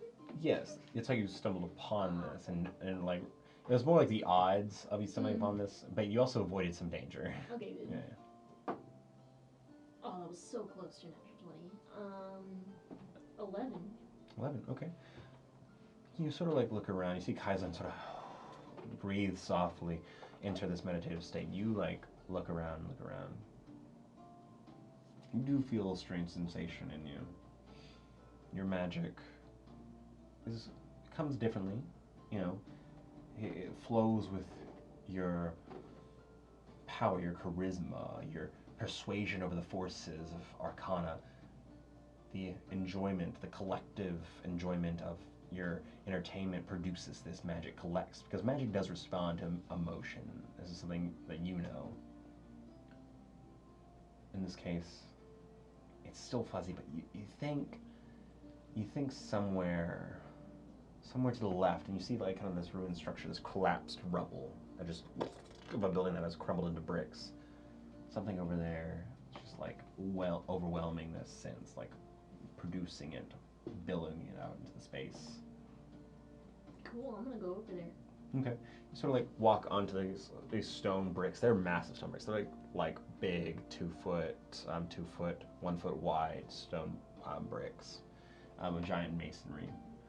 Yeah, you feel it as you walk over there. It feels stronger. You almost feel sick to your stomach and your chest. It's like a tingy itchiness. What do you do? Am I just in like a regular part of forest right now? No, it's a destroyed building. You're sitting on top of Right, rubble. okay. Yeah. There's less forest around here. It's more of like actual ruined structures and stuff. So I'm look around the room. Make an investigation Something roll. funky? Yeah. Make an investigation roll. Sorry, be so good when I'm not needing to roll. Oh, it's flat one. 18. 18. You sort of like look around. It's almost like an urge you feel in you, like a calling, a presence. Weirdly enough, it kind of makes you feel hungry. But as you like sort of look around, Kaislin, you sort of come out of this meditation. You see Indigo doing this, and Eterna, you're sort of like keeping watch for creatures, but you see Eterna sort of like, or not Eterna, you see Indigo just like reach down. You sort of make a strength roll for me to move some of the stones aside. Heading their way then. Well, it's just as this is happening. Okay. Yeah. So 15. 15, okay. That's just what you need, actually. I'm sick. It's like a flat roll. You push one of these bricks. A bunch of bricks slide to the side, Oops. creating a spill, but these bricks fall, revealing something that the building collapsed on top of. A ruined construct. A strange, almost bent, broken, many-legged, snapped, rusted iron creature. Take a reflexive step back. But as soon as it's revealed, you also feel that static in your body. It grows, and you see it's almost spider-like. Barely a bit of its abdomen is exposed in its sort of lower section, but you see it's iron. It's very rusted iron. It's corroded and grown over itself. But you see some things exposed on it, little sheens of like glass that are on its abdomen. Some of them are shattered, some of them are not. But you swear you see some sort of blue flickering in there. It's almost like a bedazzled abdomen to a spider, but like it's glass little holes. Do a couple more steps back. Okay. I decided I don't like that. what did you find?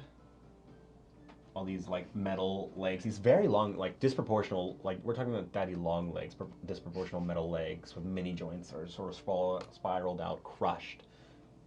Easily 10 of them, sort of peeking out through the rubble. Feels gross. Would I have heard about these things in like any kind of Jotun history or textbooks about them? You're not Jotun history, but you can make a history roll for me.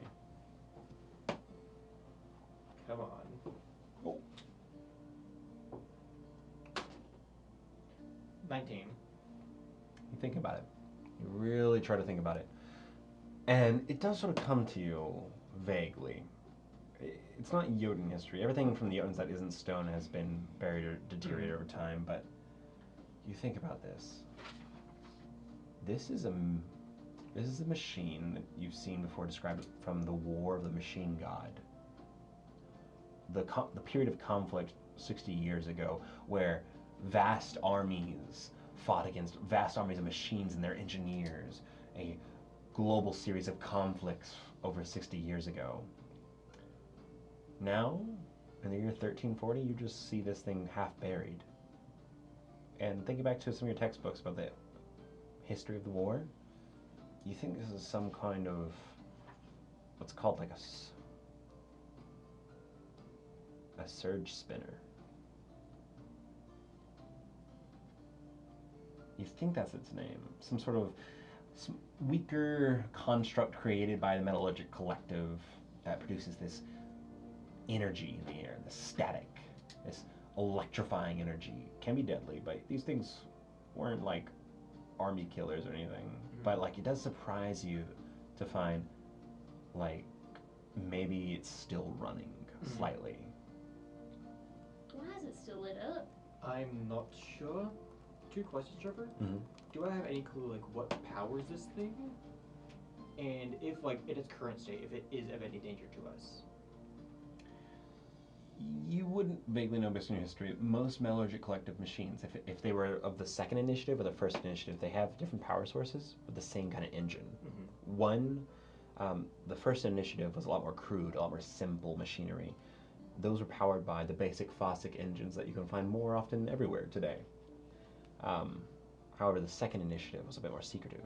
The second initiative that happened near the end of the war 60 years ago, new, more advanced, hyper-deadly machines came out beyond what people could expect, beyond what they could prepare for.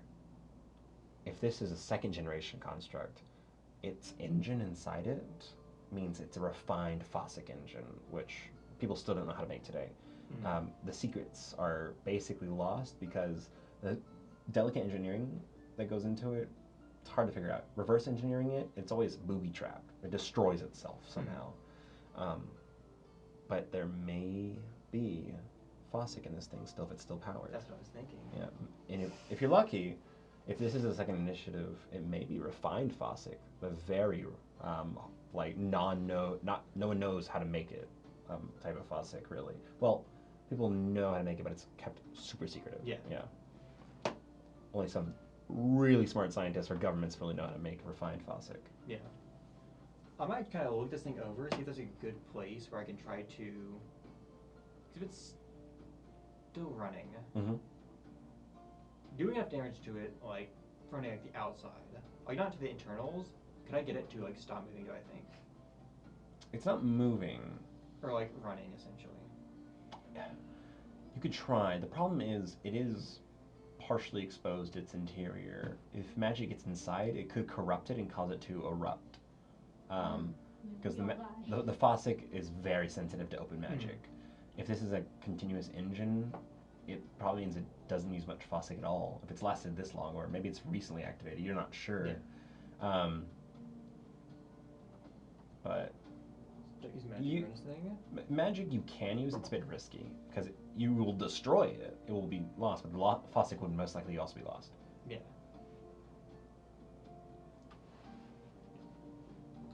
You said its internals are kind of open up though. Yes.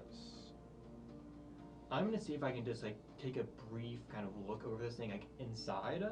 See if I can find like, I don't know if it's like wires or how things are connected. Find a way to basically disconnect it to stop it from running. Make an investigation See if I can roll. locate like the Fossick as well. You don't have Tinkerer tools proficiencies, right? No. Make an investigation roll. What are you doing? This thing might have some good resources in it. Clambers especially up the for side. arcane study. After you blow up? Guys, then. What did you get? 9. Rolled a 3. I keep rolling shit. You're looking inside. There's not too many wires. It's more like, in this one, you can kind of make out a collection of gears and pipes that are like going back and forth, back and forth. But the blue flickering inside is coming from some sort of cylindrical object deeper within. You can kind of make it out. You would need to be able to pry this open to retrieve it. I will say though, with a 9, it's a little more obvious to you that this thing probably recently got this stone wall fallen on it. Because you look around, there's not like dirt or dust collected under the stone too much. So it's like it got recently got crushed. And the rust that's corroded on this thing has gone rusty. It's not like corroded onto the rocks. There's no rust stains on the rocks. Which means that maybe within the past few days, hours, you're not entirely sure. Maybe it could have been a month ago, maybe. This wall collapsed on this thing, and it was probably turned on not too long ago. Yeah. Somehow it was turned back on. Interesting. Do you know how to turn it off? I'll figure it out. Oh, I don't like that. It's lovely.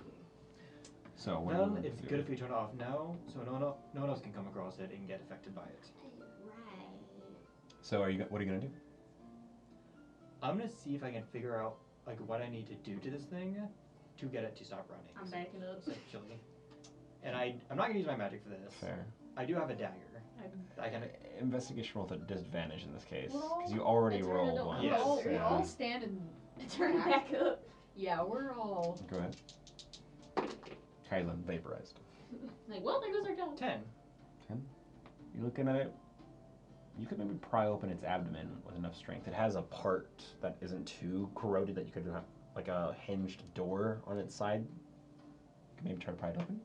If you want, you can pick a strength roll with the dagger. Sure. Okay, go ahead. Oh boy. Bye, Kyson. 6. Bye, Kyson. It's a strength roll, so that's not gonna be able to pop it open. Put the dagger in.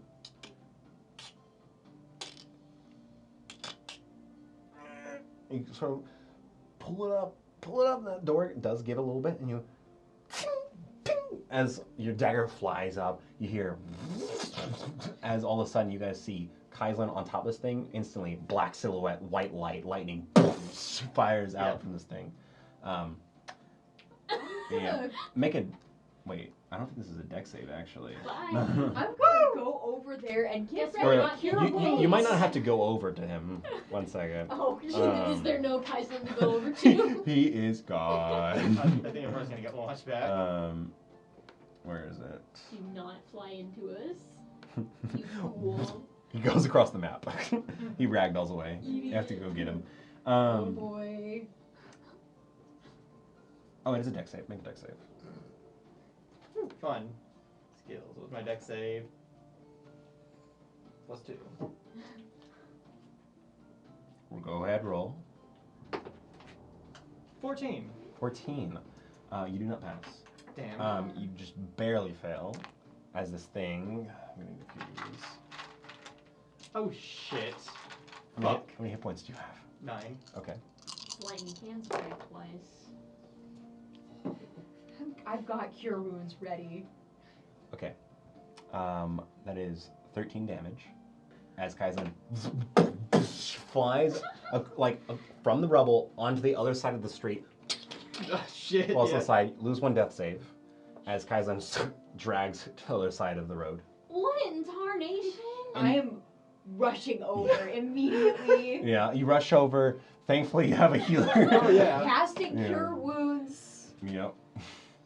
You see the machine, by the way. It does sort of power off. You idiot. Time to roll. Well, he's dead. He's dying. Time to Yeah. roll. I'm Go ahead. casting cure wounds. Yeah, go ahead. Roll. That's 10. Okay, so before you have to make your second death save, all of a sudden, you come back. His hair? Don't. That do did, that did not go well. Wow. More stone just kind I of didn't notice. covers the You rest of the body of the died. machine. You see like blood just like on your body, you know, lightning burns on your wrists, but they're healed from the magic mostly. Are you stupid? I did not die. Nearly died. There's the difference. Oh, jeez. Alright. Do you guys continue on? Is the thing off? We are. Yes, the energy seemed to have dissipated from that last ability, and all the power, all the rubble just kind of falls on top of it again. So, like, the staticky feeling is gone? Oh yeah, you no longer feel it. A turn his hair, done. Alright, well. We are not going back near that. No, we're not. No. We are it's moving on. disjointed at this point. Turned it off, that's good. You guys continue on. Yeah. Okay. Yeah, we're moving on. I mean, you walk. I can walk. He kind of Yeah. every Do time you you need touch to get on the Kaizen, it's like a wolf? static shock. Do you need to get on the wolf? I should be fine. Right. Could have recommended much better. Sadu, Don't do that again. Sadu like gets close to you, and all of a sudden this little bit of static kind of goes into Sadu, and all the hair pops up on the wolf. Fluffy. Yeah. Of course, Kaizen's making the first death save. Oh yeah. Fucking campaign. Fail the first step of the campaign. Yeah. But yeah, you guys walk forward, leaving that past behind you. Yes. You continue on. The rest of the day comes quickly. You guys rolled pretty well, but night eventually comes, and you do see in the distance a raised structure. And Kaislin, you can roll history for me. Based on your job here, you can probably assume where the thing is based on that, maybe. 15. Yeah, so you already had these assumptions. Probably it would make sense that you would, but like thinking back to it or just reaffirming it, this relief you're looking for, it was described as a religious relief of an event. It's most likely in a temple, and being the Jotun sovereignty's ruins, all the temples are in the center of the city. So you think in the distance, a few more miles away, you can see it rising out of the rest of the city, taller than the rest of the city. Is this raised, blocky stone platform. It's almost like a pyramid on four sides, but it's flat, and there's like the ruins of a structure on top, almost like the Parthenon collapsed in on itself. But as night begins to come, you do want to look for a campsite. Yeah. Yep. Okay. Making plans for tomorrow, but go ahead and roll survival checks as you gonna think where you're gonna go tomorrow, but looking for a space. All of us or just It's up to you who wants to look. I'd say in this place, it's not survival, it's perception, because there's no like elements of like nature here anymore, really, besides moss and vines. I'll roll a perception. Okay. Give you advantage. Oh, give me advantage. Cool.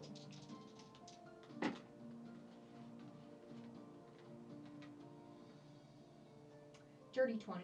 Sick. Yeah, no, with the dirty funny actually. Wow. Yeah, you easily find a place to camp out. It's actually on a second story remains of a building. There's no roof. There might be other stories, but it's collapsed. So you're sort of like on a raised section of the upper floor that still remains because it's all solid stone, which is crazy. There's some giant stairs you got to walk up of. The ground floor is half sunken into the ground. You can sort of like look up at the starry sky, but you're off the ground from predators, you know. But yeah, watches.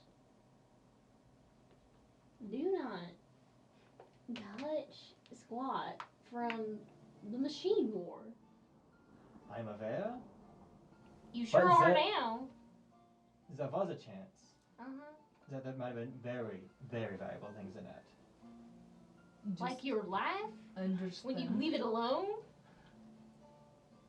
We had someone who can heal. Look, I'm going to say it right now.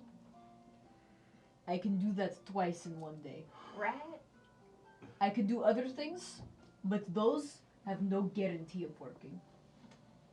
So you be careful, because I can heal you, people, anyone, just in general. I can heal twice right now. I will try to knock you out if you try something like that again.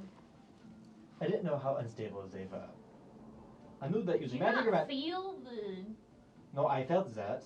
That's what they were meant to do, in some sense. I did not know they would. I knew they'd explode with contact with magic, not with physical Or intrusion. stabbing it? Really poorly, I might add. That was some really shoddy work. I was trying to open it with one hand. Uh-huh. What do you expect? I mean, if it worked, it would have been really cool. Since it didn't work, it was really bad. Yeah, like if it cracked open, like a refined faucet and like an ancient engine, It's that always a shit could go chance. for hundreds. Always a chance. I In don't- this case, no. You get some rest. Since you almost died, I'll take the first watch. You guys can get some sleep. Kaiserling gets the last watch. I'll take second watch then. Okay. Go ahead and roll perception for me. Idiot. Natural 20 Damn. plus 3. Dang. Now they're rolling in. So as you're looking around, you're thinking, looking around at night, stars are out, the moon growing darker. It's a nice night. It's cold though. The winds blow and chilly. But as you sort of rest there, you look at these two companions now. Narrow my eyes at Kaizen. Yeah. Sort of take a moment, maybe look through your bag of stuff. Because you have like a bag, right? Yeah. You find actually something interesting. A note in there. A bit of torn book paper folded in on itself. And do you open it? Are there any traps on it? Make an investigation Traps roll. on a tiny piece of paper. Everyone knows a folded piece of paper is dangerous. 19. It looks okay to you. It's a quick note, hastily written maybe a night or two ago, and signed by Otto. Just simply says, I thought I recognized you, but from one who has seen a lot to another who has seen a lot, I can understand not wanting others to know. I wish you the best. Legends never really die. Yeah. Okay, that's creepy. I rip it Yeah. up. What a freak. Okay. You rest. Yeah. Eterna. Yes. Make sure Kaislin doesn't die. Don't worry. I've got one more Um, cure wounds. okay. Roll perception. Risk. Roll perception. Roll I got one more cure wounds for this guy. When Then he he's done. blows up again. One more. In the middle of the night, he's gonna delayed. Just spontaneously. Yeah. Skyrim ragdoll. Yep. Alright. Arms fully out. Just ragdolls off the wall. It's a 19. 19. As you look around, look at this night. It's nice. The winds are cold and chilled. You feel the power grow in you. That cold necklace. You hold it again. That kindling inside you. It's greater now. Not a fire, but a storm. Power of winter. That power has been building, and you think you'll be ready to use it next time. You don't hear anything, but you feel somewhere in your mind, in your heart maybe too. That hope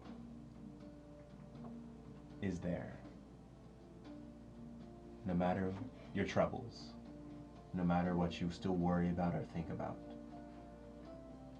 And then you're just sort of lost to sadder memories, as all you can do is hope.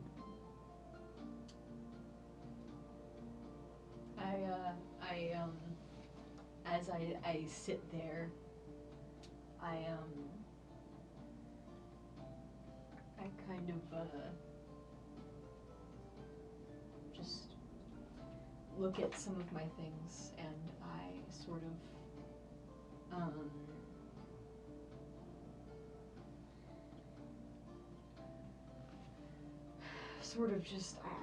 I just dwell on everything I've been through and what's been going on,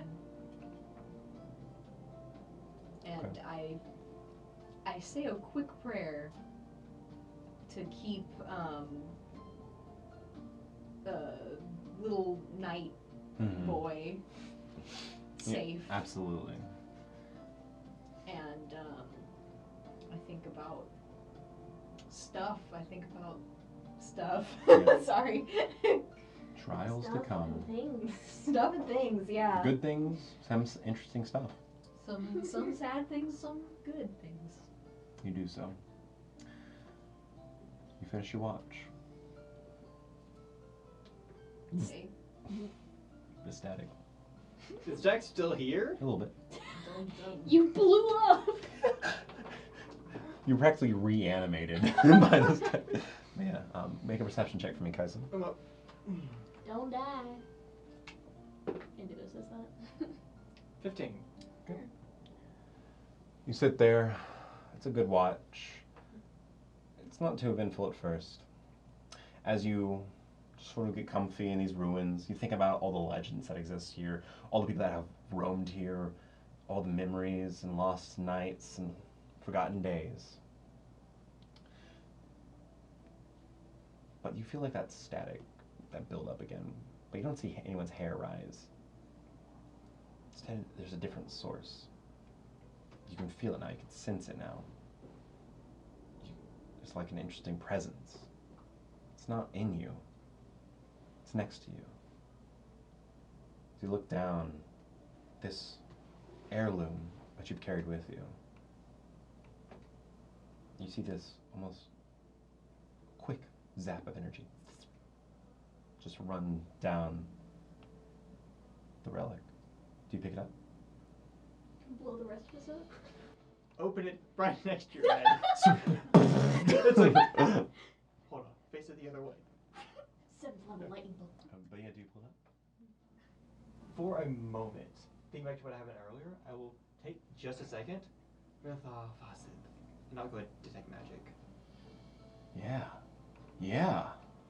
No, there's something growing there. There's a growing magic. It's like the feeling when you detect magic like this. You open your mind. It's the same sensation as if you've worked with Faucet before and you've studied it. It gives you that same sensation naturally. But now, detect magic, you feel it. It's almost opening your mind to that feeling, and it's like a growing sort of magic. You look at this relic, and what does it look like? This relic is what I've carried at my side for this whole time. It is my spell book. Mm-hmm. And on the outside, it's very ornate, kind of metal encased, with like engravings all over it, with gemstones kind of inlaid into these engravings. Is it a book? It is a scroll. Okay. Like a scroll case? Scroll case. It's kind of like one of those like scrolls where it is cased inside the metal itself. Yeah, When absolutely. you pull it out. This one has like a latch on the side so you can pull Yes. stuff. Yeah. So do you pick it up? I'll pick it up. You reach your hand over it, and it's almost like it's not like you grab it. It's like all of a sudden you see lightning pass between your fingers and the object, and it just comes to your hand. Do you open the scroll case? Your spell book. As you almost see, like on the crack of the case itself, a glow, a soft blue glow. I kind of like, I take my finger, kind of like drag it down like where I would pull it out, or bring it up to the like, kind of clasp where I can grab it. Mm-hmm. You're not sure what's happening. Maybe the Fossick somehow got into this thing. It's infected your magic book or something. You're not sure. Ideas run through your mind, but as soon as you open it, you don't see anything. Just what spells you have prepared in empty parchment. But then you keep on pulling. You feel like there's more give than you remember there being. More spell parchment. Do you keep on going? Keep on going. And you see something. Well, it stops eventually, but you see something. Free paper. Yeah. There's blue glowing ink being written, just slowly.